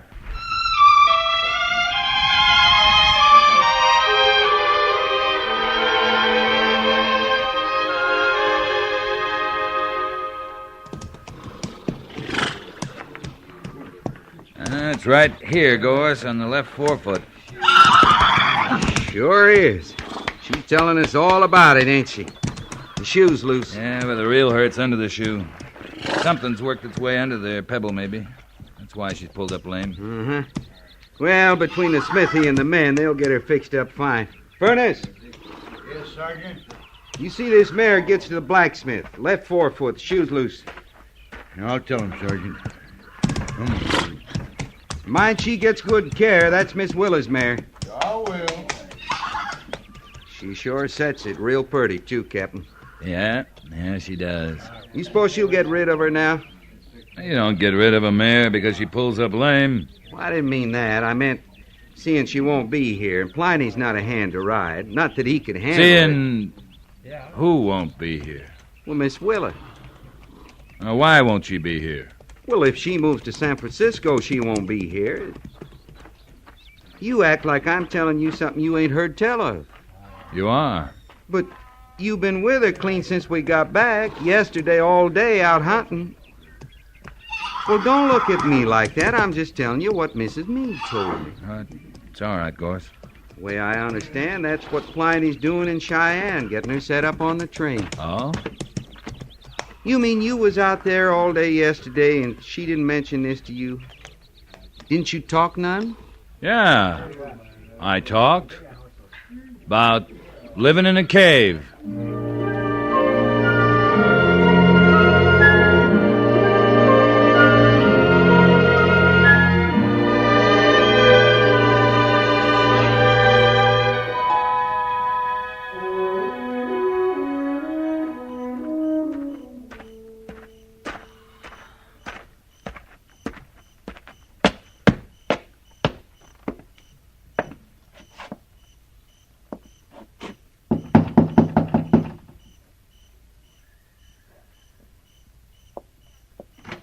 Oh, Lee, I've been worried.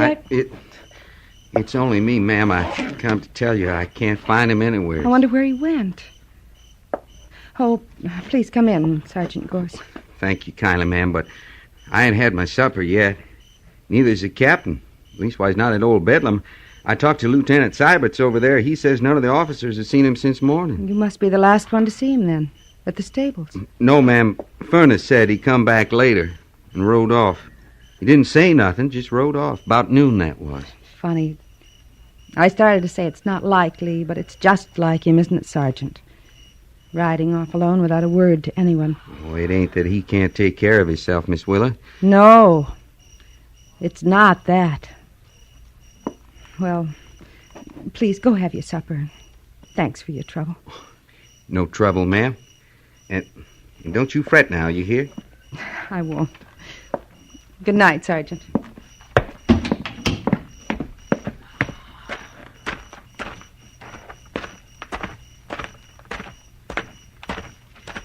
Evening, guys. You in one piece, Captain Quince? Yeah, I think so. I've been looking for you most of the afternoon. I missed my supper poking around hunting for you. Missed mine, too. I was thinking. Yeah. I was. I believe you. I'm sorry about your supper. No matter about that. I just missed food. Miss Willa now, she missed you.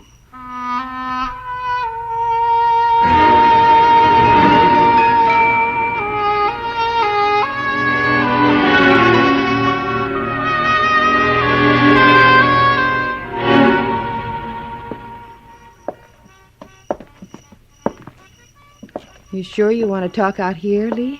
Yeah. What I got to say... well, it'll come easier without these lamps on. You can... you can sit if you like. Thank you. You, Lee? No, I'm going to stand. You know, I tried to tell you myself. Last night when we got back from hunting, I couldn't believe I hadn't told you. But I kept thinking there'd be a time that'd seem more right. And it just didn't come. I put together some things today, like at dinner the other night, about things being packed away. And yesterday, before we left Laramie Peak, something about you not wanting to spoil things. That part's all right, Willa. I hope so. Willa, what's in San Francisco? For me, a lot of things that aren't here. It's a life I don't know. Chance. A lot of chances I don't have here. Mostly, I guess it's everything that Fort Laramie isn't. You tired of Fort Laramie? I'm tired of me at Fort Laramie. You? Me. Well, I want you to know I liked yesterday. I've been giving it a lot of thought today. I liked yesterday. I liked taking dinner with you the night I got back. I liked knowing you'd be here. I liked all that, too. But please... No, you better let me talk while the words are coming. Today, I was going over it all. It seemed to me that... Well, there are a lot of things we like the same way, and... Lee, don't. Don't say any more. Well, it's not coming easy. I'm not saying it well.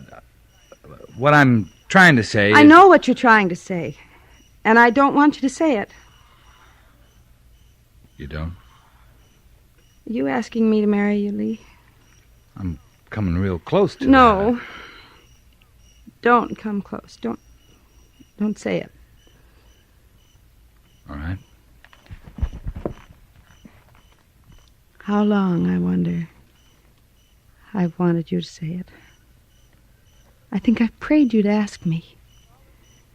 Like all those times I prayed you'd come near me, and you didn't. I've waited and wanted so long, Lee. I'm not pretending to understand. You said it yesterday. You liked stopping where you want, starting where you want. You like me when and where you want to. And you'll miss me when I go. But you don't love me. The way to a marriage. You know you don't. You're saying no, Willa. We're both saying no. Lee, if you hadn't heard I was going away, would you have come here to ask me? Well, Don't know. I know. Not tonight, or next week, or next year. I'll miss you. I'll miss you. I think I'll always miss you. Yeah. Well, I'll say goodnight now. Goodbye, Lee.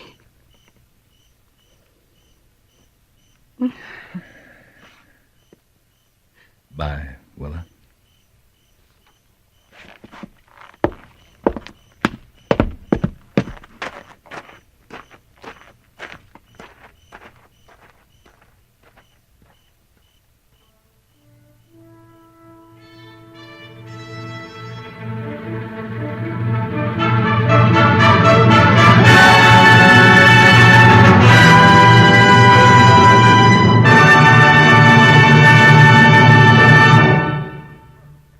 Fort Laramie is produced and directed by Norman MacDonald and stars Raymond Burr as Lee Quince, Captain of Cavalry, with Vic Perrin as Sergeant Gorse. The script was specially written for Fort Laramie by Kathleen Height, with sound patterns by Bill James and Tom Henley. Musical supervision by Amerigo Marino. Featured in the cast were Virginia Gregg, Parley Bear, Dolores Pinard, and John Daner. Jack Moyles is Major Daggett, and Harry Bartell is Lieutenant Seiberts.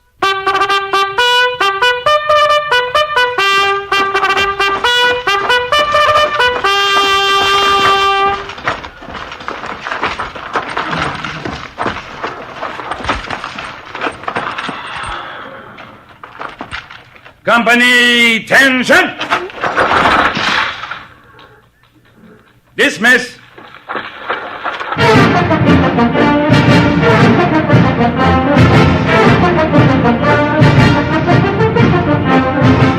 Next week, another transcribed story of the Northwest frontier and the troopers who fought under Lee Quince, Captain of Cavalry.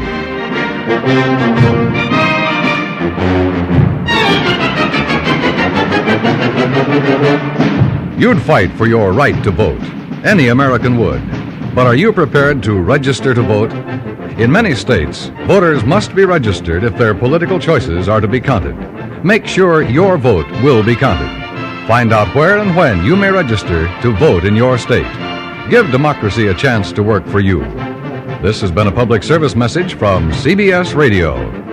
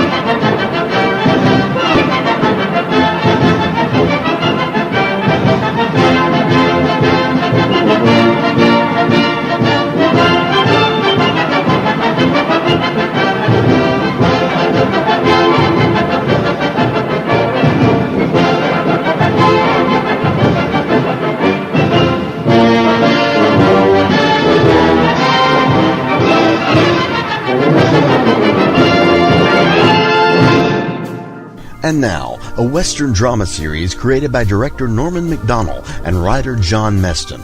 The stories take place in and around Dodge City, Kansas, during the settlement of the American West. The radio version ran from 1942 to 1961 and is commonly regarded as one of the finest radio dramas of all time. Ladies and gentlemen, we present to you Gunsmoke, next on HOJO Radio.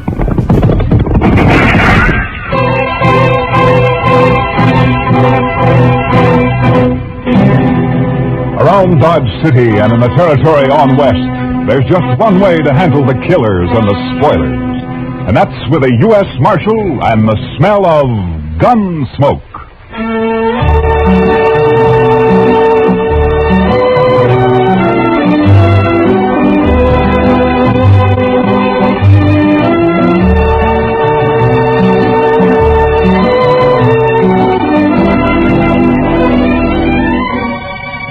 Smoke, starring William Conrad. The story of the violence that moved west with young America. The story of a man who moved with it. Matt Dillon, United States Marshal.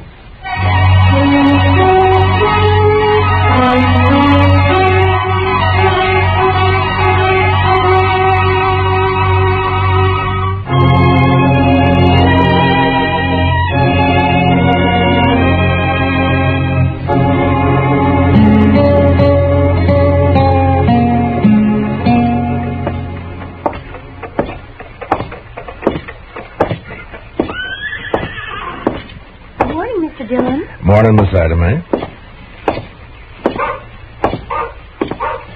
Hi, Marshal. Good morning, John. Hey, Matt. Wait a second. What? Oh, hiya, Doc. Oh, on my way over to jail. After you.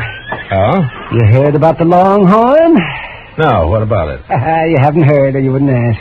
Well, heard what, Doc? Well, I'll walk along with you if you're heading that way. Well, as a matter of fact, I was heading that way. Hey, what's all that crowd out in front there for? In due time, Matt. In due time. You know, Doc, there's only one thing that makes you happier than having a secret, and that's to collect your coroner's fee. Yeah, might get a fee out of this, too, for it, Silver. No wonder you're all worked up. Hey, have you heard about the Longhorn? It's the doggone thing. Your Longhorn's doggone the thing I ever come across. Morning, Mr. Dillon. Hiya, Chester. Say, you heard about the Longhorn? No, Chester, I have not heard about the Longhorn. What? He's upset, Chester. He's the only man in Dodge who hasn't heard. But so help me, Doc, if this is one of your practical jokes. No. I had nothing to do with it. You'll see. Will you pardon me, ma'am? Let him through. Pardon me, please. Let me through. Excuse me.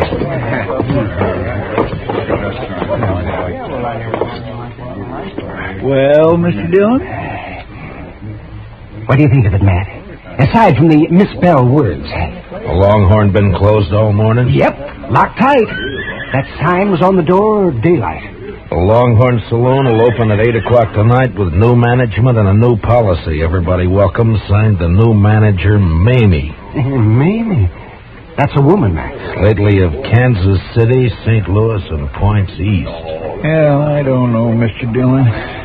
My word, we never had a woman running a saloon in Dodge City before. And we won't now, Chester. The boys won't let her last an hour, I'm afraid. They're kind of fun for that hour, though. And another thing, if this Mamie is the new manager, what's happened to Herman Bleecker? Well, I don't know. He must have sold it to her. He didn't say anything about it yesterday morning. That's right. I saw him over at the livery stable in the afternoon, showing off one of them fancy vests he's always ordering. And he never said one word about it. Well, you know that little Popinjay. He's flighty. Probably happened sudden. Too sudden, Doc. Even for Herman.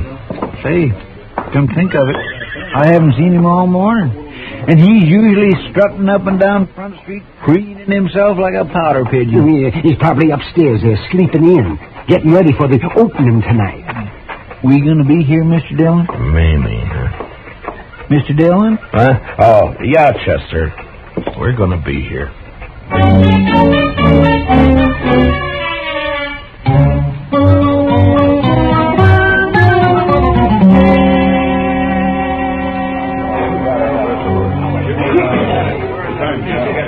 I'm sorry, boys, but she's upstairs. Said she'd be down about 8 o'clock, and that's all I know about it.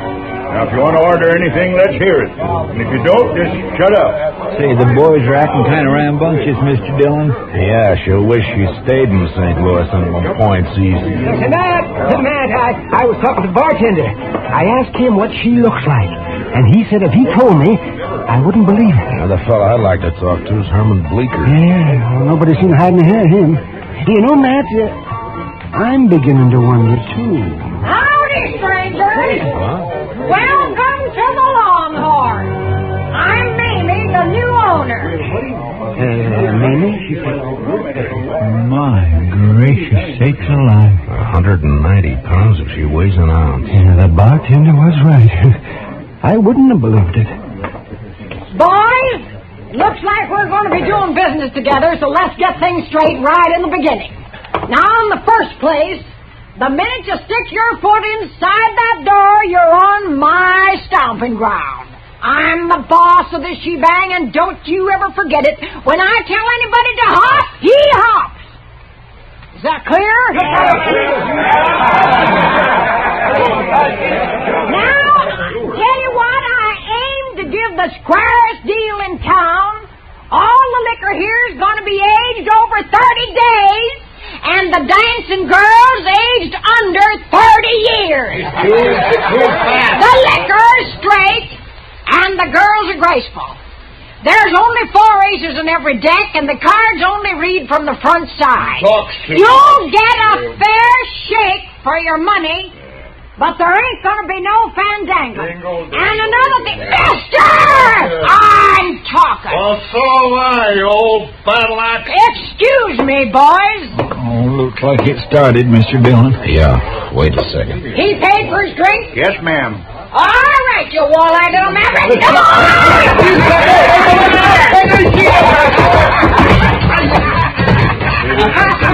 Throw his head out after him. Now, as I was saying, boys, I just won't stand for no fandangling. Now, maybe some of you figured I was wearing this six-shooter for a decoration. When I just cast your eyes on that ace of spades I got tacked up on the back wall. Now! For the land's sake, did you see that draw, Mr. Dillon? Yeah, and she got the card, too. Oh, the boys won't give her no trouble, man. All right, boys, the first one's on the house. And it's the last free one you'll get. And the only credit I give is for funeral expenses. Belly up, boys! Well, sir, Mr. Dillon? Chester, I want to talk to Herman Bleecker more than ever now. Hey, you know, she's big enough to, well, I'll bet she forced Herman to sell. Yeah, maybe.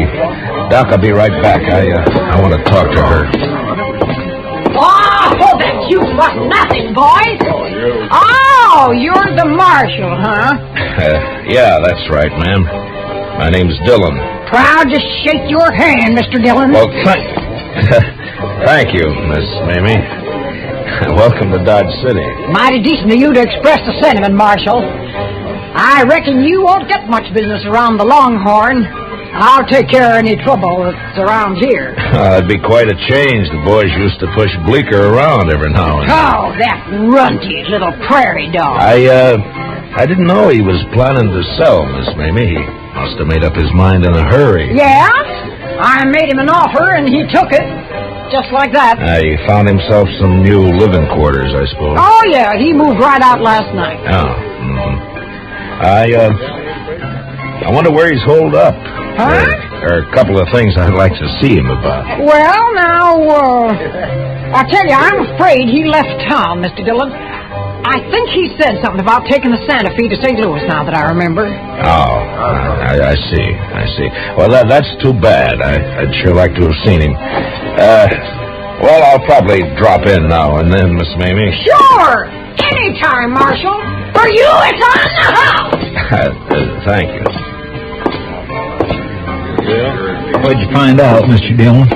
Let's get out of here, Chester. Coming, Doc.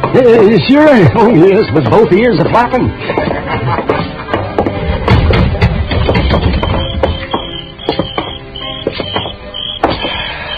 Well, boys, what do you think of her? Oh, my gracious, Mr. Dillon, I sure would hate to meet her in the dark. Oh, why, she's got a voice like a buffalo. Ain't it awful? It just itches your ears, don't it? Why, the woman's a human monstrosity. I still haven't seen Herman. Huh. What'd she say, man? She says she thinks he left town. Oh, Chester, I want you to check all the rooming houses and hotels along Front Street. I'm going to go to the railroad station and the stage lines. I'll meet you over at the jail. Yes, Mr. Dillon. Say, Matt, I think Herman keeps a horse over the livery stable. Yeah, I thought of that, Doc. I wonder, would you be good enough to look into that for me? Why, sure, be happy to.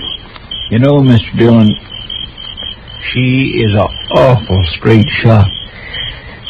Yeah, Chester. I know.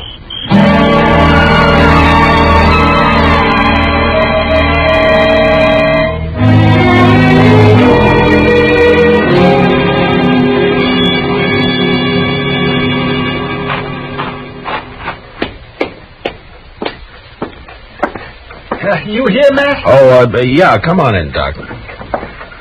Yeah, well, his horse is still over at the stable. He didn't tell them anything about leaving. He didn't leave, Doc. Mamie came in on the 9 o'clock train last night. Only one train out after that, around midnight. He wasn't on it.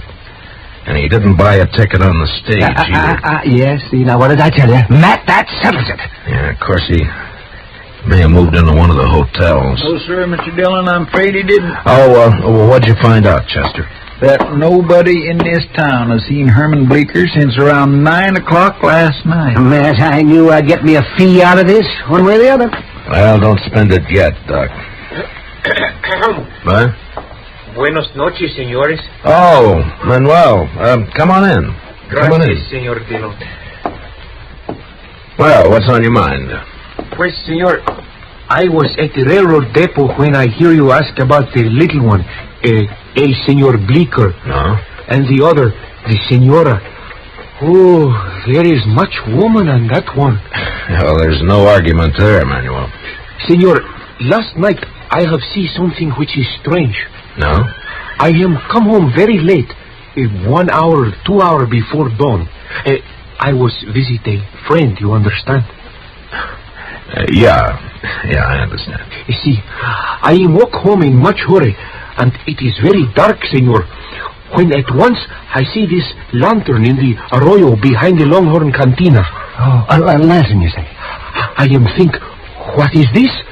So I wait, and this lantern is come toward me, and when it is close, oh, this woman who I have no see one like her.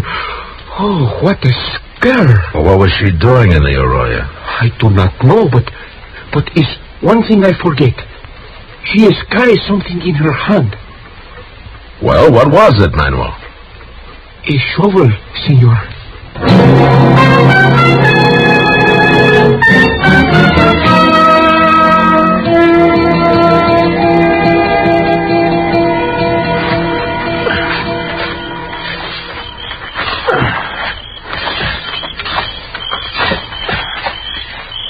Find anything, Matt? Well, there's something here, Doc, but I can't quite... Hold the lantern over here, will you, Chester? Yes, sir, Mr. Dillon. I found something here, if I can just get it loose. Lantern all right, Mr. Dillon? Can you see what's here? Yeah, it's fine, Chester. Yeah, I got it. Oh. It's a boot. Yeah, here's the other one. Yeah. All that fancy stitching. Matt, those are his. I've seen them on him. Yeah, so have I, Doc. Yesterday, in fact. Here, take him, Chester. Yes, sir. There's a bundle of some kind here. Oh, you found the body, huh? No, it's clothes, I think, Doc. Let's have a look. Yeah. That's all there is, too. The hole doesn't go any deeper. That's hard pan on the bottom there. Hold the lantern down, Chester, and let me get this unwrapped. I'm not so sure about that coat, Mr. Dillon. A lot of them like that around town. Yeah, I know, but take a look at this fancy vest. Oh, that's Herman's. Nobody else in Dodge City'd ever wear a thing like that. Well, from the looks of it, he won't be wearing it again.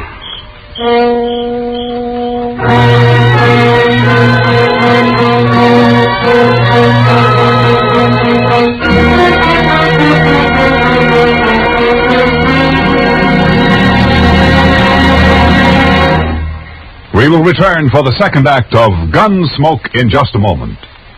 But first, the escape car speeds from the scene of the crime, and the victim notes its license number. Police investigating the case discover the car has an ironclad alibi. That just begins the excitement on tomorrow night's Gangbusters program. It's the case of the twice-parked car, an authentic crime story taken from actual police records. Don't miss Gangbusters, presented by CBS Radio tomorrow night over most of these same stations. Now the second act of Gunsmoke.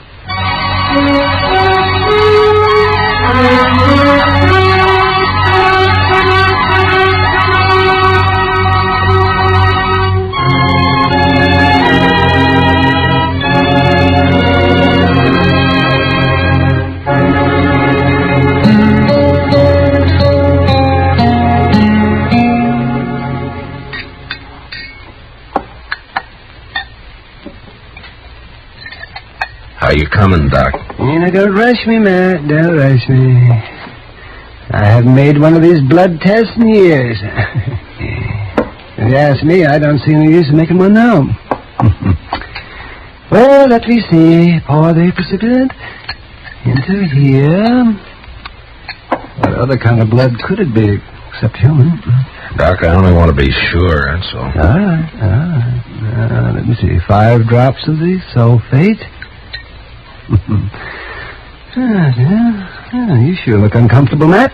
Well, how would you like to try arresting that lady, Doc? Not my job to arrest her. All I'm doing is stopping up these loopholes Matt's trying to wiggle out of. Well, that's real decent of you, Doc, real decent. No, sir, Matt, I don't recall you ever being in such a predicament. Oh, of course, I remember the night you shot it out with the Barkley boys over in the Alafraganza. There were 3 of them. And you did not turn a hair. And then that other time when you got dry gulched by the Platte River gang. All right, Doc, all right. But this is different. If I go to arrest that woman, she's just crazy enough to start a gunfight. Oh, it's a problem. It's a problem, all right. Now, let's see. We'll just shake this up and warm it a bit. Yeah. You know, there is one thing, though, Mr. Dillon. Shooting at a mark's not the same as a gunfight. Maybe she wouldn't even resist. You really believe that, Chester?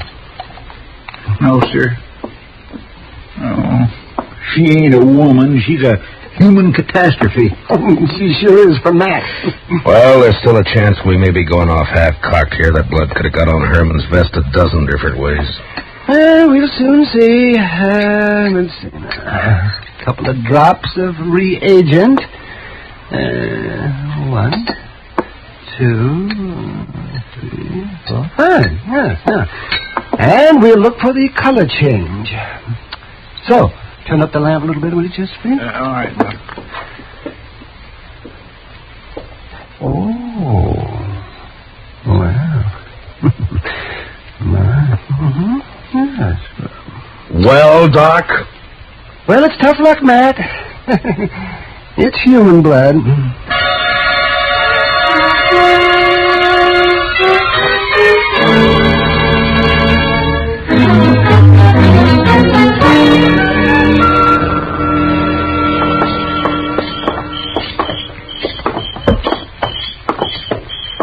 Hey, Matt, I thought we was going over to the Longhorn and talk to Mamie. I'll come to jail. Yeah, she'll keep, Doc. She's not going anywhere. Yeah, looks cut and dry to me, Matt. It might not if you were in my shoes. Come on in, boys.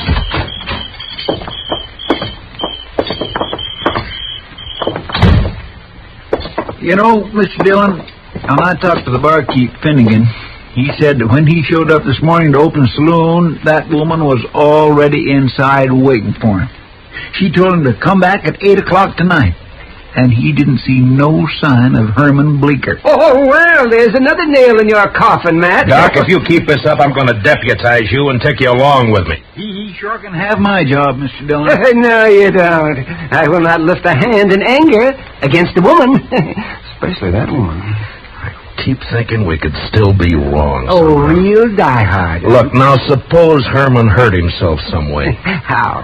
And he wanted to get away by himself and recuperate. Where? And suppose he didn't want anybody to know about it. Why? So he decided to stay with some friend. Who? And, well, maybe... come on, Chester, let's go.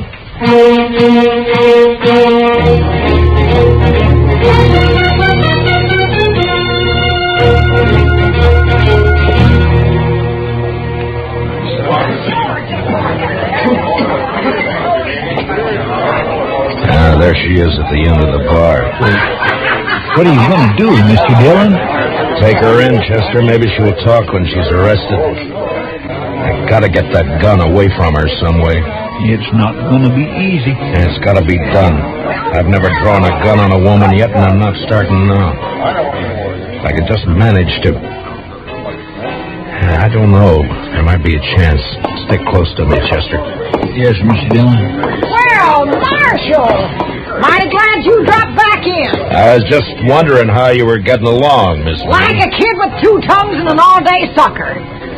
Say, now tell me, did you find that little weasel Herman Bleecker? I thought you told me he'd left town. Oh, well, I was just guessing, Mr. Dillon. He said something about planning to. Here, step up and have a shot of poison. No, thank you. As a matter of fact, I came back here for a particular purpose. Chester and I have a little bet on. Mr. Dillon, What kind of a bet is it, Marshal? Well, it was about that shooting trick of yours, hitting the center of that playing card, you know. Chester figures that it was a fluke of luck. He's betting me that you can't do it 5 times in a row. Well, we'll soon settle that. The card's still up there. Stand aside, boys! Maybe's gonna limber up her shooting irons and get out of the way.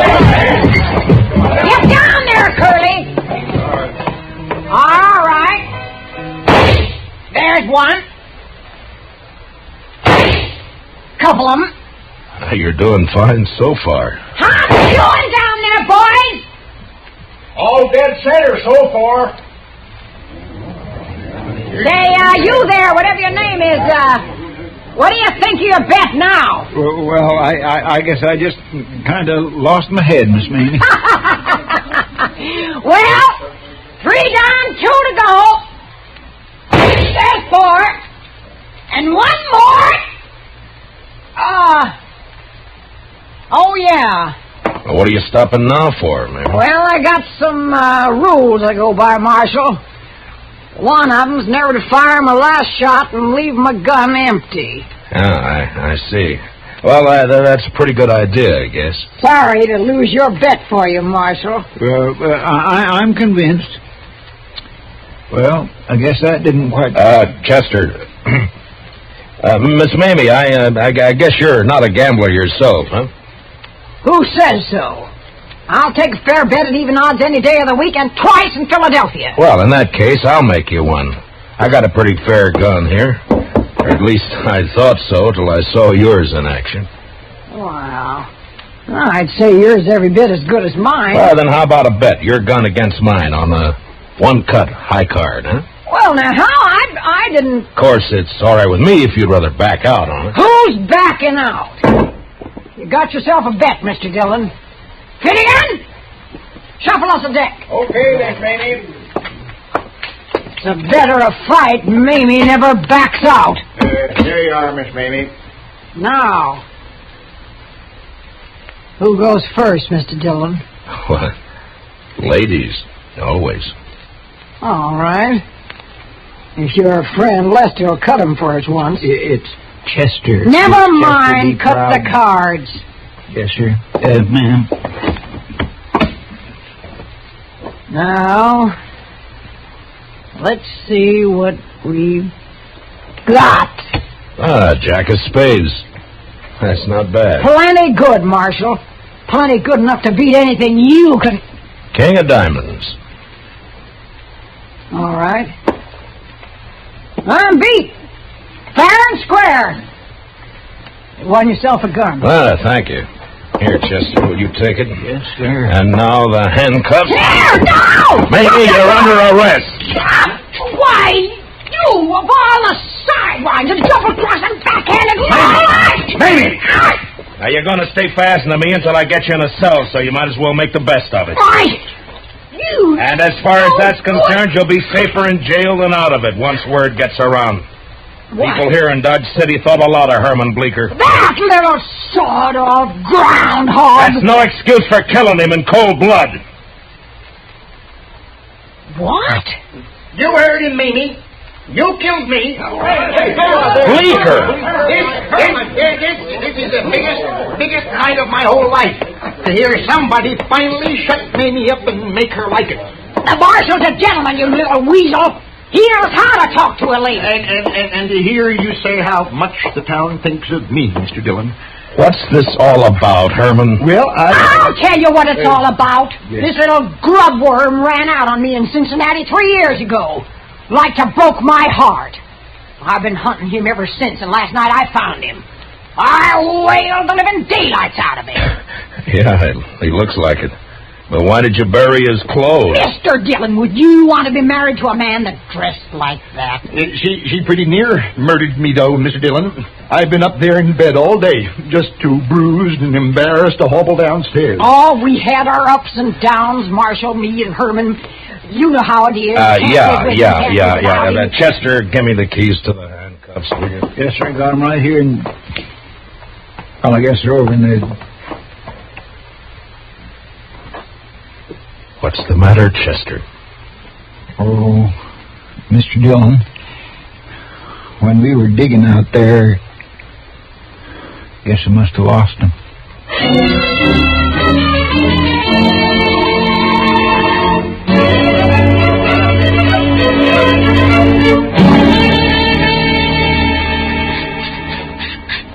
Chester, can't you file that thing any faster? You might just well relax, Mr. Dillon. Took a half hour to get that one off Miss Mamie's wrist. Oh, no. All right, but just hurry. I'm filing as fast as I can. What? Mamie gave me this bottle of Irish here to make the waiting a little easier. And it's Jameson's. Oh, well, fine, Doc, fine. Chester, let that go for a minute, huh? And open it up. Yes, sir, Mr. Dillon. Can you imagine it, boys? Little Herman Bleecker married for years to a woman like that? I don't want to imagine. Oh, I get nightmares. Here you go, Mr. Dillon. Oh, thank you, Chester. Doc? Oh, thank you. Well, gentlemen, here's to the weaker sex. Mr. Dillon, which one is that?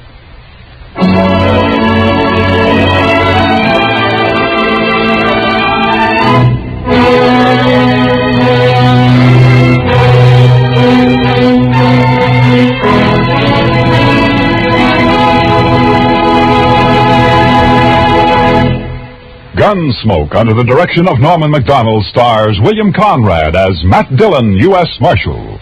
Tonight's story was specially written for Gunsmoke by Les Crutchfield, with music composed and conducted by Rex Corey. Featured in the cast were Jeanette Nolan as Mamie, with John Daner, Ralph Moody, and Byron Kane. Parley Bayer is Chester, Howard McNear is Doc. Join us again next week as Matt Dillon, U.S. Marshal, fights to bring law and order out of the wild violence of the West in Gunsmoke.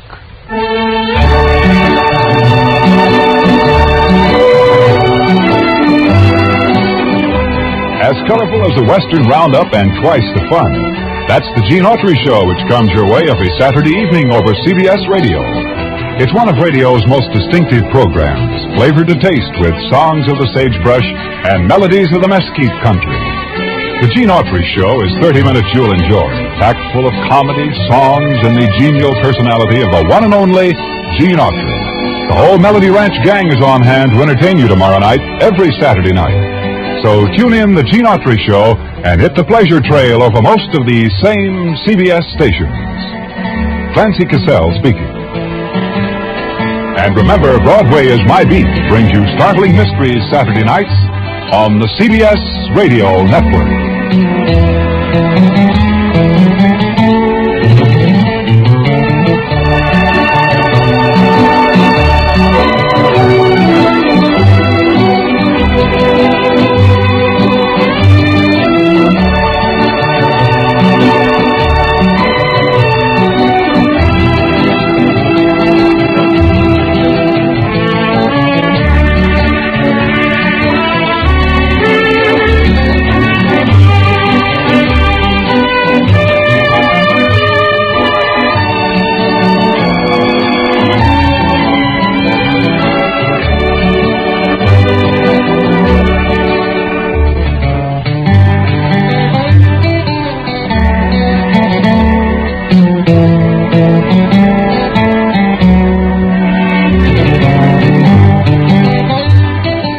Thanks for listening to HOJO Radio, We have more classic radio coming your way next.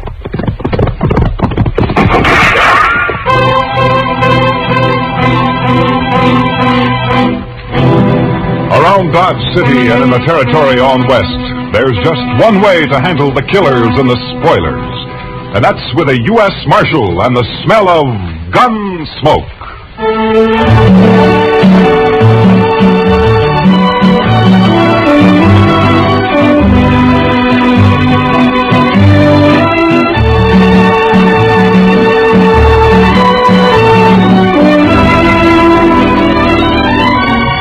Gunsmoke, starring William Conrad.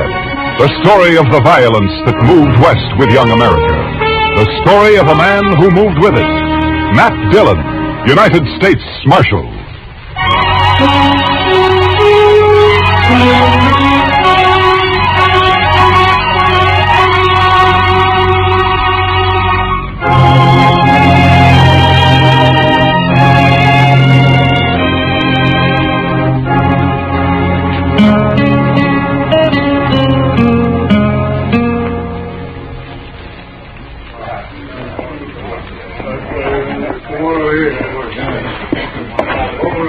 Well, what's the rush, Miss Kitty? Come on, sit down and have a beer with us, Kitty. I'd love to, Matt, but I just stepped out for some thread. I gotta get back to work. Some thread? That sounds pretty domestic for you, doesn't it? Yeah, but it's an occasion. I'm making a wedding dress. What? Oh, no, Miss Kitty, not you. Oh, my, no. Well, it isn't for me, Chester. Worse luck. For artist Nash. It's gonna be beautiful. If I say so myself. Well, if I ever need a wedding dress made, I'll sure come to you for it. Well, I'll be here, Matt. Let me know. See you later, boys. So long, Kitty. She's a fine girl, Mr. Dillon. Kitty? Oh, yeah, she's great. She's... Well, look who's back in town, Mr. Dillon. Yeah, Frank Craig.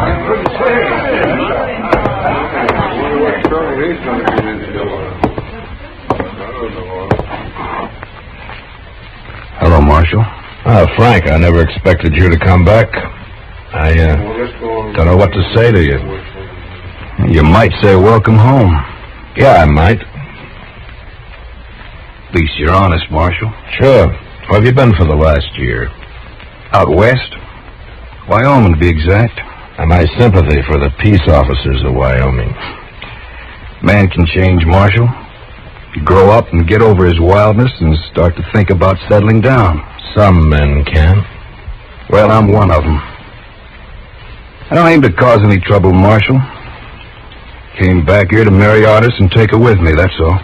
You heard from her since you left? She's pretty as ever. She'll pass. Every man in Dodge was crazy about her. She was my girl from start to finish. Things can change, Frank. She's still my girl, Marshal. Ben Martin might differ with you. Ben Martin? Mm-hmm. That bullneck plowboy? He never had a chance in... What are you saying, Marshal? You don't aim to cause any trouble, you say, and yet you just happened to roll into town 3 days before Artis is due to marry Ben.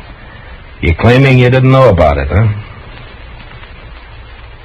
Artis wrote me a farewell letter, Marshal. It doesn't make any difference. Like I said, she's still my girl. She's not marrying Ben or anybody else. Not while I'm alive. Like I said, Frank, Ben may differ with you. I used to chase him home crying when we were kids. I don't think he'll chase that easy now. Ben took over the Circle Bar B. He's got 25 boys riding for him. He's a big man around here. Swings a lot of weight. Marshal, I said I wasn't looking for trouble, and I meant it. I came back here to get Artis, that's all.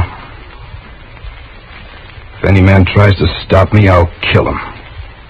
I'll see you, Marshal. Chester, see if you can find Ben Martin. Have him meet me over at the jail office.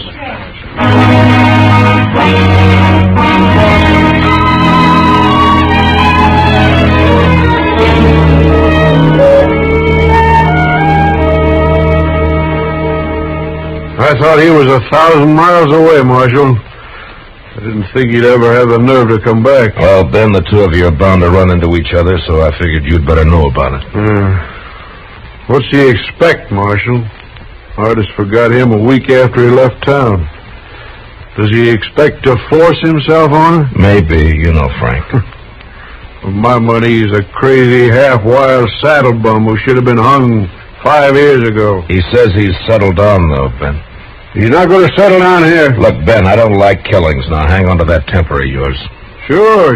I'll hang on to it, Marshal, just as long as Frank Craig stays clear of me and stays away from my girl. Otherwise, I tell you right now, Marshal, That you? Artist. We're in here, honey. Come on in. Someone said you were here at the jail. Evening, Mr. Dillon. Miss Nash? I'm sorry if I interrupted anything, but... Ben, you know who's in town? Yeah, Frank Craig. That's what we were talking about, honey. He says he's come back for me. Take me away with him. What do you mean he says, Miss Nash? He came to the house a while ago. He knew about Ben and me, that we were going to be married. But he came anyway. I sent him away. That does it, Marshal. Hold it, Ben. Now, there's no harm in him just talking to her. A man's got a right to protect what's his, Marshal. Protection's my business, Ben, and as long as I'm Marshal here, it'll keep on being my business. Now, in 3 days, you got a wedding coming up. I'd hate to see it ruined by a killing. Oh, I have nothing against Frank Craig, Mr. Dillon. I wouldn't want him killed. Neither would I. Well, good night, Miss Nash. Ben. All right. Think it over, Ben. Don't lose your head. Yeah, sure, Marshal. I'll think it over.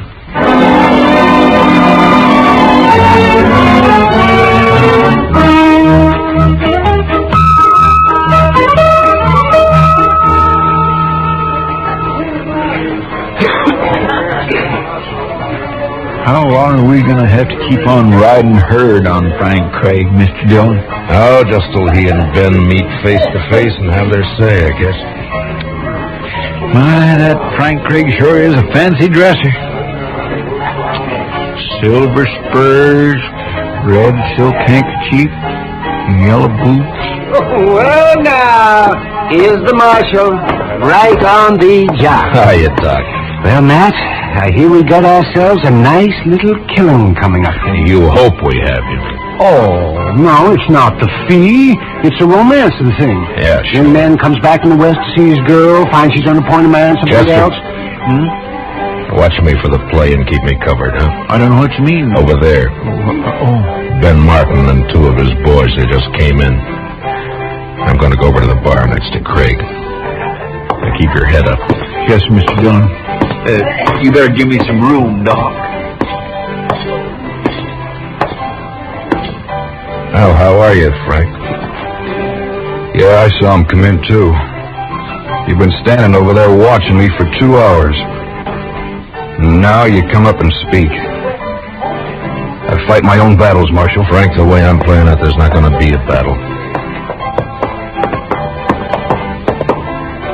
Well, Ben, it's nice to see you. Marshal, I'd rather you weren't here. I guess you know that. Yeah, sure, I know that. Don't worry, Ben. Dillon's neutral. That still gives you 3-to-1 odds. What more do you want? Frank, we don't need you in this town. You were gone for a year and we got along fine. So if you climb on that horse of yours and ride out again, we'll still get along fine. My girl won't, Ben. You haven't got a girl in Dodge City, Frank. Well, sure I have. And I want to thank you for looking out for her while I was away. As far as she's concerned, you're still away. I might as well warn you, there are a couple of my boys on guard at her house armed with rifles.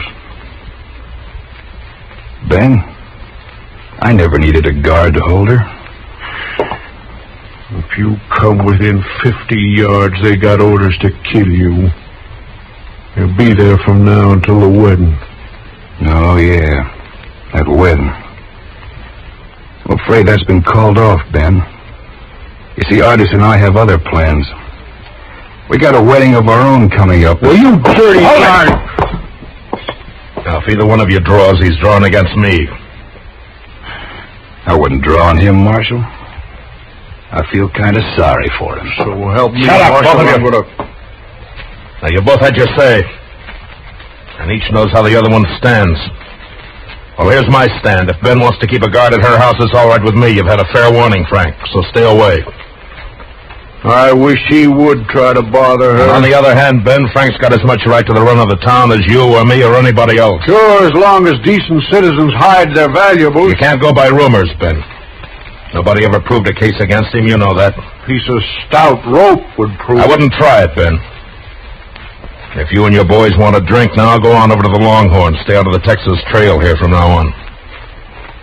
You, Frank, stay clear of the Longhorn. You're quite an optimist, Marshal. Yeah, maybe so. How are you leaving, Ben? Yeah. I'll be seeing you, Frank. Come on, boys. Frank, you got nothing to gain here and everything to lose. Miss Nash has made a choice, and whatever was between you once is water down the river. Why don't you pull out? Because she's still my girl, Matt. I know and she knows, too. You wait and see.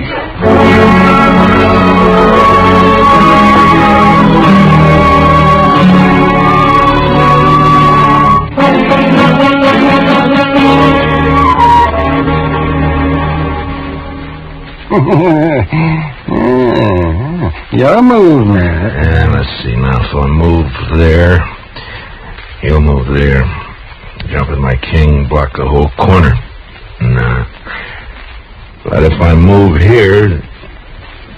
Oh, no. Mr. Dillon, you can move. No, you don't, Chester. No, you don't. I'm playing Matt. Not the both of you. Well, Chester and I kind of run together, Doc. Enforcing the law, that's fine. Playing checkers, no.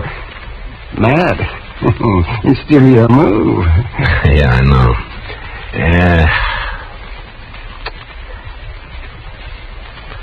All right. That. Well, I'll be... That's the move I was going to tell you to make, Mr. Dillon. Thanks, Chester. Doc, you're beat. Let's call the game. Yeah, you sneaked up on me. That's what you did. You snuck up on me. Oh, well, that's all right, huh? Sure is a quiet night. I figured one of them two would make a play before this. Yeah.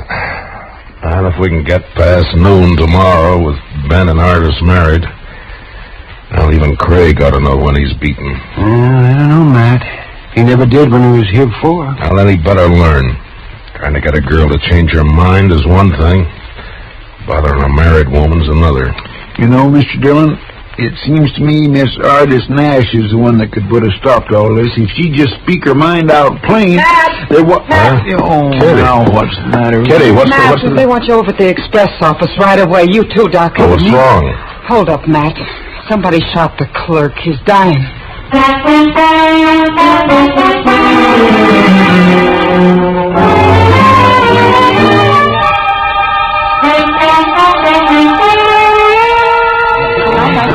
Let me through here, please. I'm sorry, mister. One side, please. Yes, one side, please. All right, stand back now. Give us some room here. Can you get through, Doc? Yeah, Matt, I can get through. Yeah, stand back. Chester, will you move them back? Make them stand back. Yes, sir, Mr. Dillon. Yes, let me have a look now. Just let me have a look. How does it look, Doc? Well, there's a lot of bleeding, Matt. I don't know. I'll do what I can. Mr. Dillon.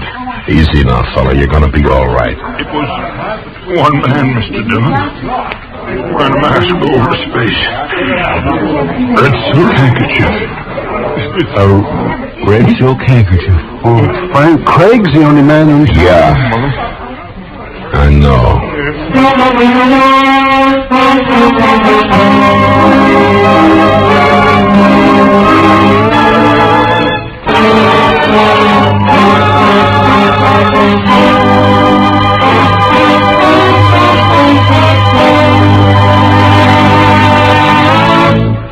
We will return for the second act of Gunsmoke in just a moment. But first, tomorrow night, Vaughn Monroe and his musical company settle down for an evening's melody making at Duke University. Eileen Woods is Vaughn's guest songbird. Band leader Vaughn, the Moon Maids, and the Moon Men join in playing and singing the top tunes of the week. Enjoy every bit of it tomorrow night on CBS Radio. Now, the second act of Gunsmoke.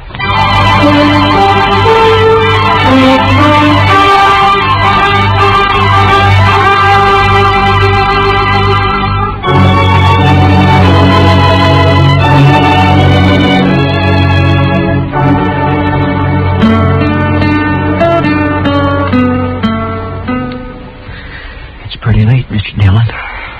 Maybe he's not going to come back here. His bedroll's here, Chester. All his belongings. Man doesn't leave his stuff in a rooming house unless he's planning to come back to it. He might have got the wind up after he shot that clerk. Maybe he just hit the saddle and lit out. No, not Frank. There's one thing about him. I've never seen him scared. He'll be here. Sooner or later. I can't figure him, Mr. Dillon. He must have needed the money awful bad. Yeah, I guess so. My, this hiding out in the dark gets on a man's nerves, don't it? Yeah, it sure does. Help some if we could just smoke. I don't suppose... Shh. Somebody's coming, Mr. Dillon. Yeah, I hear him. That's him, all right. Now watch it, Chester.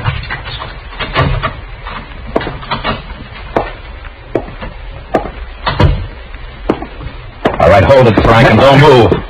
It's Matt Dillon.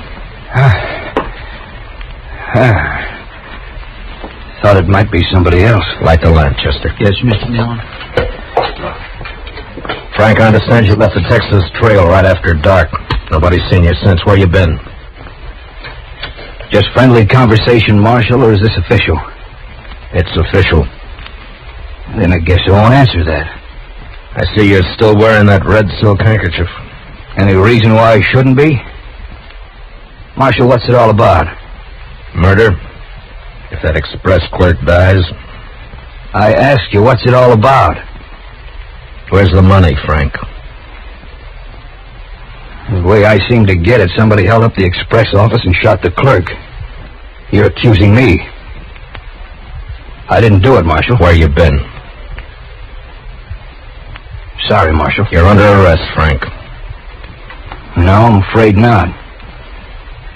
See, that would ruin all my plans. You better lay your gun on the table over there. I'm sorry, Marshal. Some other time! Look out for the lamp! Grab him, Chester! Don't shoot, but grab him!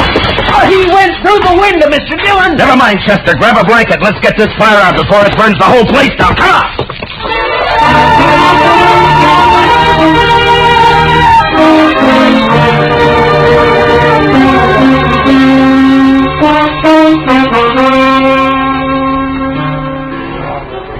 Matt, don't look so sour.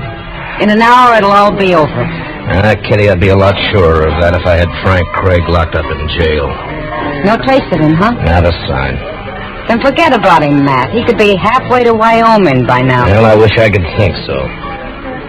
I wonder what artist Nash is thinking about him. What business has she got thinking about him when she's going to marry Ben in an hour? I'm afraid you'll just never understand women. Well, who does? Frank Craig's a born drifter. He'll never settle down. He's wild as a range colt. Never been broken, never will be. And sooner or later, he'll come home tight across his saddle. How any girl can get herself interested in a man like that beats me. Not me, Matt. I know exactly how a girl can get herself interested in a man like that. What? I'll see you at the wedding. I gotta help artist finish dressing. Morning, Miss Kitty. Morning, Doc. Hey, good morning, Matt.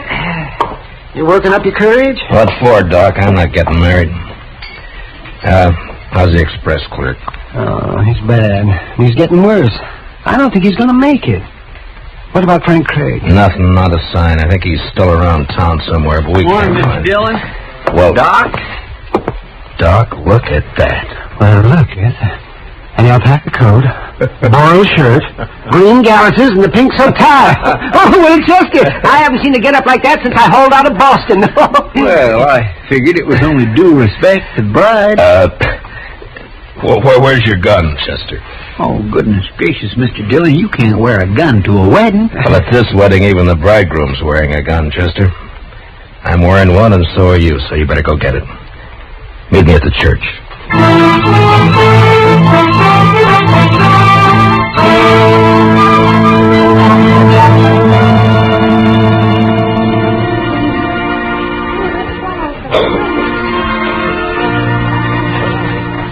Mr. Dillon, she is so pretty, I wish I was marrying her myself. You better forget it, Chester. Ben's got enough worries as it is. He sure does look fidgety, all right. Yeah, he's got reason to. Room for me here, Matt? Oh, yeah, sure, Kitty. Here, slide right in here. Yeah. Here we are.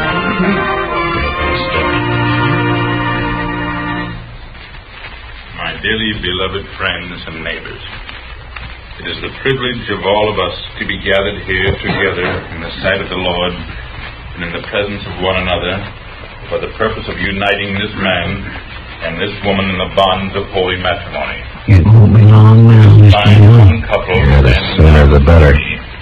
Barbara Artis Nash and Benjamin Martin. There is, I am sure, no need to emphasize the solemn and sacred nature of the great institution into which they are about to enter. I never heard all of this before. Above and You beyond still want to marry her, Chester? wicked work, beyond and above the decay and corruption of the flesh and the devil.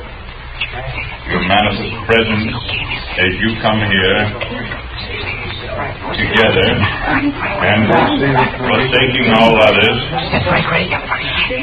stand hand in hand Look at the back of the church. to have and to hold Frank from Craig. this day forward. He's just standing there, Mr. Dillon, just standing there and looking.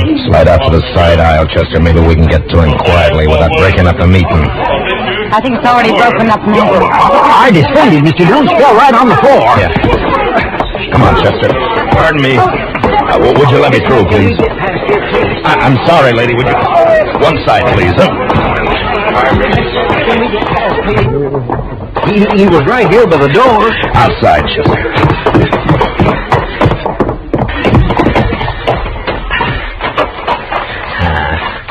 Hell, no sign of it. Matt, did you find him, Matt? Not yet, Ben. Put that gun away. You want to kill some bystander in the crowd? There's only one man I want to kill. I should have done it 3 days ago. Yeah, I know, Ben. What'd they do with Miss Nash? I carried her into the minister's study. Dirty, low, walking right into the church. Scared her out of her wits. Marshal Dillon. Oh, over here, Reverend. Marshal, a terrible thing has happened. He forced his way into my study, pushed me out the door. Craig? Yes, he had a horse tied behind the church. He's gone and taken her with him. He's kidnapped her, Matt. He's kidnapped her. Save your breath, Ben. Get your horse. Come on, Chester, let's ride.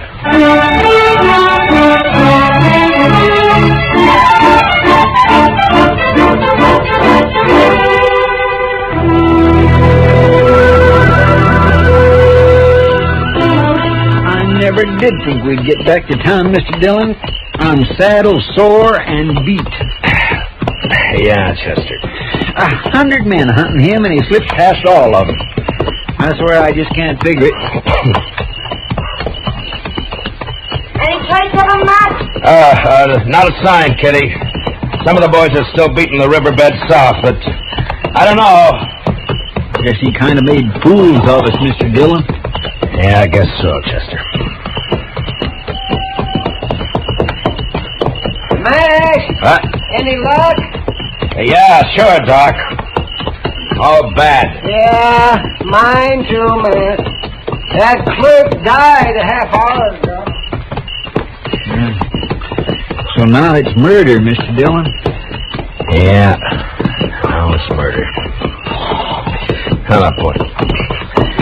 Well, let's go into the office and get out a bulletin. A bulletin. What a good that'll do.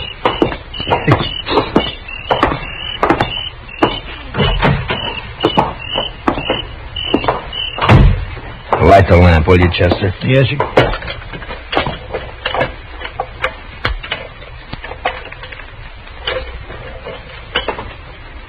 Here we are. Hold it, Matt. You too, Chester. Don't move. The only place nobody'd ever think of looking. Right here in the jail. Yeah, that's what we figured. Now, Miss Nash, you seem to be in pretty fair shape for a kidnapped victim. I'm not a victim of anything, Mr. Dillon. Unless it's my own foolishness. That's what most people would say, I guess. Maybe they're right. I only know this. When Frank came back to town, I knew then that it wasn't over and never would be. I'm Frank's girl, Mr. Dillon. For better or worse, right or wrong. I'm going with him to Wyoming. He's wanted on suspicion of murder, Miss Nash. He didn't do it. He couldn't have. He was with me when it happened. What did you say? He slipped past Ben's guards and came to see me. That's why he wouldn't tell you where he'd been. He didn't want to get me in trouble. He's telling the truth, Marshal. Yeah, maybe. Mr. Dillon, you might ask Ben Martin what happened to my red silk scarf. I missed it right after he came to see me that afternoon. Go on. He didn't do it for the money. But to ruin me once and for all. If we were lying, we wouldn't have come here, Mr. Dillon. Yeah, it makes sense, all right, but Chester, who rode up out there? It's Ben Martin, Mr. Dillon. Think he's coming in here. Where's your horse, Frank? You corral back at the jail? All right, go out the back way. Get it and head for Wyoming. Take one of my extra horses and leave it at Bison Flats. You can buy another horse from the Indians there. Matt, I don't know how we can ever thank you. Never mind that. Just get going before I change my mind. And, good luck to both of you. Thanks, Mr. Dillon.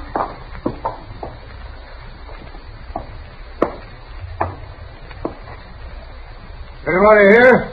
Yeah, come on in, Ben. Saw the light on. Figured you must be here. Any sign of him? What's the matter? The clerk died. Why'd you do it, Ben? I don't know what you mean. Where's the red scarf you stole from Miss Nash? I gotta arrest you for murder, Ben. I don't think so, Matt. I don't think I'm going to let you do that. You've seen me draw before. Now you better give me your gun, Ben. Don't do it the hard way. What you call the hard way, Matt, may be the easiest way of all.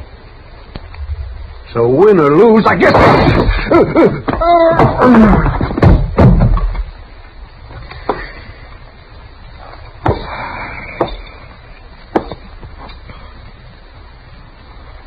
Something fell out of his pocket there. Yeah.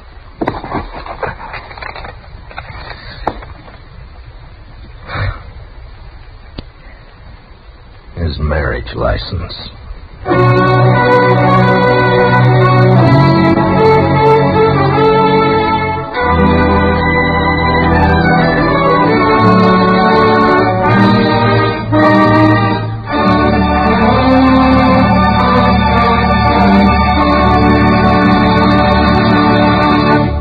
Gunsmoke, under the direction of Norman MacDonald, stars William Conrad as Matt Dillon, U.S. Marshal. Tonight's story was specially written for Gunsmoke by Les Crutchfield, with music composed and conducted by Rex Corey. Featured in the cast were Herb Ellis, Vivi Janis, Tom Tully, and Barney Phillips. Parley Bear is Chester, Howard McNear is Doc, and Georgia Ellis is Kitty. Join us again next week as Matt Dillon, U.S. Marshal, fights to bring law and order out of the wild violence of the West in Gunsmoke. Thank you for listening to HOJO Radio. We'll be back again very soon.